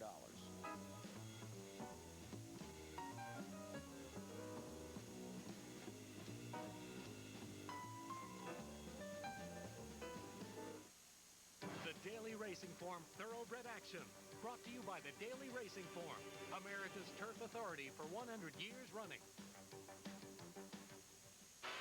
In honor of the 100th anniversary of Daily Racing Form, Caesars Atlantic City presents the greatest horses, owners, trainers, jockeys, and races of all time. And now they're available to you with a 100 years of racing trading card set. packaged in this authentic Centennial tin. Each card commemorates the racing highlight of the year, every year for the past 100 years. Complete set with Centennial tin, only $25. Call 1-800-208-4333. This offer is limited. Call 1-800-208-4333. I can see clearly now the rain is gone. I can see all obstacles in my way. Gonna the dark. Presenting the RCA 52-inch projection screen home theater. It's bigger and brighter than almost anything out there. Sunshiny day. See the RCA home theater TVs at all Trader Horn locations. Ever, you can own quality thoroughbred racehorses. Racing's hottest stable, LSI Gold, introduces the most innovative concept in racing today. Affordable thoroughbred general partnerships. Right now, LSI Gold is among the leading owners in races won and purses earned. LSI Gold's formula for success is simple. Select development and training of potential high-earning sound thoroughbreds. Remember, the time to call LSI Gold is now, because winning is everything.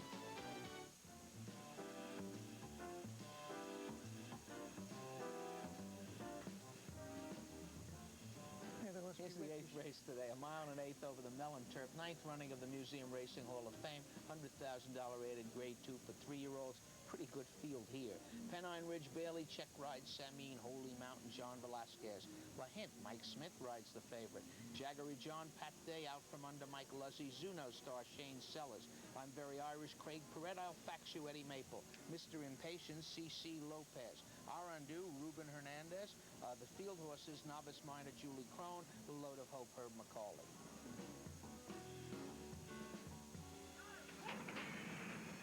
And they're off. La Hint broke cleanly. Holy Mountain also broke well. Pennine Ridge is there toward the inside. From the far outside, Mr. Impatience is looking for the early lead. Jaggery John is also up close. Mr. Impatience goes on with it. Holy Mountain is second, and Pennine Ridge will rate just off the lead today, but he's a little headstrong. He wants that lead nonetheless. He had nowhere to go because Holy Mountain had that spot. Around the turn, Mr. Impatience on the outside, short lead. On the inside, Holy Mountain is running second. Jaggery John is third. Pennine Ridge has settled down a bit, now running in fourth. And then it's Novice Minor, wrangled back into fifth position. Toward the inside, Check Ride is sixth. Arandu is seventh, out from under racing in eighth. And the favorite, La Hint, is ninth in mid-pack, about 9 lengths from the lead. Then it's Load of Hope, 10th toward the inside. Then I'm Very Irish. Zuno Star is at the back of the pack. And the trailer is I'll Fax You, but he's now beginning to move. The quarter in 23 flat, the half in 47 and 2/5 seconds. Holy Mountain, John Velasquez has a pretty good hold of him. On the outside, Mr. Impatience, those two were stride for stride. Jaggery John a threatening third. Pennine Ridge toward the inside fourth. Arandu right up there, only 3 lengths from the lead now. Out from under is running in sixth position. Then toward the inside, Check Ride now beginning to move up, followed by Novice Minor. La Hint has made no impact yet. He's still about 8 or 9 lengths from the lead. I'm Very Irish is moving around him. They're coming to the top of the stretch. Mr. Impatience has a short lead. Holy Mountain still right in there, fighting it out in second. Pennine Ridge comes out for the drive. Now running in third. Jaggery John is fourth on the outside. Then toward the inside, Check Ride is coming on strongly. I'll Fax You is in between horses. La Hint won't get it done today. They're coming down to the final 16th. Wild charge to the wire. Mr. Impatience, Jaggery John. Here comes I'll Fax You.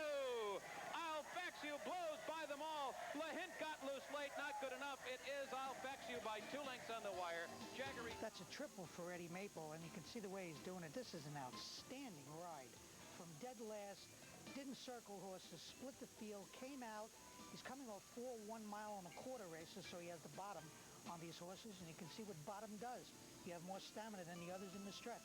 I love I'll Fax You ride. draws off. I just love Maple's It was ride. beautiful. I want to point something out to you. If he gets blocked, people are booing him. He just got out. He found his spot. He moved the horse out. Consecutive double for both Pat Kelly, I think, and Eddie Maple. The Fox Ridge Farm, I'll Fax You.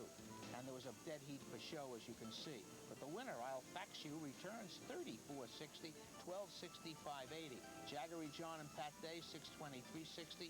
A dead heat for third. The favorite, La Hint, 220, and Mr. Impatience, 360. The exacta 9.5 is 297.60. The triple 9.54 is 456. The triple 9.510 is $2,163. Finale fillies, 1 3/8 miles over the inner turf. These are 4-year-olds and up, claiming tags 50 to 45. Gray Sport Coat Davis, Leningrad Symphony Chavez. Diagnostic Crone, Palace Line Santos. Clover City Car won the Laurel, Maple for a home run. Stylish Senior Day, Lord Cardinal Shane Sellers. Polish Blue Luzzy, Thaki Bailey.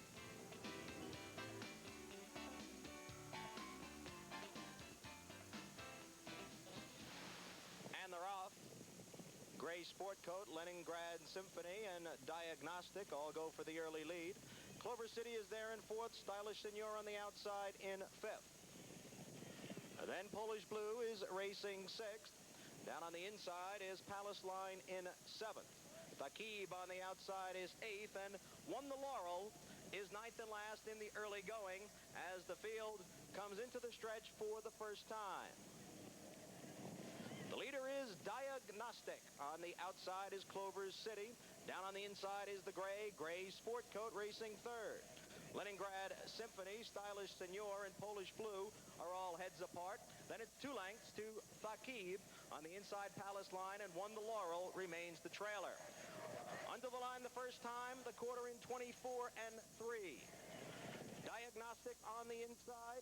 Between horses, Clover City, Leningrad Symphony is right there. Going 4 wide is Polish Blue. The half-mile went in 49 and 2, and Diagnostic now has a clear lead of 1 length and a quarter. Racing second is Clover City. On the inside, Gray Sport Coat. Leningrad Symphony gains on the outside with Polish Blue. Then we come back to Stylish Senor. On the outside, Thakib. Then it's Palace Line and Won the Laurel, still in 9th. 3/4 went in 1:14 and 4 as they move down the backstretch. Diagnostic still in front by 3/4 of a length. Leningrad Symphony and Polish Blue heads apart 2nd and 3rd. Then it's Gray Sport Coat. Between horses is Clover City. On the outside is Thakib. Then it's Stylish Senor, Won the Laurel, and Palace Line. The mile in 1:39 as they move around the far turn. Diagnostic is still in front. Leningrad Symphony on the outside is 2nd. Farther out, it's Polish Blue in 3rd. Gaining ground now is Palace Line as they hit the head of the stretch. Diagnostic still in front. Polish Blue, Leningrad Symphony, looking for racing room. Gray Sport Coat on the outside is Palace Line as they come for the 16th pole. They're gaining on Diagnostic. Leningrad Symphony on the inside. It's Palace Line on the outside. Polish Blue is right there. Going to be tight. Palace Line on the outside gets the lead as they hit the line by a half length. Tight for 2nd. Leningrad Symphony, Diagnostic. Palace Line is the 3rd winner out of his last race. Closed well at 1.25 miles last time out in traffic. Drops $20,000 today, and on a terrific ride by Santos, gets the money. And look at how Julie Crone fights back, almost gets 2nd. She's got to lose out, but she's still going to be in the triple. The winner is Palace Line, Gold Spur Stable. Richie O'Connell, a guest on tomorrow night's show. Jose Santos, who's having a good meet. 760, unless you bet him yesterday on Saratoga. 760, 340, and 3. Leningrad Symphony, 340, 280. Diagnostic, 540 to show. The exacta 4-2s, 2460, late double 9-4, 179.80. Triple consecutive number box, the old 4-2-3, $236.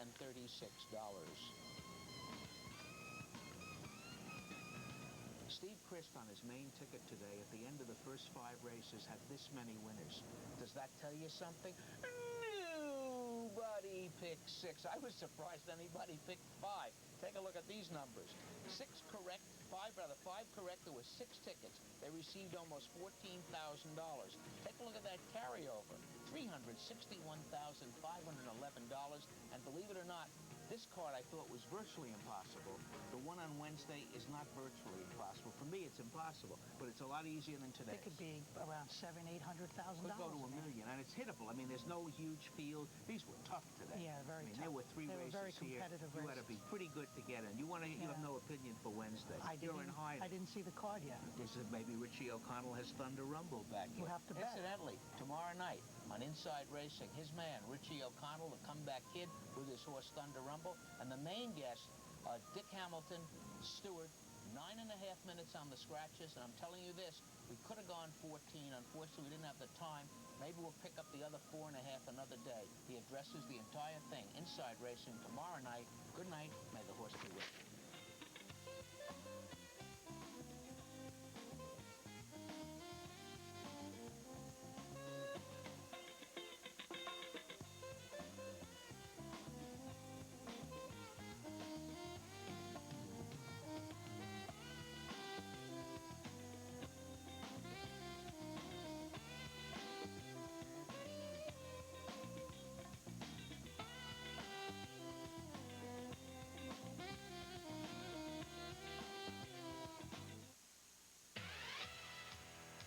miles from New York City, there's an entire world like you've never seen before.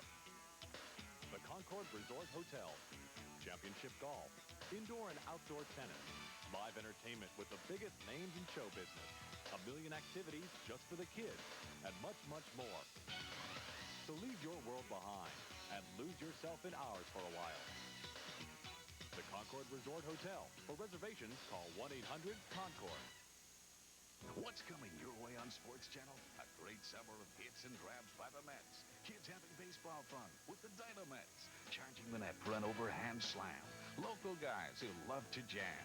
Thoroughbreds racing from the gate. Rusty stops at the plate. A blast at the beach playing b-ball. Legendary members of the Hall. Trotting and pacing for a big win. Pros and celebs shooting for the pin. Plus, there's much, much more to see on Sports Channel this summer. The place to be.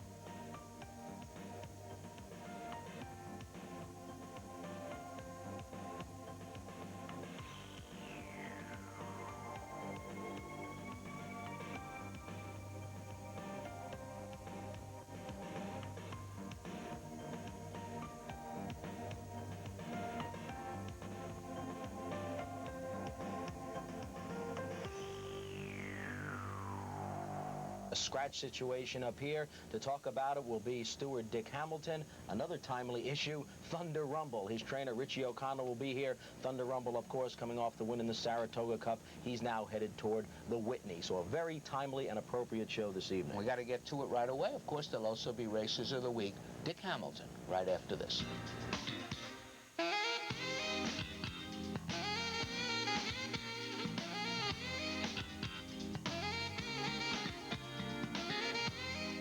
Barry Irwin and Jeff Siegel's Team Valor, which last season brought Star of Cozine East for a memorable series of matches with Breeders' Cup hero Lure, is back with a new star of the turf in Zuno Star. Exciting winner of the Grade 2 $150,000 Jersey Derby. From coast to coast and in between, America's stable this season already has 5 graded stakes winners. Out west, the Grade 1 mare Lady Blessington won Santa Anita's Grade 3 Buena Vista handicap.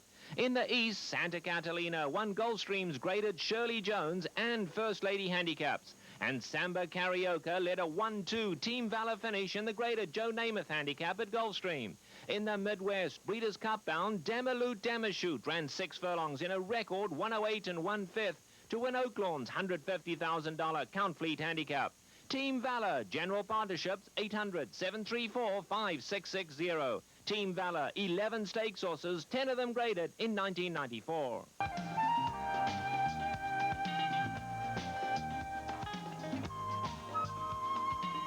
We've been under a bit of a siege since we got up here to Saratoga, and fortunately for us, we have Dick Hamilton, one of the stewards here, to answer some of the charges. He certainly can't cover the entire racing area, but he can cover the judges area since he is one of the judges. We've had a lot of scratches, Mr. Hamilton. We have. Yeah. We've also had a lot of rain, which has led to part of our problems, and I have little figures here for you that last year we had 4.5 inches of rain. We carted 107 turf races. We ran 101. 6 of them came off the turf in 30 days. This year, we've had 9.25 inches of rain in 16 days of racing, 53 carted races, 34 we ran. We've taken 19 races off the turf. That's been part of our problem. So many off-turf races necessitating, or leading to, anyhow, a lot of scratches. Now, but then when we come back on the turf, this is my own personal, it's not soft. Is there a problem with running on a soft turf? No, there isn't. This is a very good turf course. It's not used 11 months of the year. It comes back quicker. But while, if it's raining during the day, like I think it was last Friday, I know it was last Friday, as a matter of fact, we had a little rain, then heavy rain. It would have been terrible. We would have been off for a couple days when you go through the rain. If you take them off and the rain is there, you're going to get back the next day. The previous weekend, we had the Grade 1 stake coming up, the Sword Dancer. That goes into some of our decisions is when you get into the Grade 1 races, You're protecting it for that. Yes, people are saying you're protecting it, but for those races only. It's not who's in a race and the like. Now, and Andy Byer and other people have been attacking us. Now, no, I don't even think they get mad about coming off the turf. It'd be very difficult. We're trying to protect horse and rider. What they do object to is the amount of scratches on normal days. Well, I don't know if the public knows. There are a lot of reasons for scratches. I want to scratch. You want to I scratch. go to you? You call, well, the steward of the day. One of 3 stewards. I'm on duty. I want to scratch. I don't want to run today. My reason may be I don't think I'm good enough.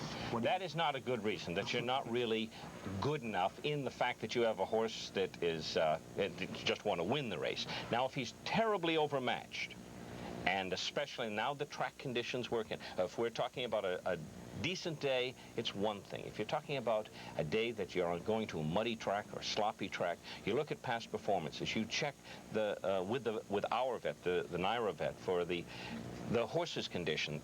Horses have rundowns. They have chips. They have screws. They may have any tendon problems, a myriad of problems. You don't want horses going onto a bad track, off turf or not off turf, onto a very bad track where that horse is going to be injured. That's number one. You don't want to get riders injured. And you don't want horses out there that are not going to give the public a fair break. A competitive horse.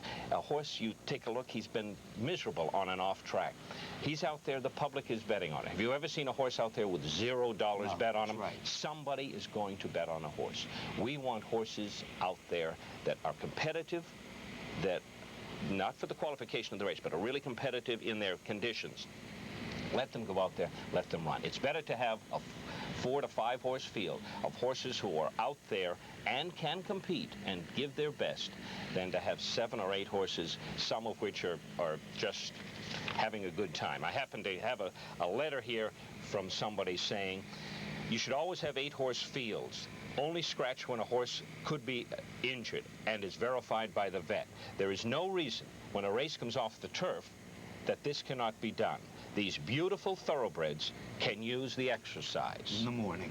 Exercise in the morning, compete in the afternoon. You don't want to be out there betting on a horse who's exercising. We don't want that either. We want competitive horses. We don't want to see horse ambulances. We don't want to taking horses off. We don't want to see human ambulances. If a horse goes down or snaps a leg and then the rider is there, we have a field of horses, even if it's only 3 of them coming behind him sometimes, it can be dangerous. Now, we had 1 or 2 incidents that were kind of strange. We had a race on the turf, and we had 5 scratched out of it. Were those horses going in hoping that we'd come off the turf? I don't know what the trainers do, play part of a game, but we have had horses, for instance, the race you're referring to, one of those horses, it was a claiming race on the turf.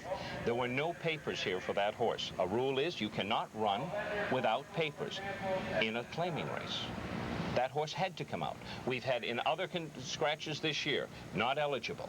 We had a rock concert near here on a Tuesday that 2 horses went a little bit wacko. He had to be tranquilized.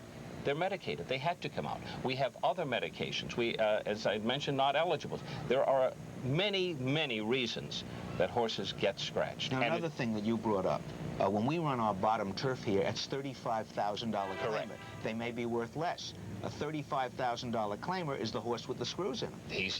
That's why he's $35,000, and on the dirt, you'll find that same horse competing for about $14,000, $17,500, something like that.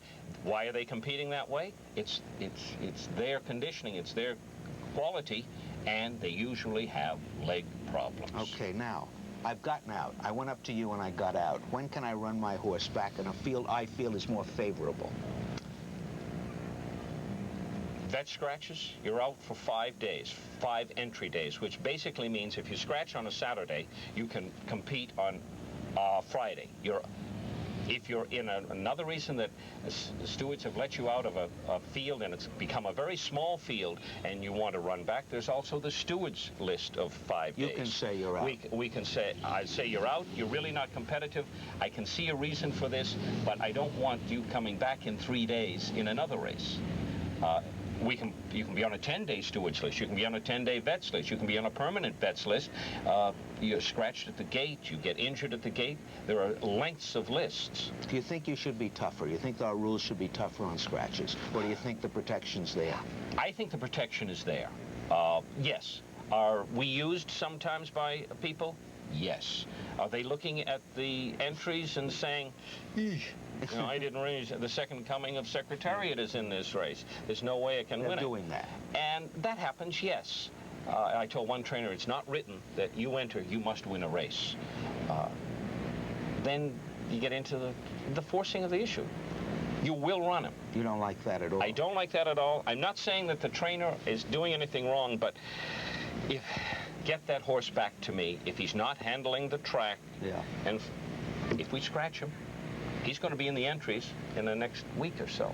And we may need him that day. Okay, and people are betting on horses that may not be giving their all. Can't handle it. Can't handle the track, yes. Okay. I know we haven't covered it completely. I know that the big bettors are very angry. They want more horses. Oddly enough, I think they want a lot of horses people will bet on that have no chance because they're so smart.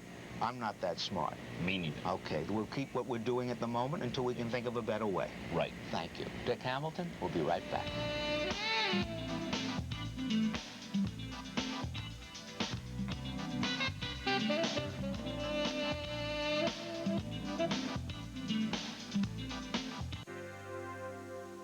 Sunjet, still leading the way with low airfares to Florida, brings you even more value for family vacations. On Sunjet, you can fly from New York via Newark to Orlando, Fort Lauderdale, or St. Petersburg, Tampa from just $79 each way. Seats are limited, so call 1-800-4-SUNJET to reserve yours. And Sunjet's Florida vacation packages start at just $199. Sunjet, bringing you more fun, more sun, and more value. Call 1-800-4-SUNJET. We've got your ticket to the sun. What does it mean when we say Sports Channel is in the game? It means we cover the Mets from every angle. It would have been a devastating loss. It was a mistake pitch for him. Jeff Kemp. A little windy, guys, above Waveland Avenue here. I don't think I could hit the way I was hitting before.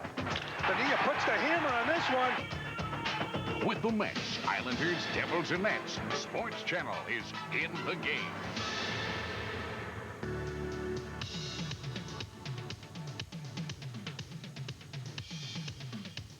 Naturally, there were some races of the week. That's right. We're going to begin down at Monmouth Park. Take a look at a 2-year-old filly race. This is the Sorority, a grade 3, 6 furlongs the distance. Here's Larry Kalmus with the call. They're racing in the Sorority. Caterpillar was off very slowly. She came out running last. Fort Pond goes for the early lead with Risk the House out with her, and now Risk the House takes over from Fort Pond, and Caterpillar, after that slow start, is rushed up on the inside to challenge for the lead. Then comes Impassion, followed by the Administrator. Stormy Blues finds herself in 6th early. She's 4 lengths off the lead. And the opening quarter was running 21-4. It's a gap of 2.5 to a real eye-opener, Mimi's Cherub, and Cold Wench in the back of the pack. They're moving around the fire turn. Caterpillar leads the way. Stormy Blues 3 wide and coming on. Right between those two is Fort Pond. Then it's a length and a half farther back to Risk the House on the inside in 4th. Impassion 5th on the outside. The half mile in 45-1, and Stormy Blues and Julie Crone still going in hand. Take the lead from Caterpillar. Then comes Fort Pond in 3rd, Impassion next, and Stormy Blues is now opening up on them under a hand rod. Here's the best 2-year-old filly in the East, Stormy Blues, going on. Called the 2-year-old in training sale. It's a good sale. Sometimes you can pick up something. $115,000 for this Stormy Blues. Cure the Blues filly. Not bad. Not bad. Won her debut at Belmont by 16. Comes back and wins the Sorority. Scotty Schulhofer, Julie Crone. Caterpillar was 2nd. A real eye-opener, finished 3rd. We'll go to Arlington now for the Grade 2 Arlington Handicap. This one's on the turf, 1.25 miles. Here's Kurt Becker. Line. And they're off. Bit of a poor start for Maristani, but not for Fanmore. He'll come right to the front, and Split Run is away in good order toward the outside as well. Then Star of Cozine, Smarganato, Mr. Light Trace will be wide as they come down the line the first time. Dinner and Rio between horses, and Maristani will settle at the back. Fanmore has the lead by a length, and Split Run will travel in 2nd position. Smarganato between horses is next. Star of Cozine is down to his inside. Mr. Light Trace race. Keeps moving in the center of the course. He's gone to third position now. That leaves Maristani alone at the back, joined by Dinner and Rio. Those two about 4 lengths from the lead, though, through the first turn.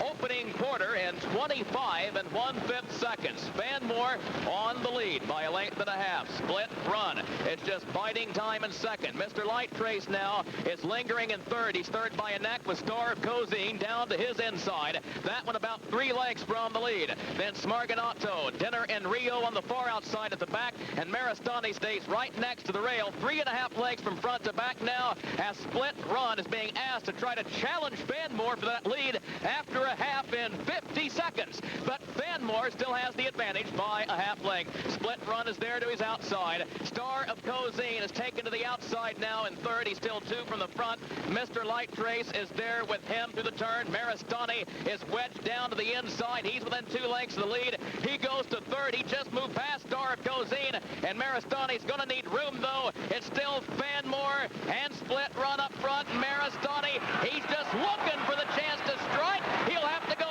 wide out of the far turn. He's got clear sailing now. Maristani to challenge Fanmore, and Split Run between them. Star of Cozine not a factor. Maristani on the outside has the lead ahead. Fanmore is trying to fight back. He won't go away. Fanmore, here's a I always think this is Pat Day's happiest moment when he's been on the lead and they're coming at him, and he's just kept enough to hold them off. And he held them off here aboard Fanmore for trainer Bobby Frankel. They win the Arlington Handicap. Good stretch run there with Maristani finishing second. Split Run was third. As you saw, Star of Cozine got into some problems, finished off the board. We'll go out west now to California. Del Mar, this is the Grade 1 Ramona Handicap. It's on the turf, a mile and a furlong. Trevor Denman with the call. She's in. They're all set.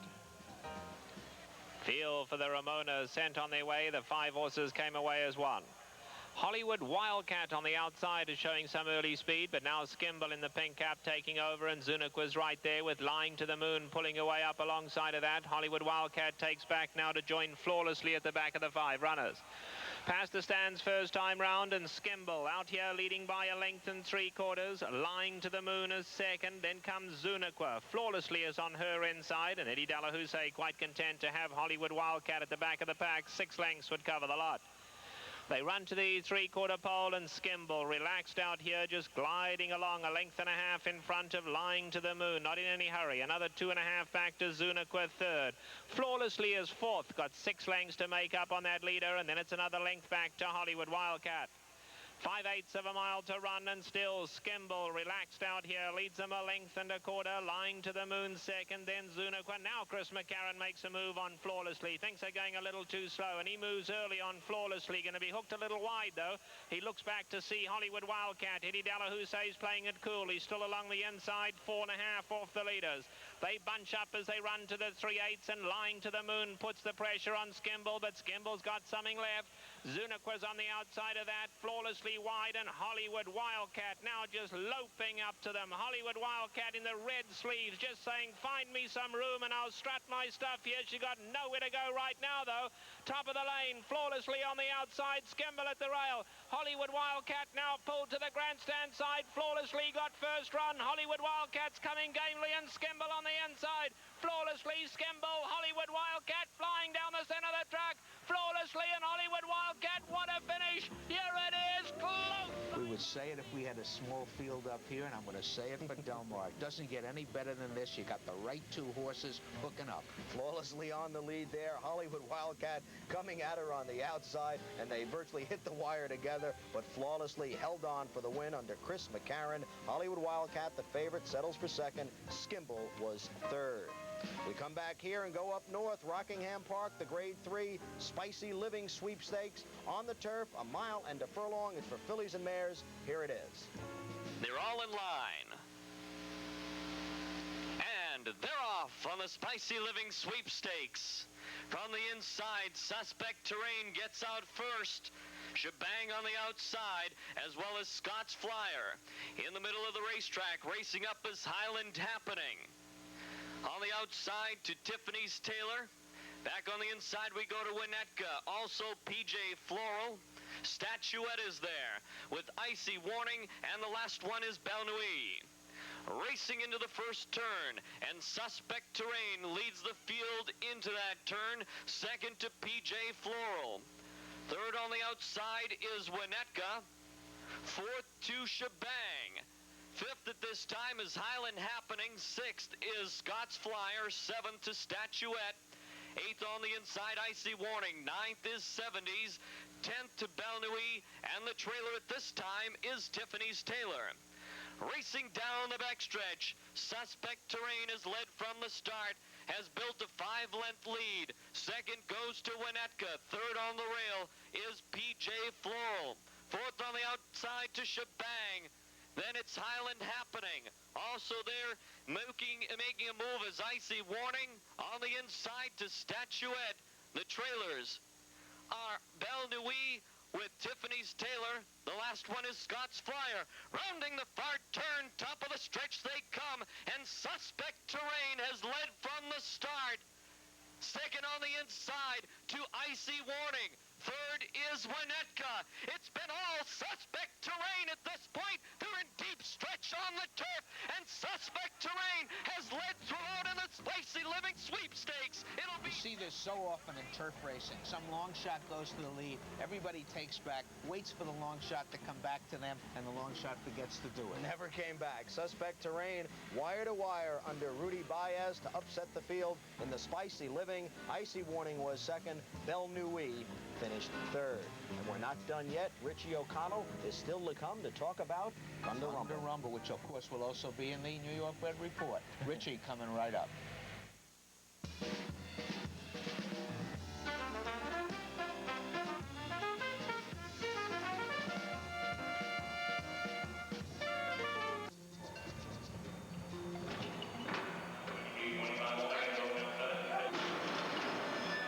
The symbol of success is the OBS. At the sales, on the track, the symbol of success is the OBS. The Ocala Breeders' Yearling Sale starts Monday, August 22nd. Get more for your yearling dollar in Ocala. 90 miles from New York City, there's an entire world like you've never seen before. The Concord Resort Hotel, championship golf, indoor and outdoor tennis, live entertainment with the biggest names in show business, 1 million activities just for the kids, and much, much more. So leave your world behind and lose yourself in ours for a while. The Concord Resort Hotel. For reservations, call 1-800-CONCORD. New York's breeders and owners take much pride in saluting owner-breeder Conrad Widmer as well as trainer Richard O'Connell for the remarkable comeback achievement of New York bred